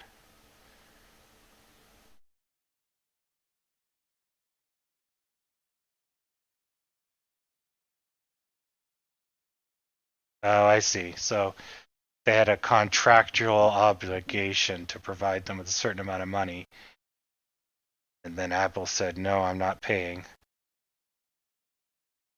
Yeah, I think I was at 15.7 karma. Now I'm at 14.9. The hell happened? How does one lose 1,000 karma?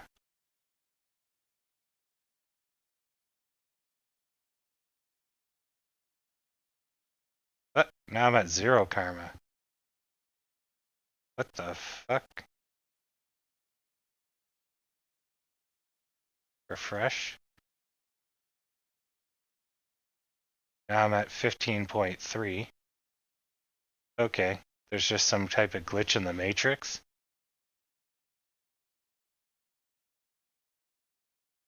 Now I'm at... Okay, that's better. I was like, what? Where am I going? Yeah, the karma mathematical jazz.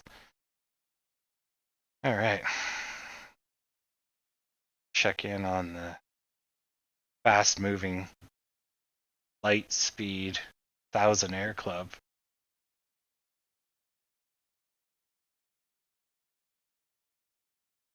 Yeah, and it's good that it's selling out. So that's really hugging that line. Pretty good. That's when you know your trend lines are good.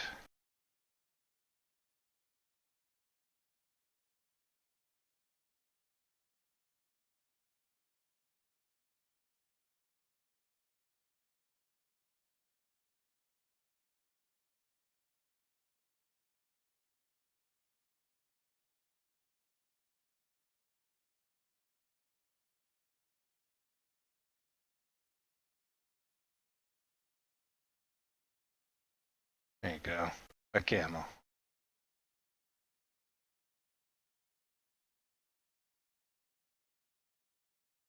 Camel with a giant green hat.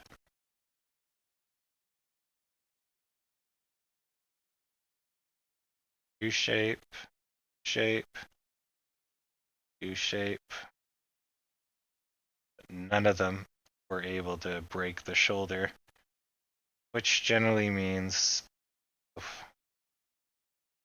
that they weren't able to break the bottom either. So I don't know what's going on.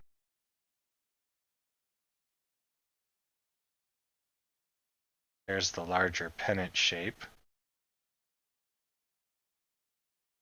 Breakout should have been there. But if we adjust it for that guy, breakout should have been today. So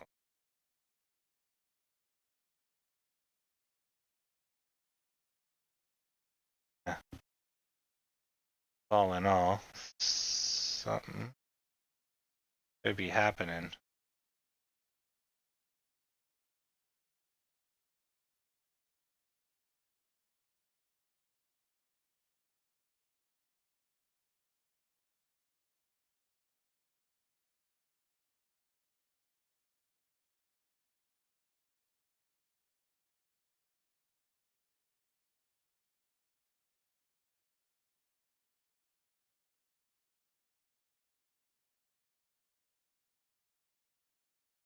The one technique I forgot about that I used to do when I first started learning stocks is trace them out with a pencil, or like I'm doing right now, because when you engage more of your senses, your brain remembers the motion. So when you trace over it, it knows to associate that with whatever data you're giving it. So you can essentially feel the stock versus just using your eyes. So if you use your eyes and your hands, it reinforces it a lot better. Of course, make sure you're reinforcing the right thing, but if you're going over historical stuff, right, you start moving it with a pencil, following the line as it goes through the day without looking forwards. Here's where it goes down. So now your hand knows that feeling this generally means this, right? And when you do it enough, you record all that data, you start to get, you know, thousands of charts in your hands. Um, and I found that fairly useful. But yeah, this should have gone down. Going too long, too flat.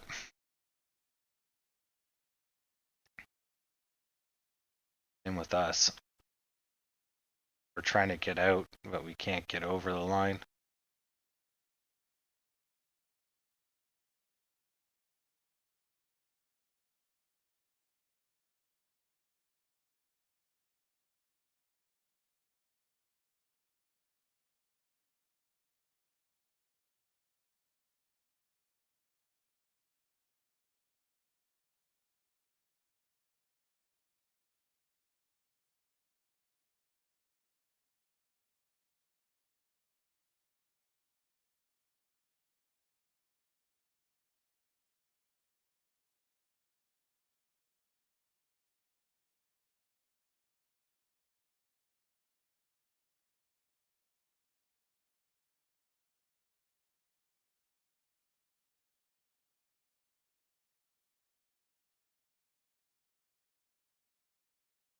Oh, here's Gajira.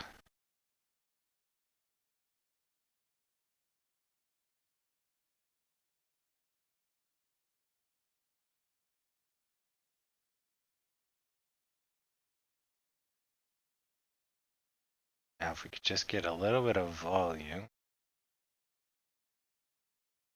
kick up to about, let's say, here, somewhere in here, get away from the gravitational pull, and then go.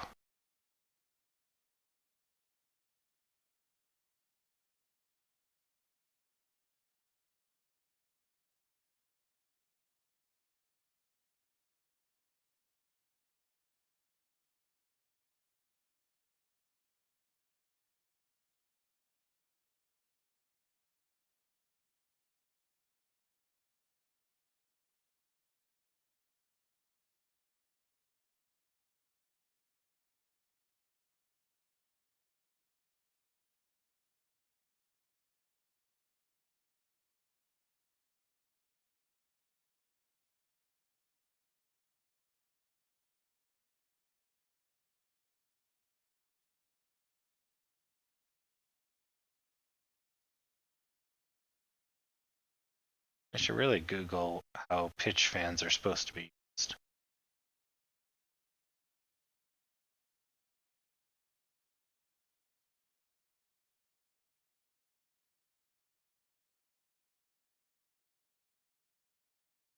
Pretty cool.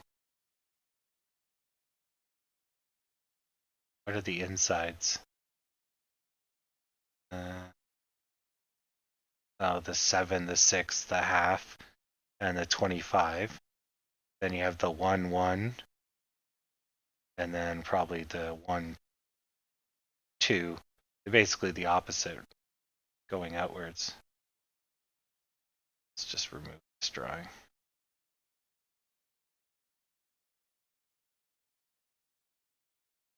I remember reading into the cyclet lines. I liked using, the very beginning, I liked using trend angles, because it would give me a qualifying number to the steepness of things.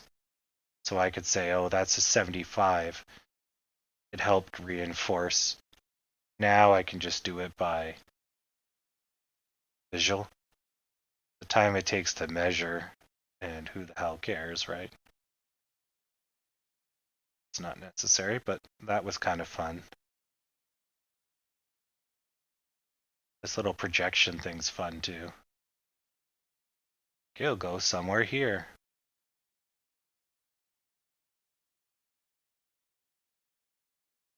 Pretty much, I think, is where we're headed. But I'd like to see it go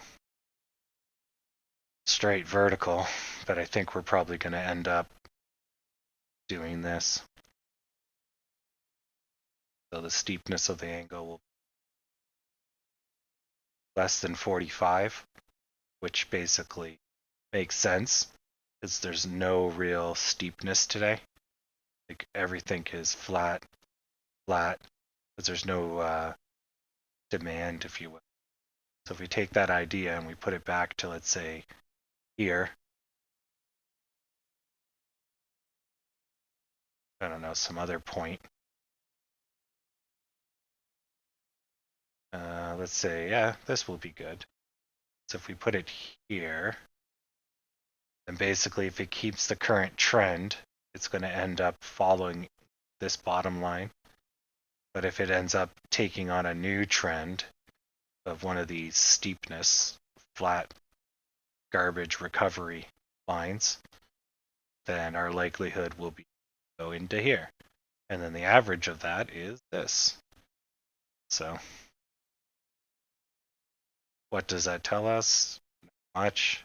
Although if we do break out of this wedge, then we should, just like this, we should have our upkick. So yeah.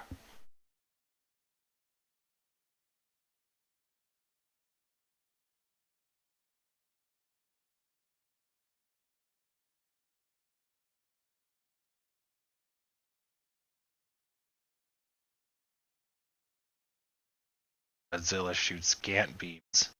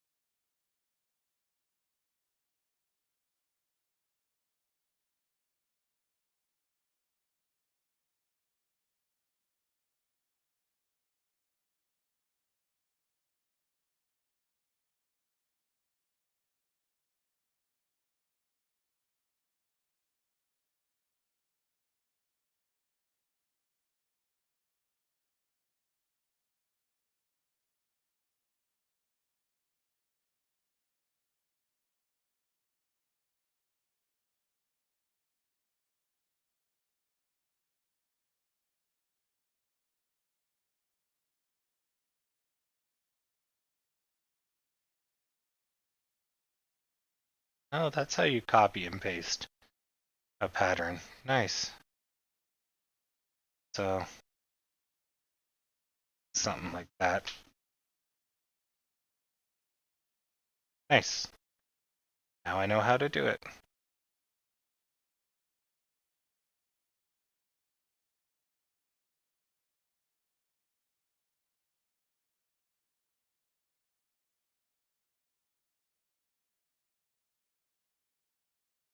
see how we got over the line. We're surging up. Now if we can exceed where we are, we're both out of this wedge or this projection, and we'll be out of the gravitational pull of this yellow line. We're going to get stopped here, which is 1 cent. Go up 1 more cent, or maybe 2. Get into this red. Start gapping up. Yeah, because right now we're just getting stuck here, which previously became a support resistance line because of the edge of the wedge, the bigger wedge. But now it's holding us back. Okay, so now we're 1 more cent.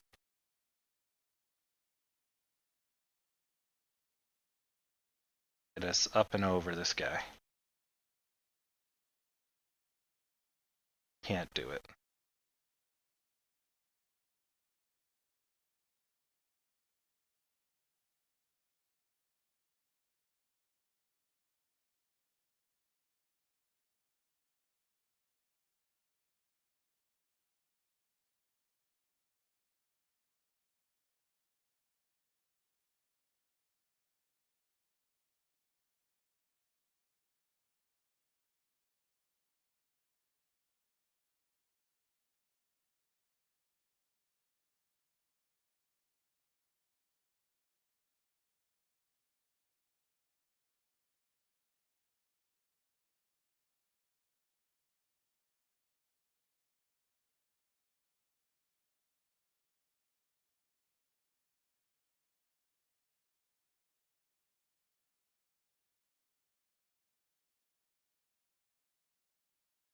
Oh my god, we're like just dying here. Come on! Give us a breakout. Holy crap.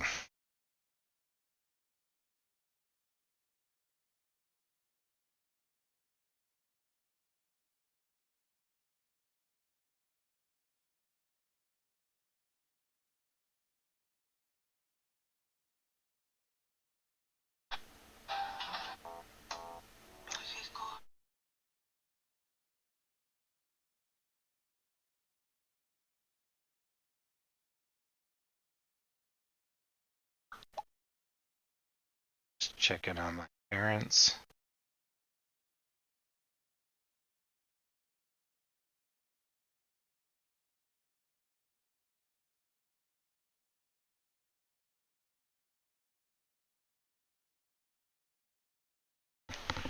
Oh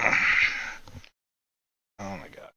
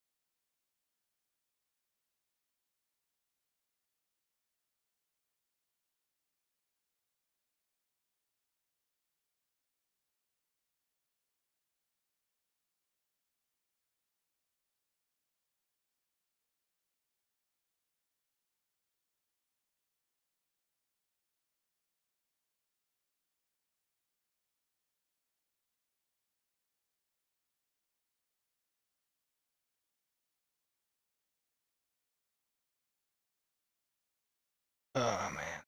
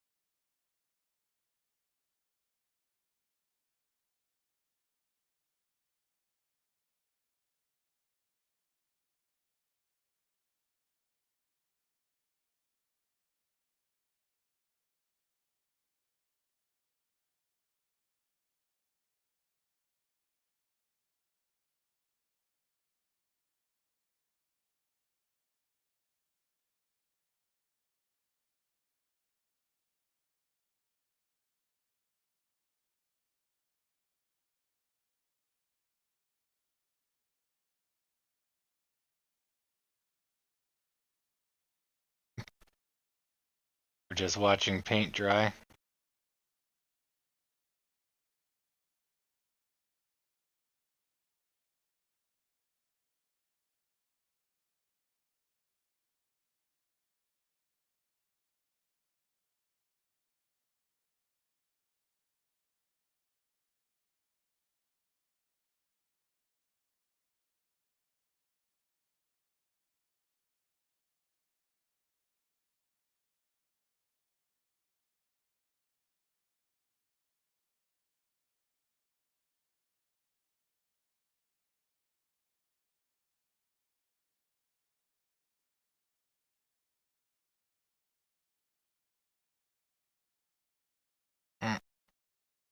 So it looks like my city is going to get a um, low risk nuclear waste treatment plant.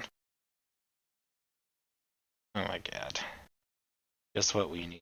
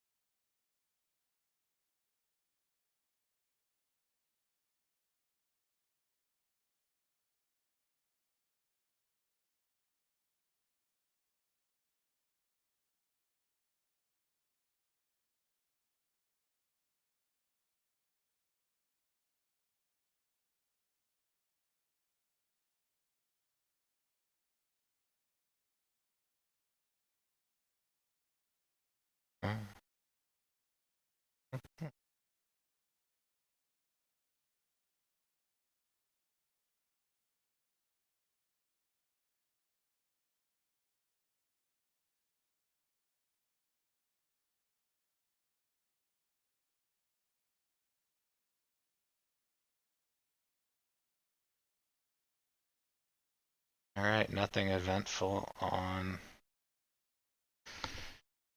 the internet.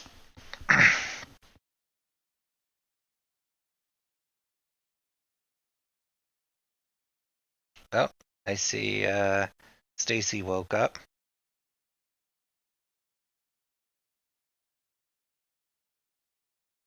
Well, there's only 29% of us here, so I'm guessing the chat's a little slow.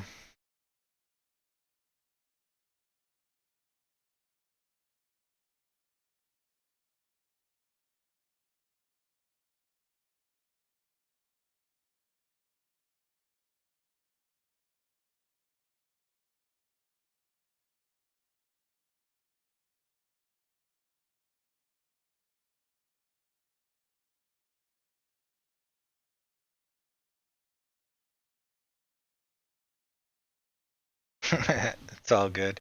We're just trending sideways, so you're not missing anything. I was like, I'm gonna make a Reddit community so we don't have to worry about chats getting banned. It's an addiction support group, so we can help like-minded people. See, the cure to stock market gambling is to gamble more. It's like if you do too much drugs, eventually your body just resists the drugs. It's known science.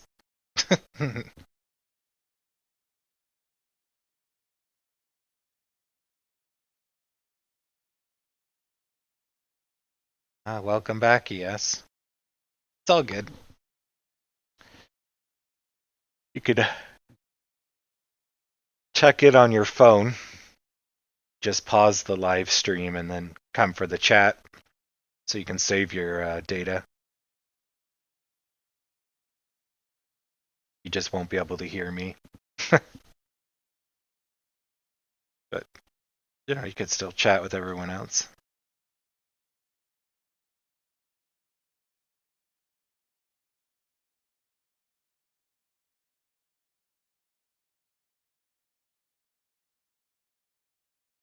Ugh, man. Stock's killing me.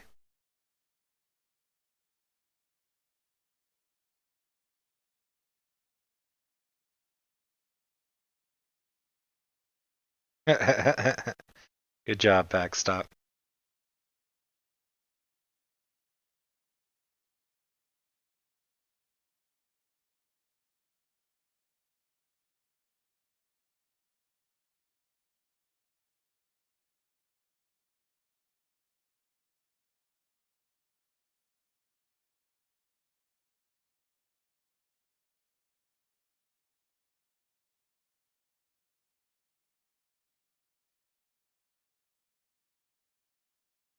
I'm guessing. Generally, the market likes to price in things like that, right? But maybe they're on the fence. So, like, the Nasdaq started pretty poorly. The S&P and the Dow started really good. But my guess is that they were thinking like the bill's gonna do whatever. So they've been pricing it in for days, right? But maybe there's some uncertainty that's starting to arise that's really caused us to. They've been on a tear, right?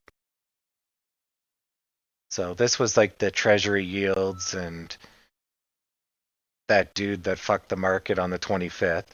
So we're over that. So now we're back to basically continuing this sort of stuff, right? Whatever height we were at here. So now that we're over all the garbage, we should be going up, but it's showing hesitation. Actually, that's a very good example of hesitation. So it goes, can't do it, makes new highs, but then makes new lows. The next one confirms it, and it's dead. Get a 5-fingered off, little baby finger. And a llama, or this was a camel that had a really bad day. Got ran over or something. So same thing. It went, didn't do it. This is more normal. Didn't do it, retracted. But then when it went for the second time, then at this point it would have broken down and said, all right, fuck it. Now it's really down. And then they doubled down on the fuck it, basically. And you can see there's some support here because they did that earlier and it slowed down. And you can see that this line, for some reason, here, here, here, here, is support. Just like here, here, here, here, and there, this is some type of support as well. So, yeah, actually that lines up with this as well.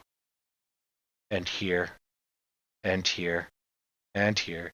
So that's probably a historic high. It's close to a historic high.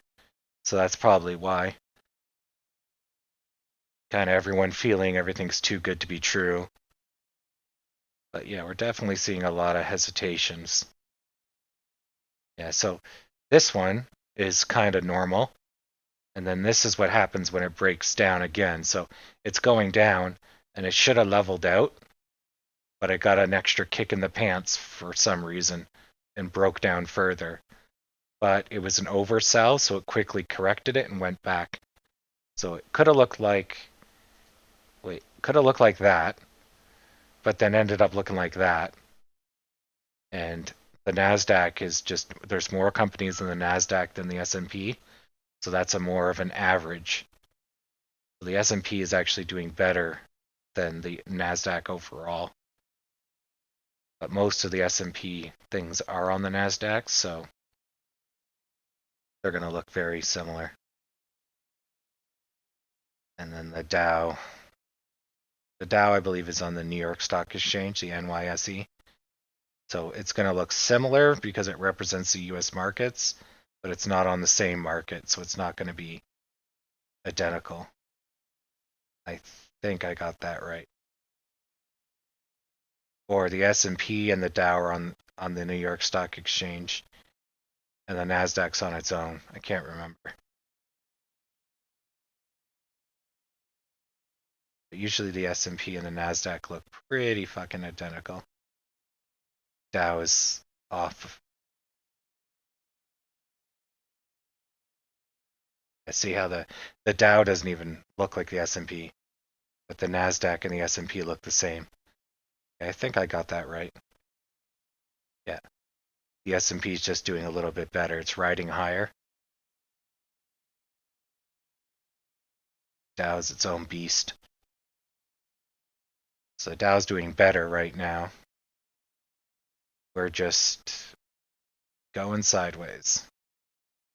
No major volume change. So, yep. F us. That could have been, but it didn't. And then it really didn't. But we're now getting higher and higher. So even though this didn't do it, and then we went into a tiny U shape here, that brings us up to this line again. So if we can finally break out, then we can have our run. So as long as we keep doing this, it's getting smaller and smaller each time, then the upwards pressure, even if it's small, is eventually going to get us out. But we're going to go onto the top. Gravity's going to pull us down. Gravity's going to pull us down. And then we either go back under or finally get free.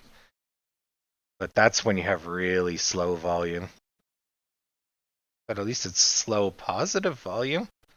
Like it's been nothing but green. So, wow, that looks like a lot of spam.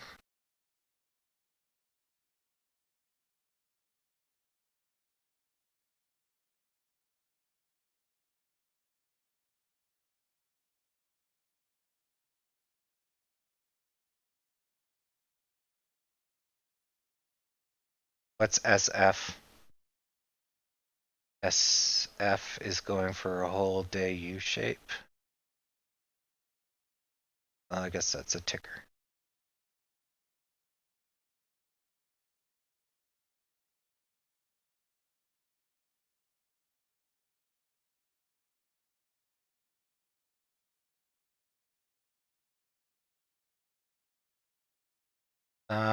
Yes, you are correct. Backstop. The more people look at the stock, the more you'll get volatility. That is true. And no, it would actually make it easier. Like, it would make it easier because if the humans that are playing are simple humans, they do simple things, which means they go into already established patterns. So they react to the market, fear and greed. They create the patterns that are normal. There'll be sudden like buys and sells that are triggered by Reddit or triggered by something that institutionals wouldn't react to. So there will be sudden price adjustments that will catch me off guard, but the overall market will self-correct. So the 20 people that sell off all their stocks because they freaked out about something that's not real, then the market will gobble it back up because the million other people don't agree with them and enjoy this discount, right? So, no, the more retail investors we get playing, I think it'll get easier and more simple. But we might attract then some big fish. They'll come in and prey on them. So we might start getting like we had a week ago where there was somebody clearly selling every time it went up. They would buy in low, sell high.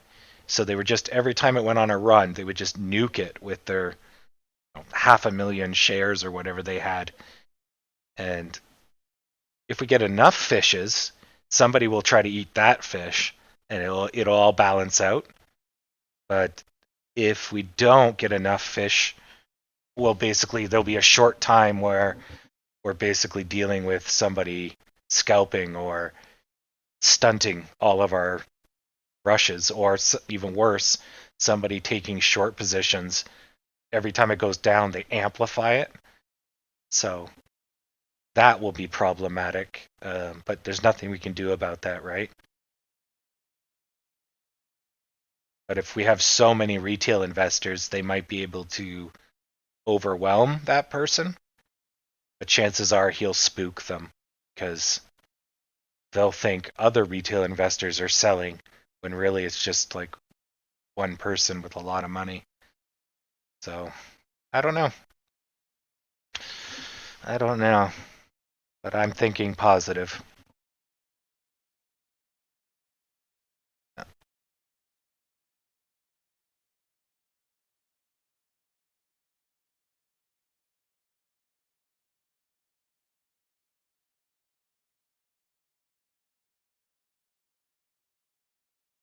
French says they're extending the lockdown. It will produce some negativity, but it should be good for the U.S. markets. But it won't be killer. No, it just means the bad that's already happened isn't going to lift. So the wet blanket remains. It's just if other countries follow suit, that's when our stock takes a hit, right? So people panic on the first bit of bad news because it's not that bad news, but the bad news that may come. That's the scare. But once the bad news comes and then it gets worse, we don't care anymore because other countries haven't reacted like we thought it would, right? So it's all about the fear factor, stock trading. Uh,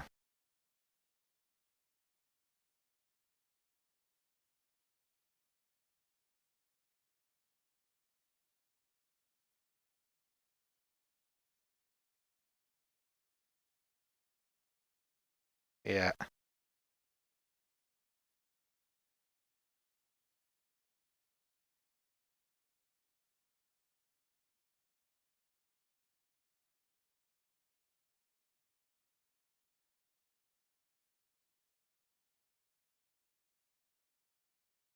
Yeah. It's still better than an all-day roller coaster into red. We're really sitting on the edge of a breakout here. It just needs to go over 10. There we go. It just gapped up. Let's see if the volume commits. If so, this is the breakout here. It's like, Jesus, it just needs like a 1 friggin' cent. Yeah, we're not getting the volume. Come on. You know you want to do it. There's huge volumes in the sell category. Holy crap. 1,700 in the ask. Oh, the buyers are putting up the good fight.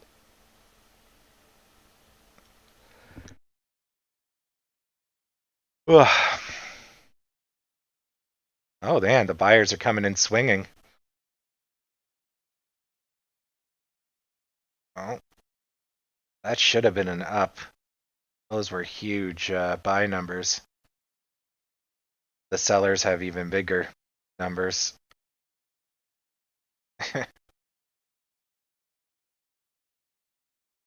How's the volume now?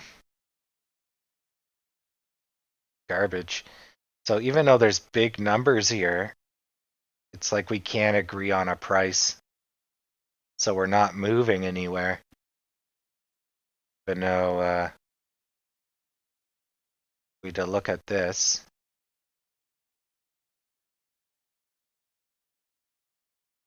So it's just sitting because they're not agreeing on a price.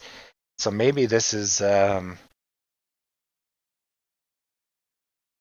think we would see a post if the liquidity of the market, if the utility of the market was 100%, and the market maker couldn't facilitate the back and forth. It would kind of look like this. The buyers couldn't sell and the sellers couldn't buy. There wouldn't be any crossover.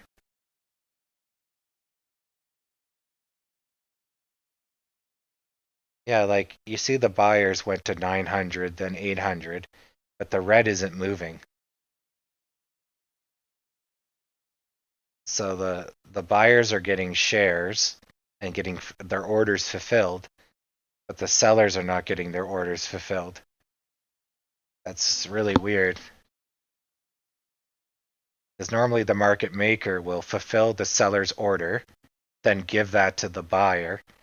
The buyer pays an extra penny, and the seller pays an extra penny, and they steal the pennies, right? That's how it works. There's something's wrong.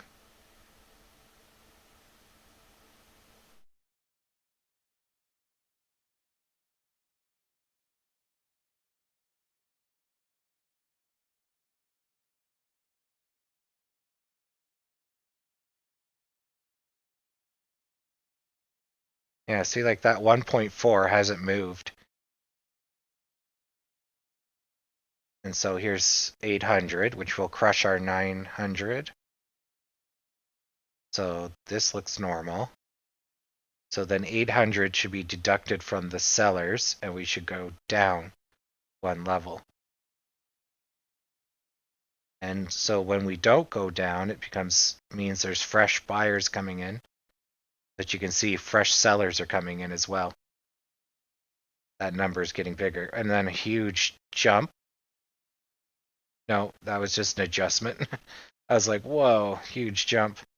Yeah, the sellers are definitely taking over here, which is what you're seeing on the left.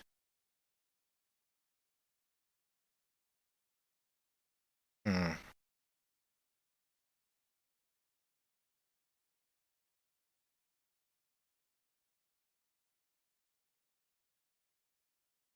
Yeah. Well, it's getting close to the end of the day, so some people want to get out because they need their money for end of month, whatever, right? But normally that would get corrected pretty quickly. We have really good, strong buyers here. 4.4 thousand, 4.5 thousand, and then we lost them all. So it's like people are setting limit orders at 1020 to buy 4,000 shares.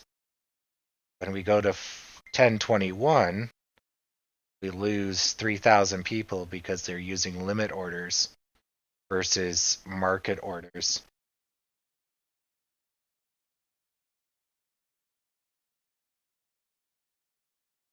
Yeah. So watch when we go back to 1020.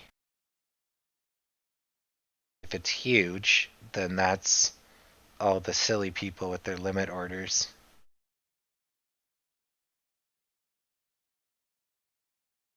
Yeah, we're recovering. Let's check out GME. Oh, yeah. Wow. How big is that? That is 1% or $1.93. So someone gave up on GME. Holy crap. That's the spread. The spread is $1. Their spread, so that's not too big of a sell-off because the spread is huge. Let's see if I can show those labels here. So this is where it's selling at, and this is where you're buying at. So it's pretty big where we got it down to the pennies. Uh, yeah, this is a penny difference. They're so zoomed in. But GME is that's starting to tighten up. That's still a sizable line. Yeah, the volume on that 1,000. Yeah, it's pretty much. I mean, you can't blame them. Look at how flat it is. Like nothing happened for almost 20 minutes. Almost, yeah. So 20 minutes, not like a single trade kind of happened. And then, of course, there's a sell off. Someone got bored. Just garbage flats. We're still trending sideways.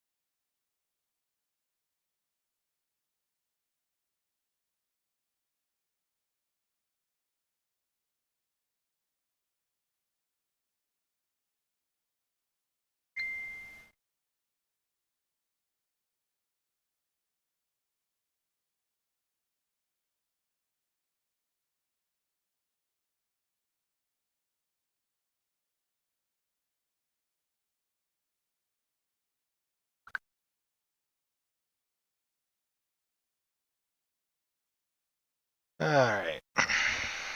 Deadsville.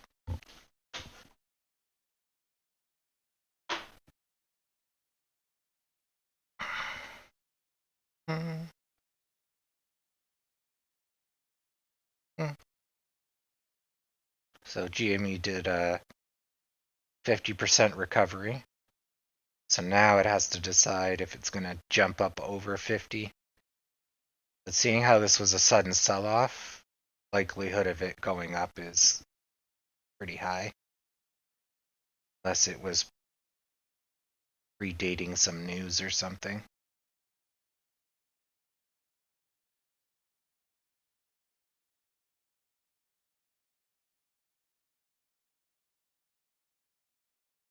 We're now going into the lower channel. So we're still out of the first pennant shape, but we're basically not yet breaking out, unfortunately. Sad pandas.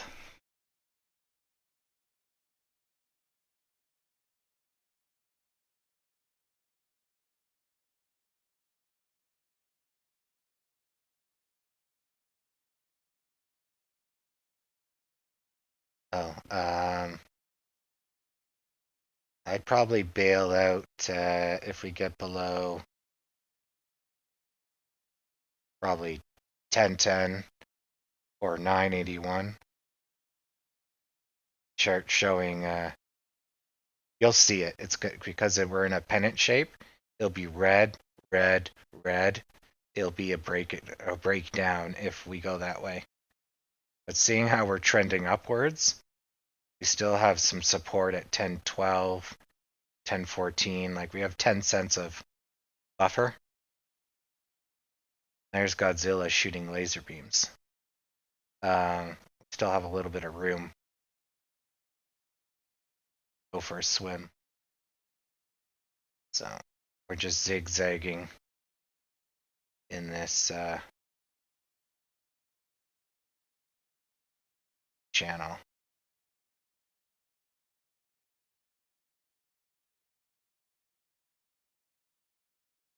So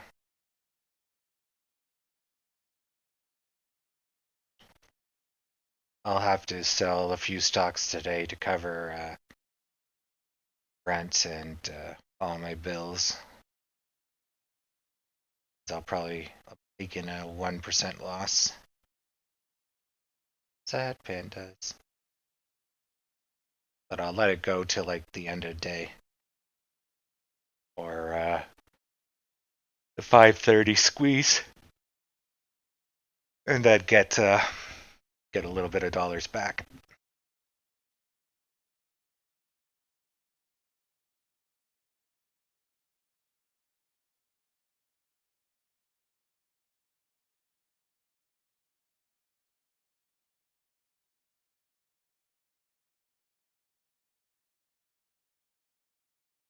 Sorry, the 15:30 squeeze.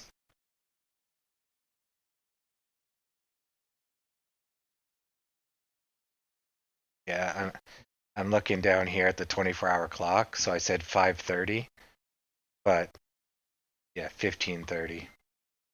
Better. Yeah, exactly, 3:30.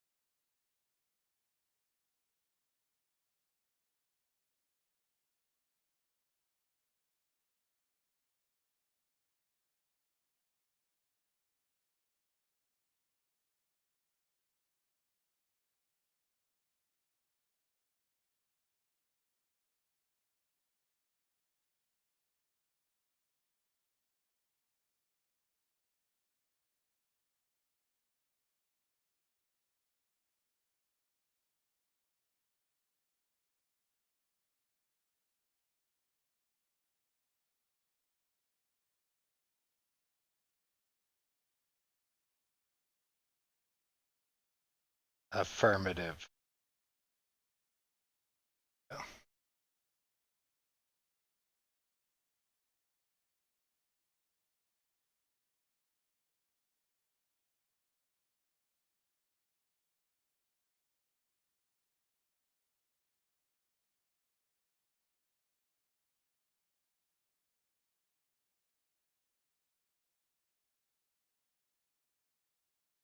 All right.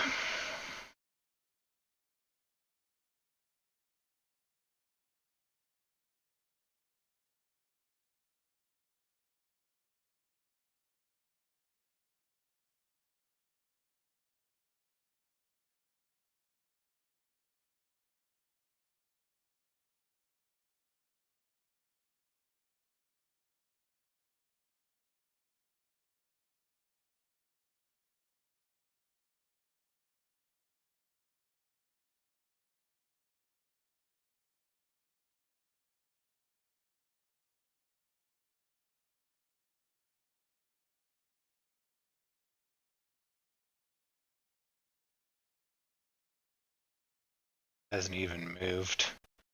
Just keep glancing over. It's like, eh.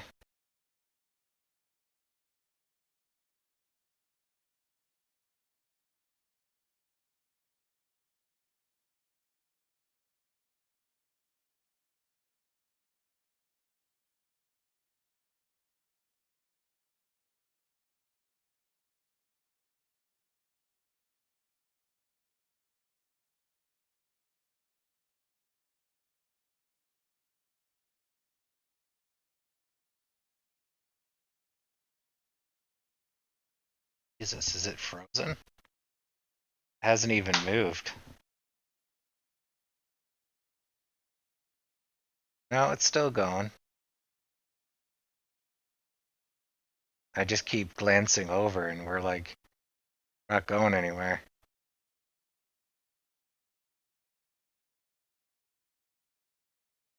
That's just scary low volume.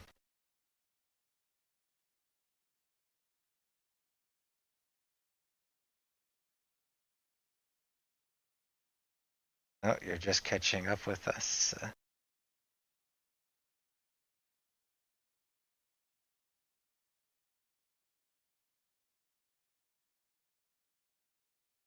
Yeah, this thing works on 24-hour,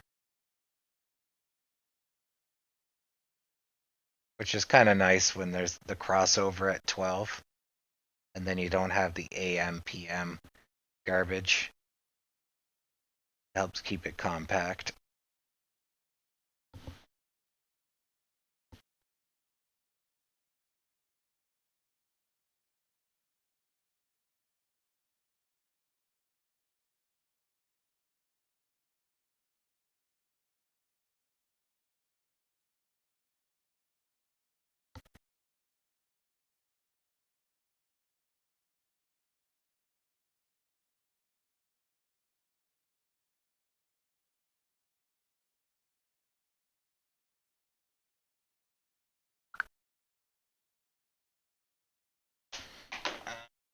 Oh,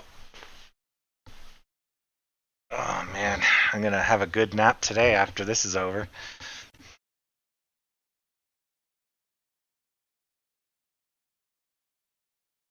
So, oops.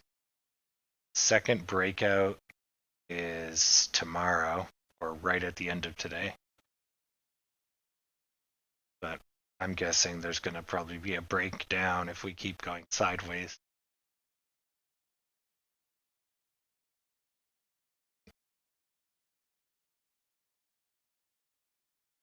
Let's see.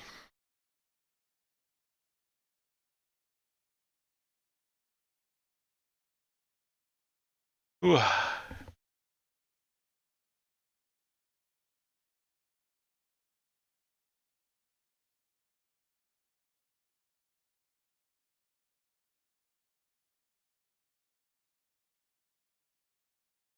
Do a short term.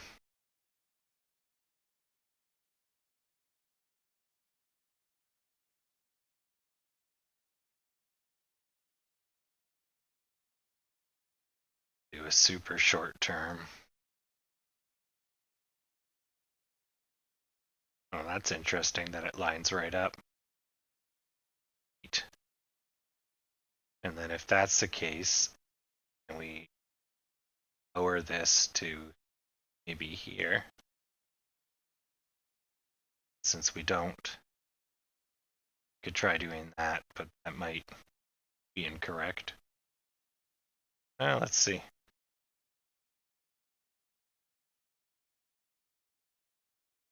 Yeah, if you look at the 5 minute, it's clear it's a going in a pennant shape. The 1 minute, a little less clear, but obvious now with the lines. So this one's correcting our line. I kind of like the idea it's going, but then this would be a breakdown if that's the case. So right now my line says this should be up, which the green is countering it. So I guess we'll see if I have to adjust this line. So far it looks like the line is correct. This is Eastern's UTC -4. If I go exchange time, yeah, is UTC -4 as daylight savings time, I think.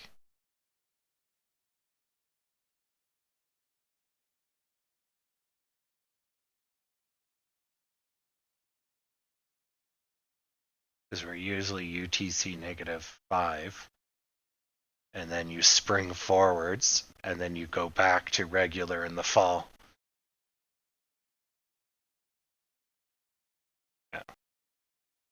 Also known as British summertime and whatever regular BST is. Tea time.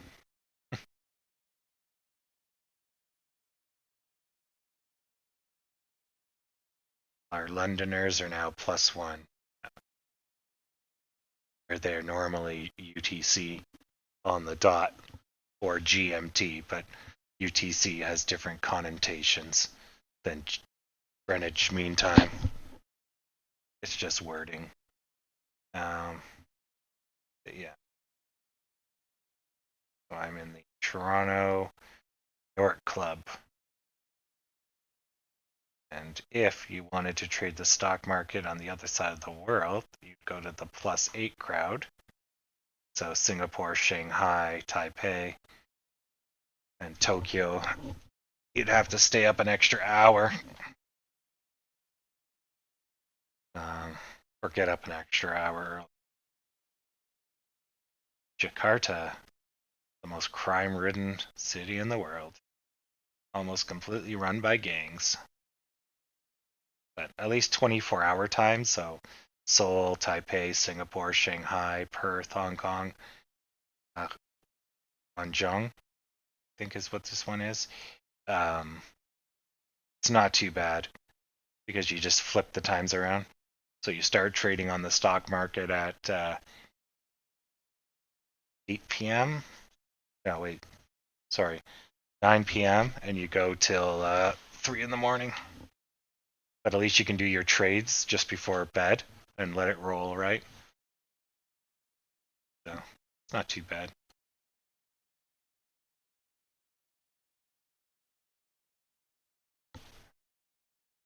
Ugh. When I was traveling in Australia, I was trading stocks, but I basically would just check on them once a day.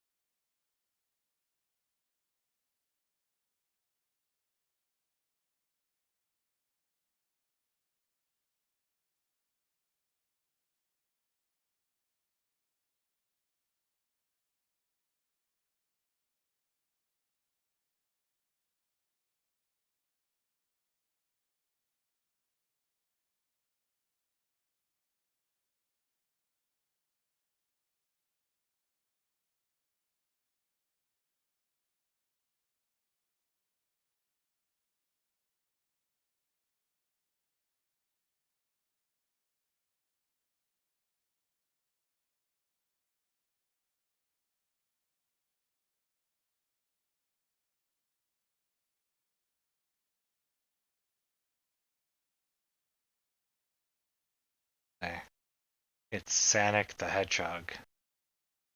Gotta go fast.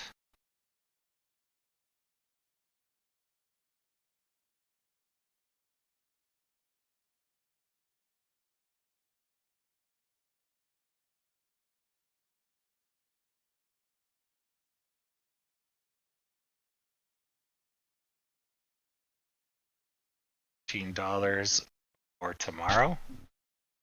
Wow, it's a bit of a gamble.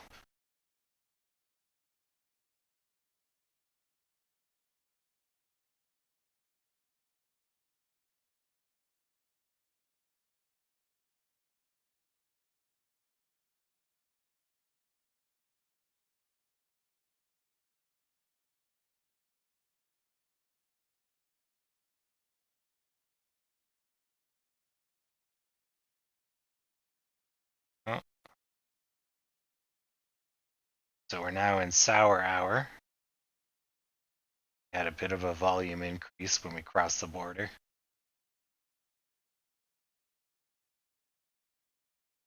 Get a full lemon barricade here. Not one lemon backwards.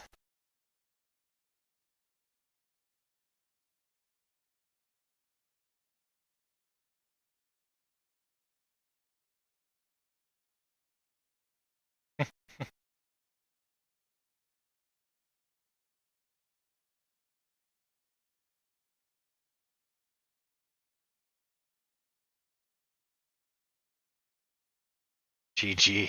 Yeah, good games. The likelihood of that paying out is almost zero.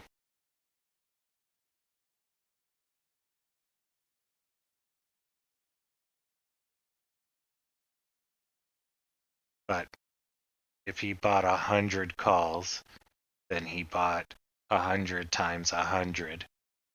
So nobody would waste that much money. Unless they were giving you the calls for free.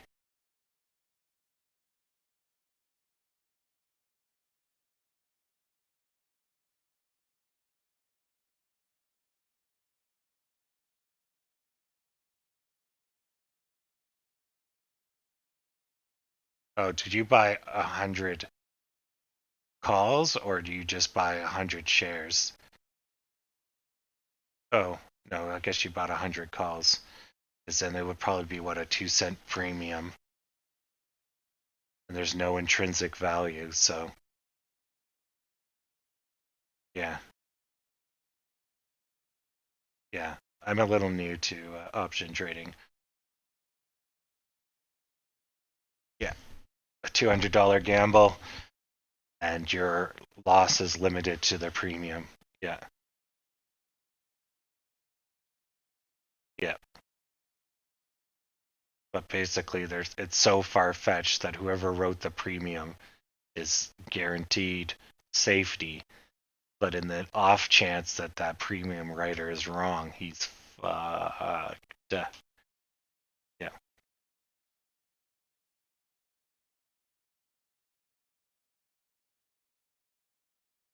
14 cent.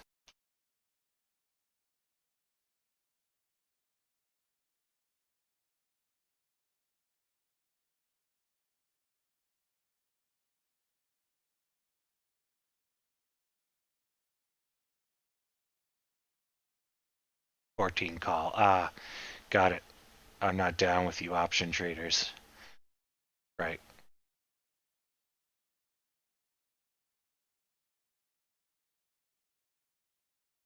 Your street lingo.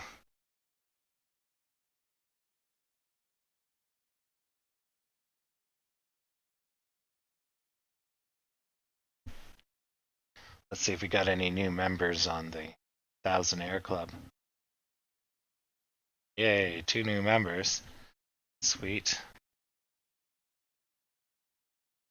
It's a fledging, growing community.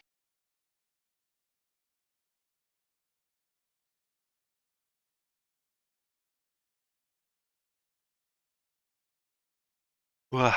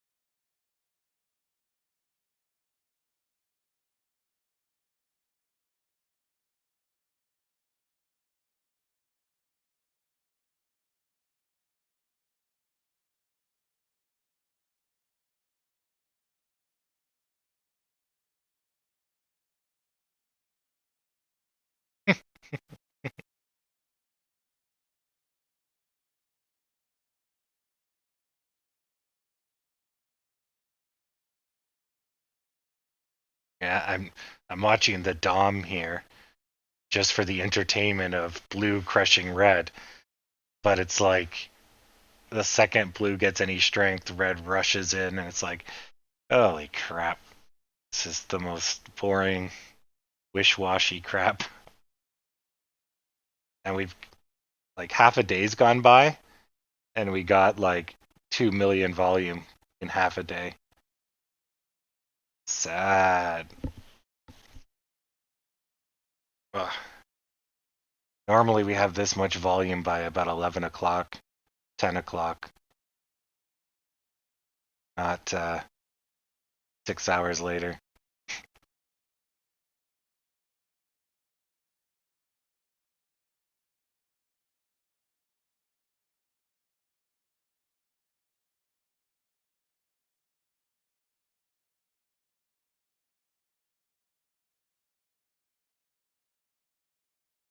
No.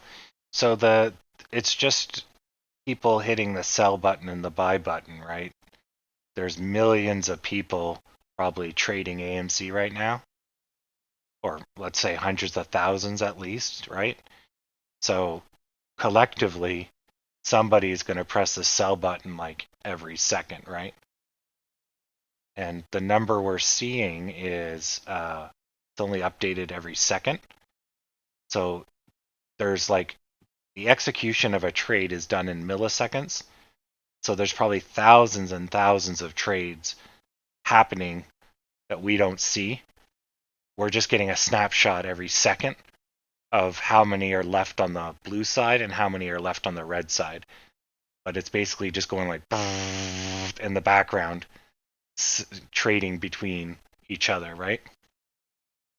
But the long story short is when blue increases because more buyers are hitting the buy button, and when sellers increase, it's either because we're hitting limits, right? Same with the buy. We could be hitting limits as we go down, or just more of those thousands of people are hitting the buy and sell. But I highly doubt it's timed because we're seeing information that's delayed by a second. And then everyone else is, in the same boat. So, yeah.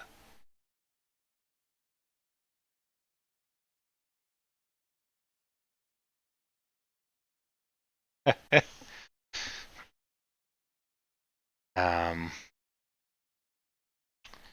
yeah. I think I'm going to try getting all my stuff over to Interactive Brokers, and then I'll put Interactive Brokers up, and then you guys can see the per second trading. I won't be able to draw on the screen though, I don't think, but I do love Interactive Brokers.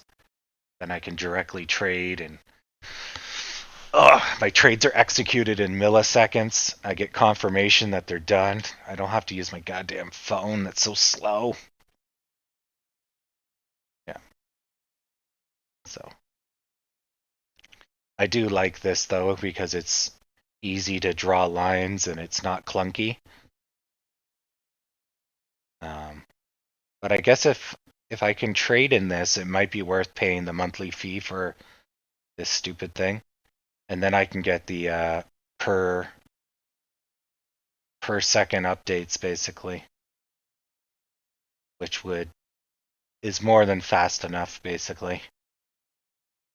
Yeah, it won't. How much is it anyways?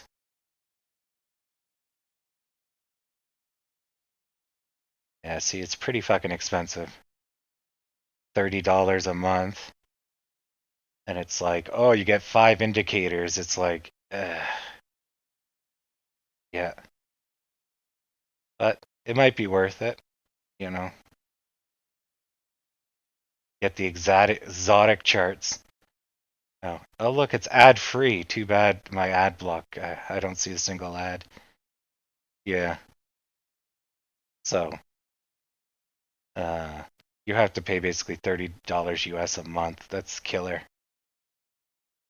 Yeah, that's. And if I pay annually, oh, I get 2 months free. It's only $300 a year. Yeah, that's not worth the price at all for what they give you. Let's go back.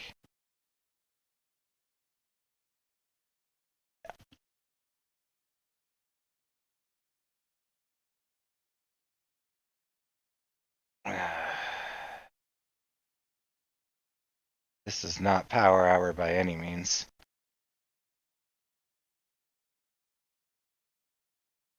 It's ZZ hour. And GME's taking a nosedive. And the rest of the markets is Sleepy Town.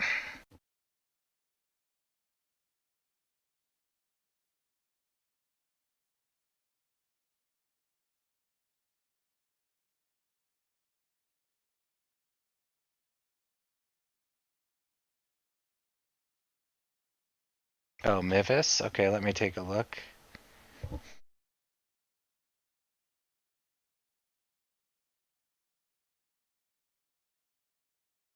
Microvision, Washington.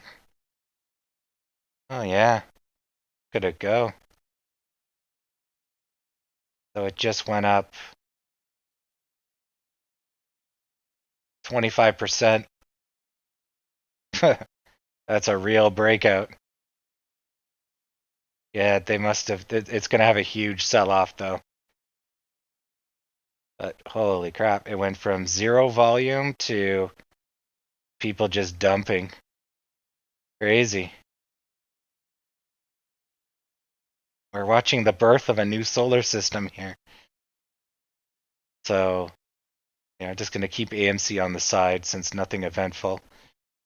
But yeah, so this one's retracting. It didn't retract enough, so it's very dangerous. If this goes over the red, it's going to keep going.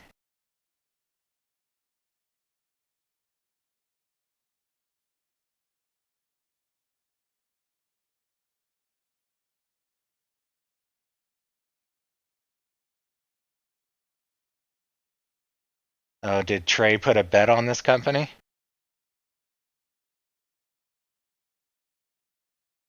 Oh, look at it go. I think Redditors got their fingers on that one. But then, pump and dump, right? So there's clearly been some pumps, in the history here. But that's a lot of volume. That's a lot of volume. But it could completely get erased. Like, it's only got two points of support. So easy come, easy go. That's just a lot of volume.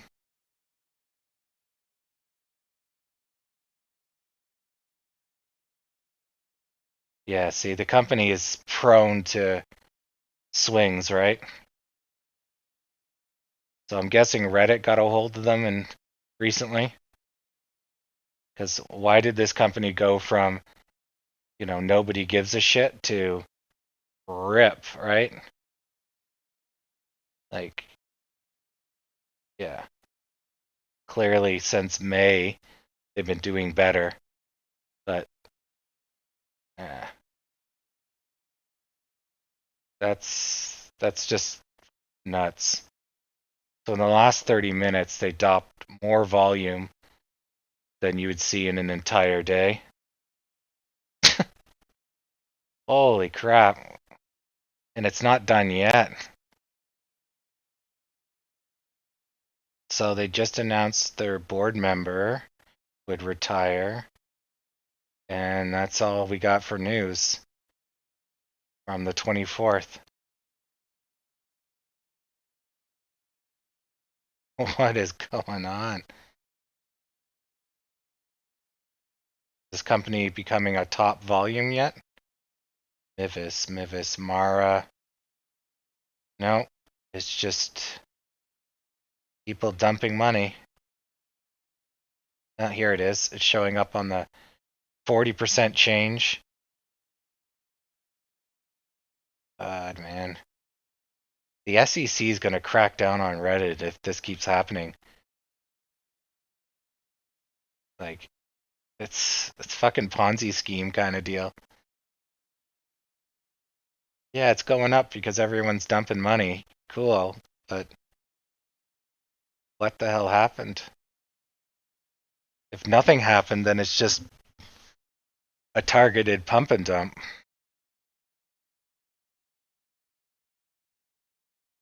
Oh, you found something?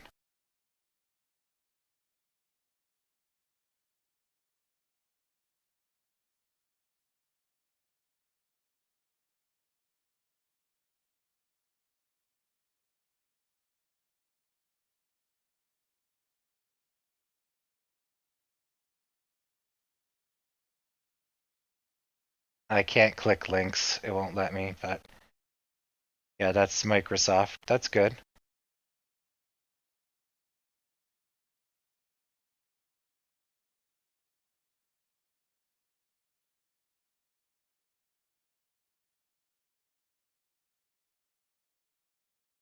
Yeah, yeah. I can copy the link, but holy crap, eh? Look at that go. That's insane. Like fucking almost vertical 40%. So anyways, that's what a squeeze usually looks like, but it usually happens over a course of a day. But I'm guessing, there's got to be some serious news, like they just won a $1 billion contract or something. Just look at how flat the company is. Their earnings barely budge. In fact, they're actually not making that much money lately. And and they're not even a buy, they're neutral. Oh yeah, these are the guys that do laser beam scanning technologies. So maybe yeah, they're listed with Microsoft because Microsoft's going to use their shit, right? That's probably what it is.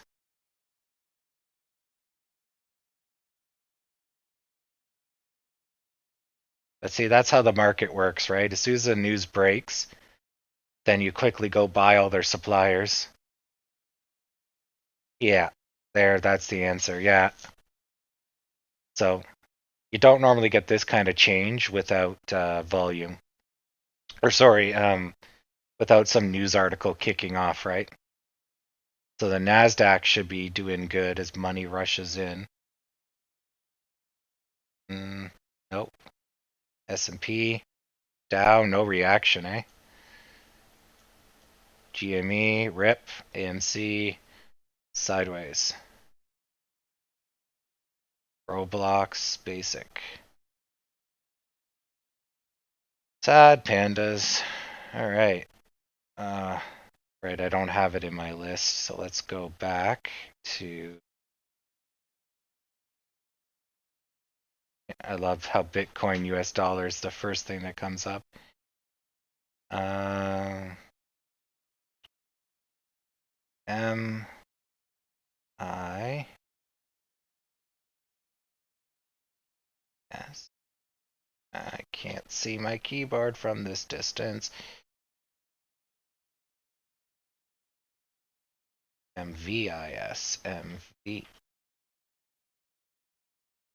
Actually, let's look at Microsoft. Oh man, look at them go. So basically, it took people about 30 minutes to realize that they're a supplier. So Microsoft took off, and then everyone rushed to boost the supplier, right? But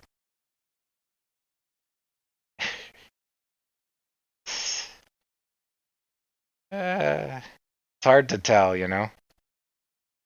So if this is what a $10 million contract looks like, the company's already been decaying, right?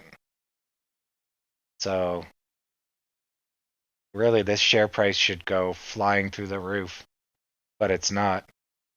You might actually be able to buy Microsoft right now before the news breaks.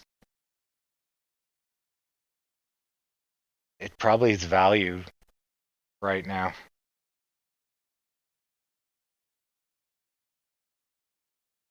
Maybe. Yeah, this doesn't look like the news was showing right here, but it looks like it's being depressed. That might be a value play, actually. Yeah.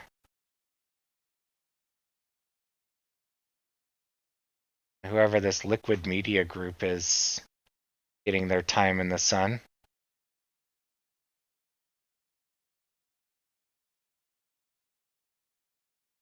They've been constantly up on volume. So Liberty Trans Holdings up 87%. Discovery is up. Discovery B is up 74% today. What the fuck is going on? And Weifu stock is still going. I wonder if people are buying the Weifu stock as just a meme stock.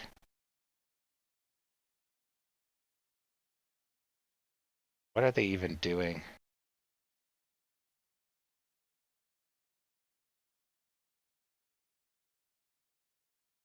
Show Wall Street bets. They just had tons of trading halts. Holy crap.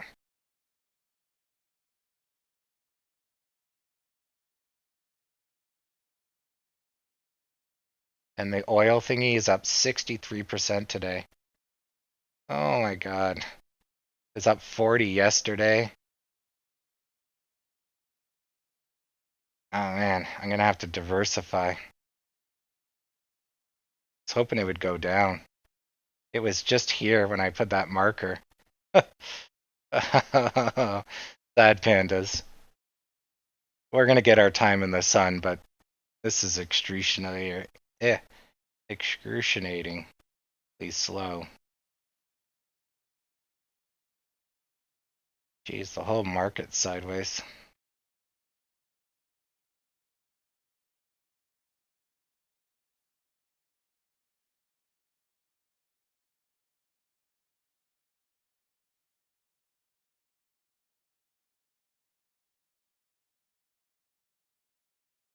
Geez, they're losing currently 21 million and 28 million dollars a year.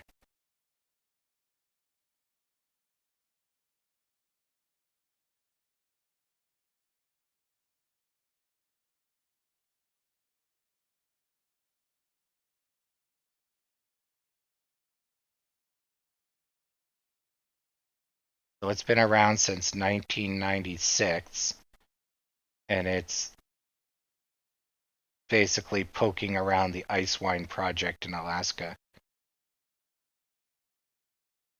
Interesting. They've been around since 1996, but only on the market since November. Christ. Crazy, crazy, crazy.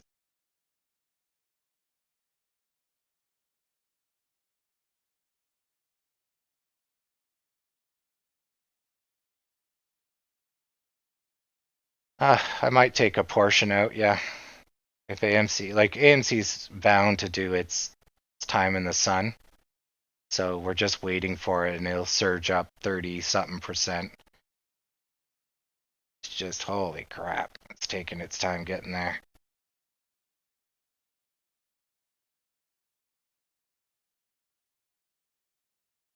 And the whole market's been flat. So everyone's probably saying the same thing today.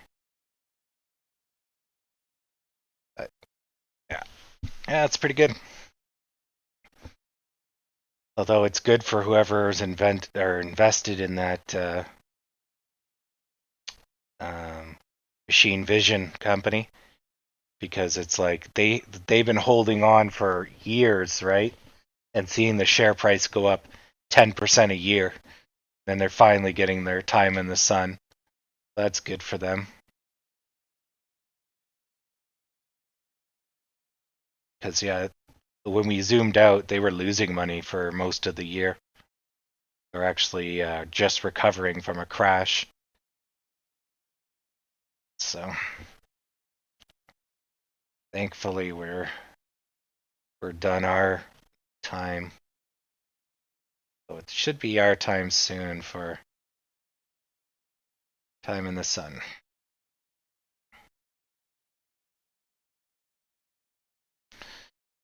Yeah.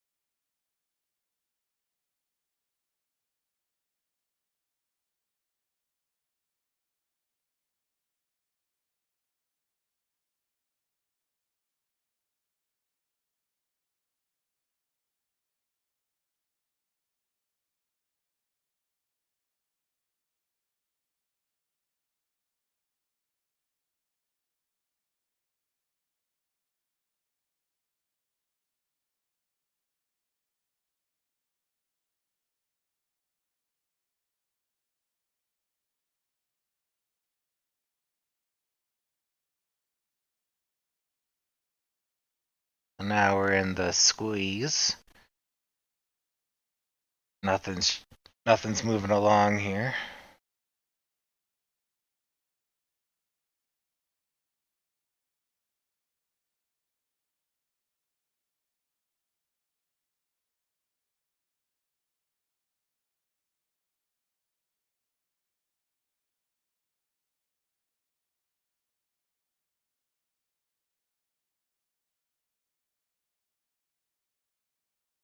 I agree. Yeah,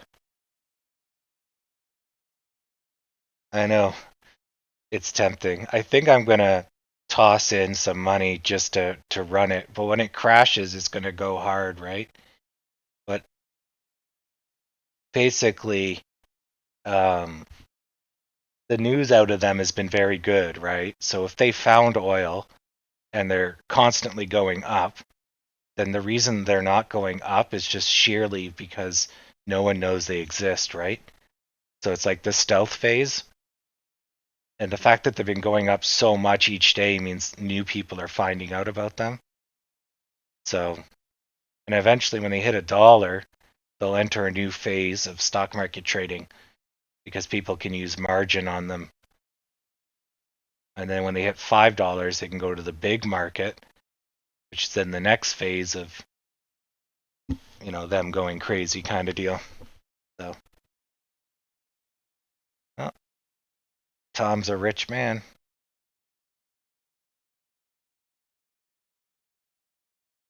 Actually, let's see. I'm going to go look and see what my TD Bank says to me.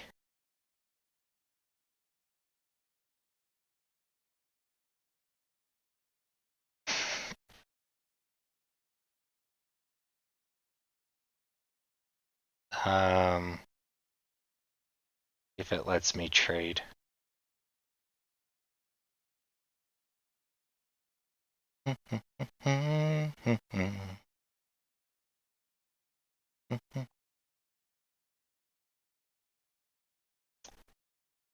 Do do do do do do do do do do do do do do do do do do. Okay, I would like to trade. I have $100 and I would like to buy EENF,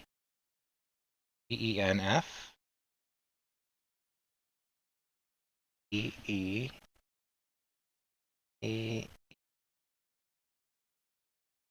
EEENF.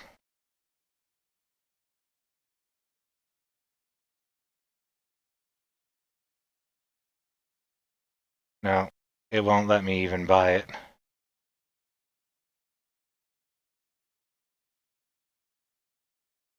Yeah. Nope. It's not listed as sexy enough for me to even buy.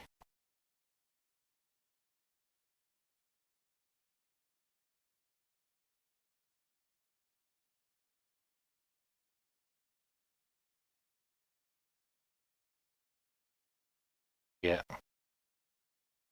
There's a Octagon 88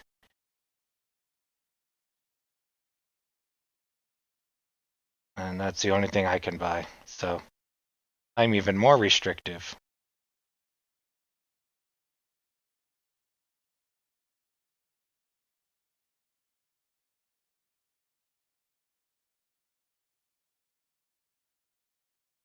Yeah, I think we're all in the same boat there, um,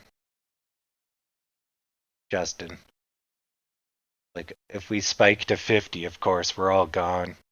None of us are fools. Oh, yeah, let's hold until it's 5,000. Yeah, okay. Killing me here.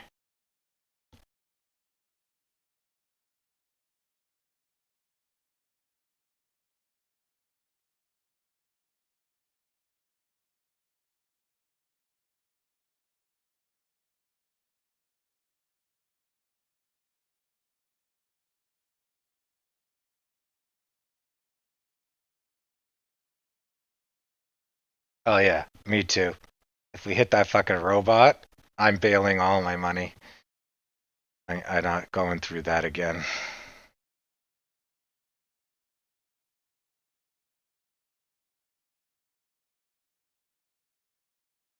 God, how sideways can we go? Like, we're basically sharpening to like a needle point at this point. We're not making new lows. Like, we're just, and just when you think it can't get any sharper, it's going. This was a little bit of a breakout, but we're down to a razor edge here. Soon it's gonna. This is a penny.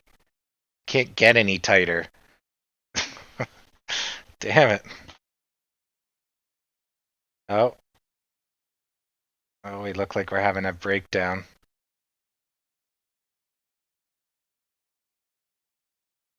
This is a support line, so hopefully we stop. But there was a kick up in volume.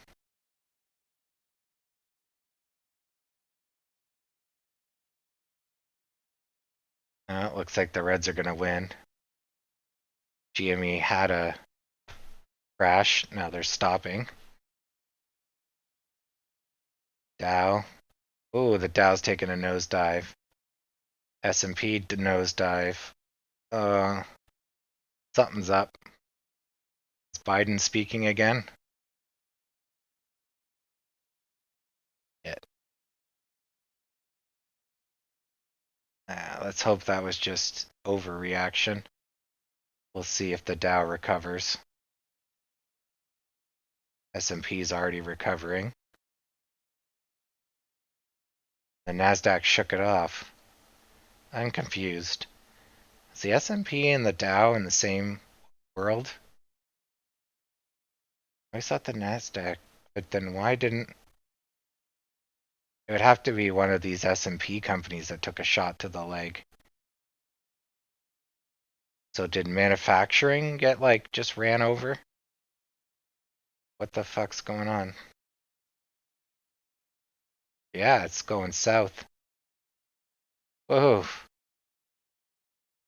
What the fuck?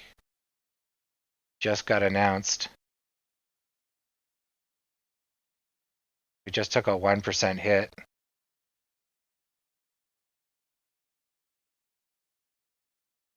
The fuck? Just got announced.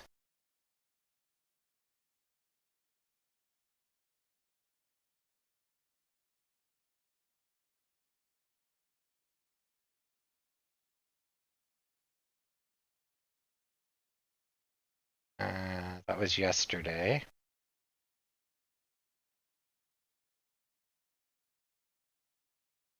Okay. What's going on with the Dow?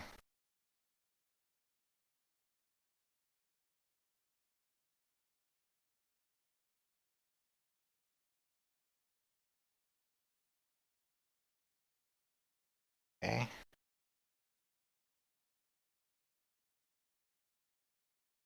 It's only like the S&P and the Dow got spooked. Interesting. Interesting.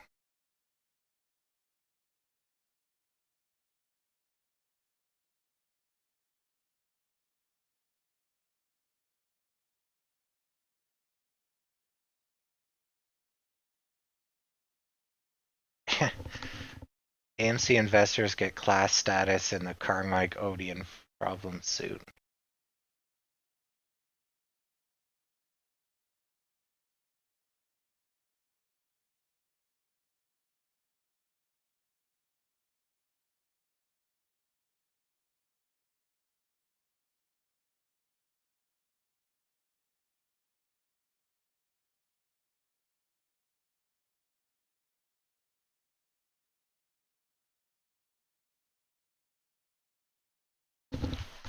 Uh,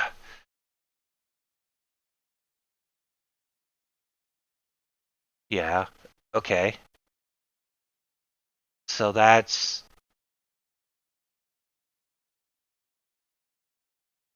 I don't see how.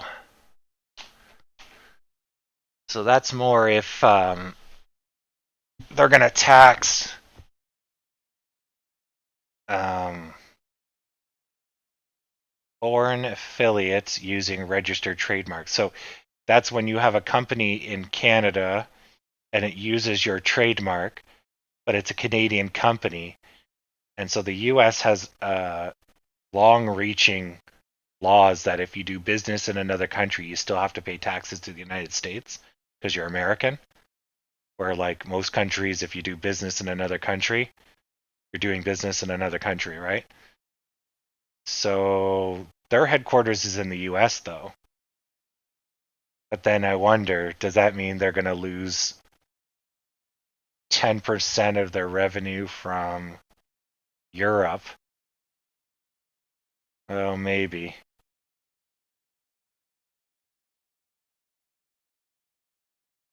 Yeah, maybe that's it. And then the Dow and all these other multinational companies would get dinged.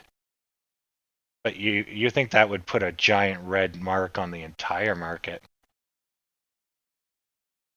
Well, I guess tech companies would be unaffected, wouldn't they? Because they're on the internet. Hmm. Whereas somebody like the Dow, there's Dow Canada, Dow, or sorry, not Dow, 3M Canada, 3M Ireland, 3M whatever. They're just licensing the trademark and acting as a company that is local using that name for tax purposes versus being a satellite of that company. And so Biden wants to get his fingers in and reach. Hmm.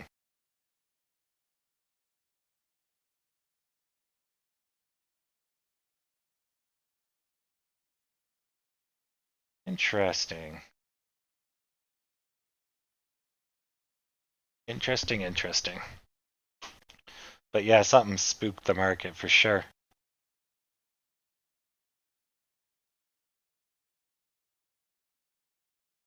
Still going. So probably somebody liquefied their positions. I bet you it was that news. Any multinational company, somebody got out, and we're not going to see the end of it on here as the news catches on. So AMC might not be out of the woods here. I got to take money out for today. All right. Guess I'm going to have to sell at a loss, unfortunately.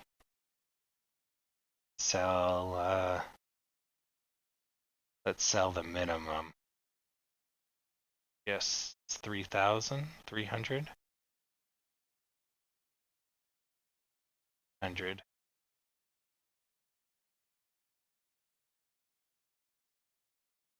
Okay, that gives me $3,000. 1,000 for rent, and then put 2 grand against my visa. That'll cover me for food. Probably. Oh, I accidentally set the order anyways. Oh, it's done now. Okay.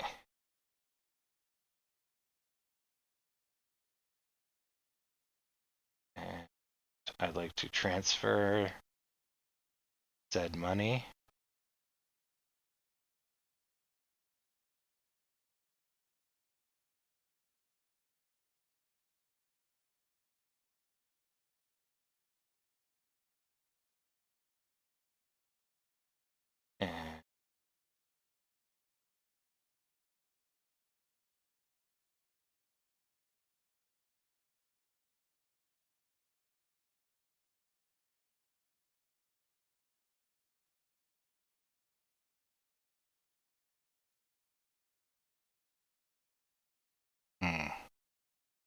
I need $3,000? I guess I do. Yeah, let's do it. Oh, I gotta probably have to wait for this to settle.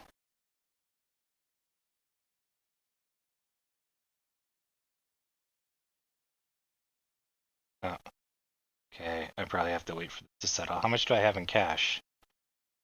Come on. Cash. I have $3,480 in cash. Okay, I'll transfer it.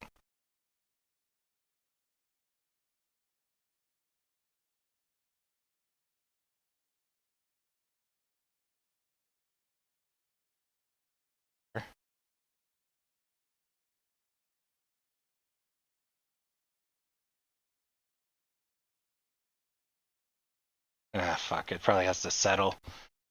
Ah, okay.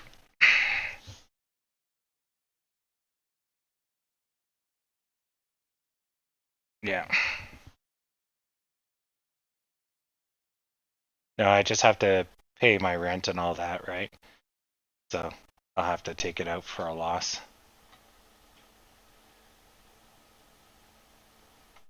We're still holding pretty good. So that goes back to the earlier conversation, but yeah, we're definitely spooked. Not too bad though. The Dow is putting up a fight on the way down.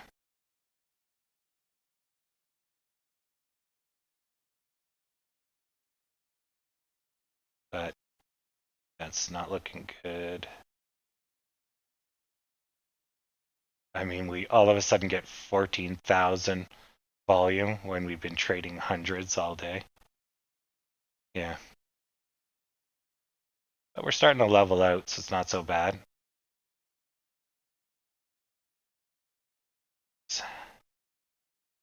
Stupid policies.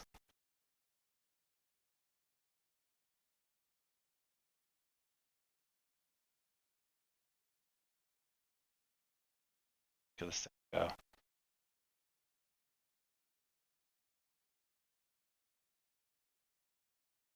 Just printing money. Crazy.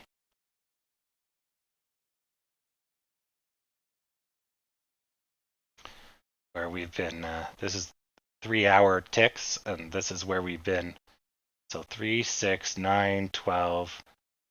For almost 24 hours of airtime, we've been stuck between 10:12 and 10:42. Wow.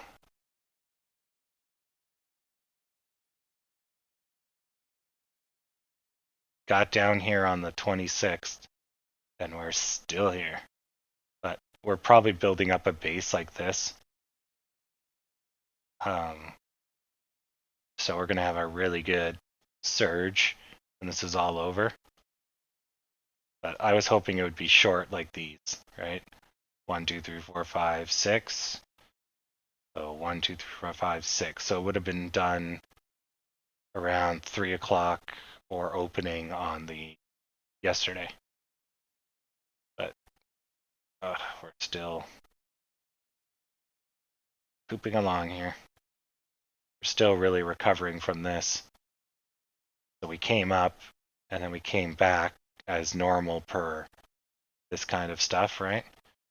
Go up all this green and we retract for all this green. So it's normal motions, but should have gotten free quicker, just like these.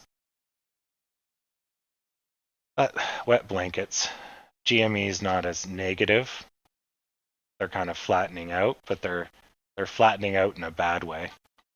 So they're basically going like this, but they can't make any new height. So they're going to curve. That's a clear indication that they'll curve because of the volatility. Whereas we're going flat, we have the potential to break out.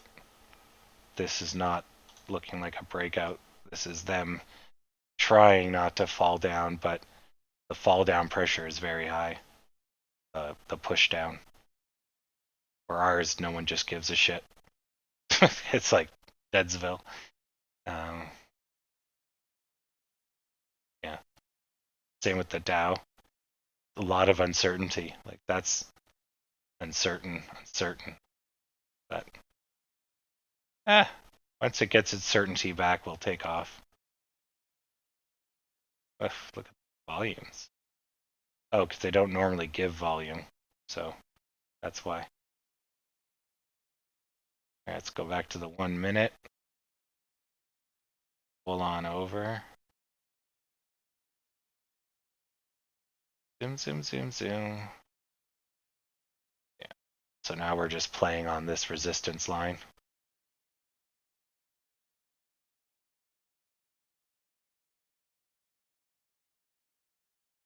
Yeah.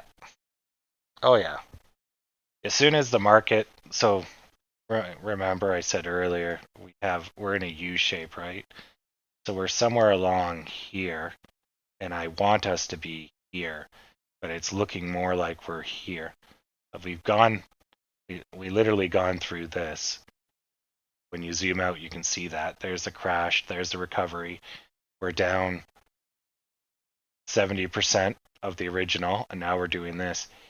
So once we get up on this curve, if we zoom in, if we're right here, as soon as the positivity shows, right, that's going to start exponifying the upwards motion. So instead of getting a linear curve, equal time to equal up, we're going to get a curve that exponentifies. So as time progresses, the up gets bigger and bigger and bigger by some factor. So yeah, we're just really taking our friggin' time getting there. But yeah, if we zoom out to the 5-day, you can see it, right? Here's this, and then this is our micro, and then this is our macro U shape.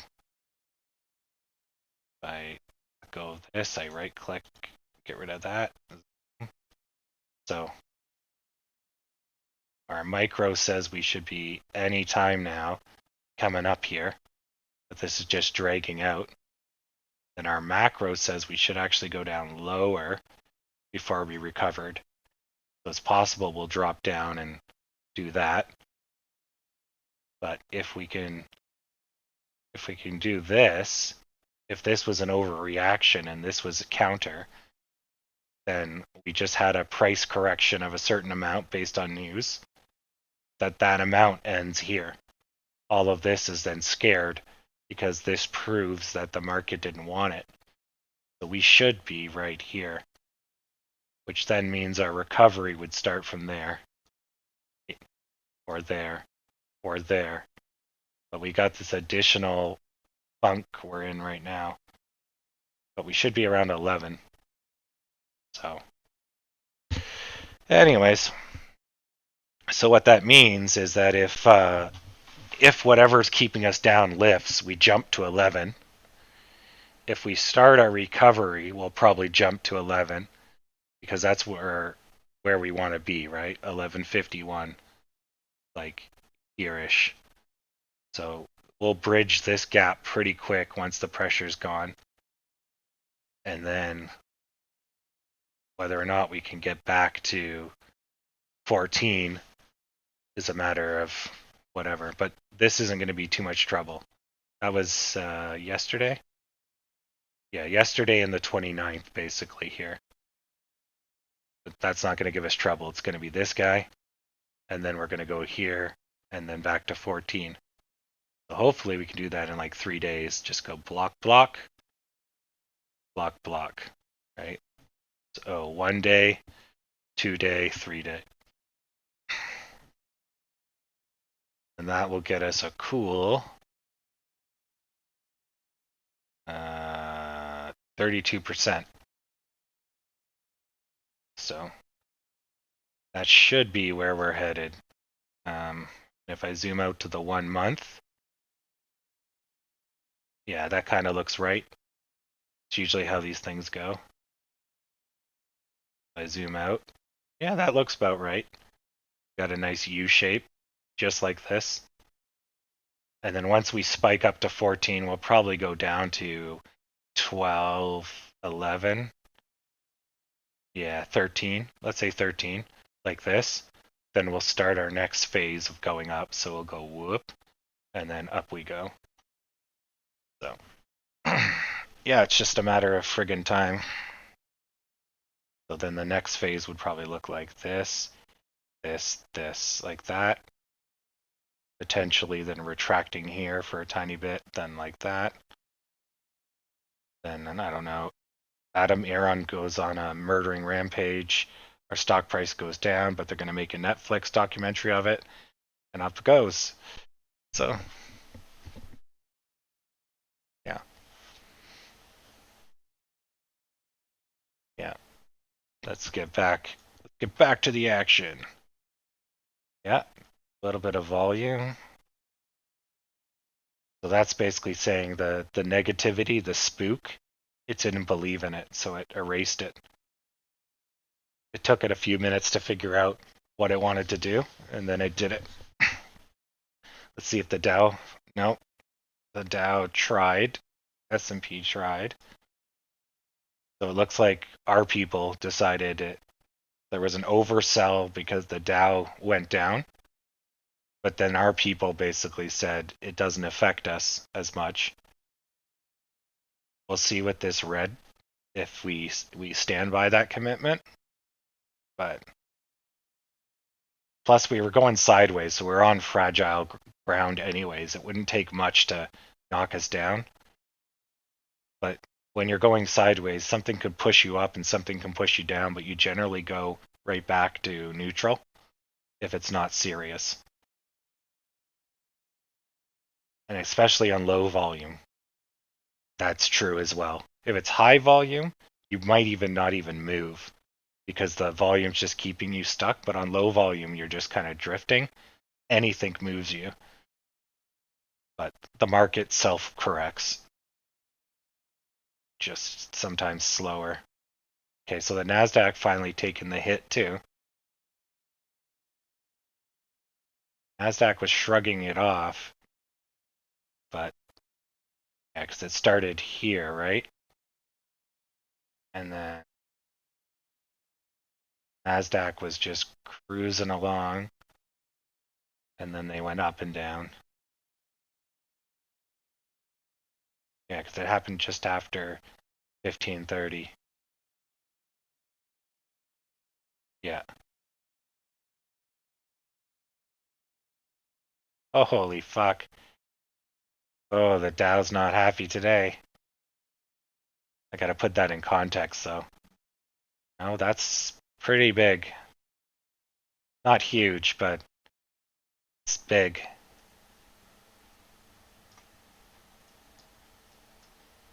Wow. What time is it? Oh, that was market close. Oh, okay, okay. That's not bad then. Okay, so the day's over. I was like watching it and I was like, whoa, if that keeps up, we're in trouble. So, all right, so that's them at market close, and that's us at market close. So, oof, pretty shitty. Well, that's, yeah, that's a pretty shitty day. So, tomorrow there should be some buy in because everyone pays their bills and then gets their money. Then you get the first, and then we go into a Friday. So, this, we'll see. All right. Well, thanks for chilling with me all day. Enjoy the Thousand Air Club. You can fill it up with your content, and post your memes. You can have a laugh. The market's closed Friday. Okay, so yeah, you're right. You're right. So then we only have tomorrow. Yeah. Yeah. Yeah. You're right. God, we have Easter. Okay. Well, have fun. I'm gonna go drink my sorrows away. Take up a drug addiction or something.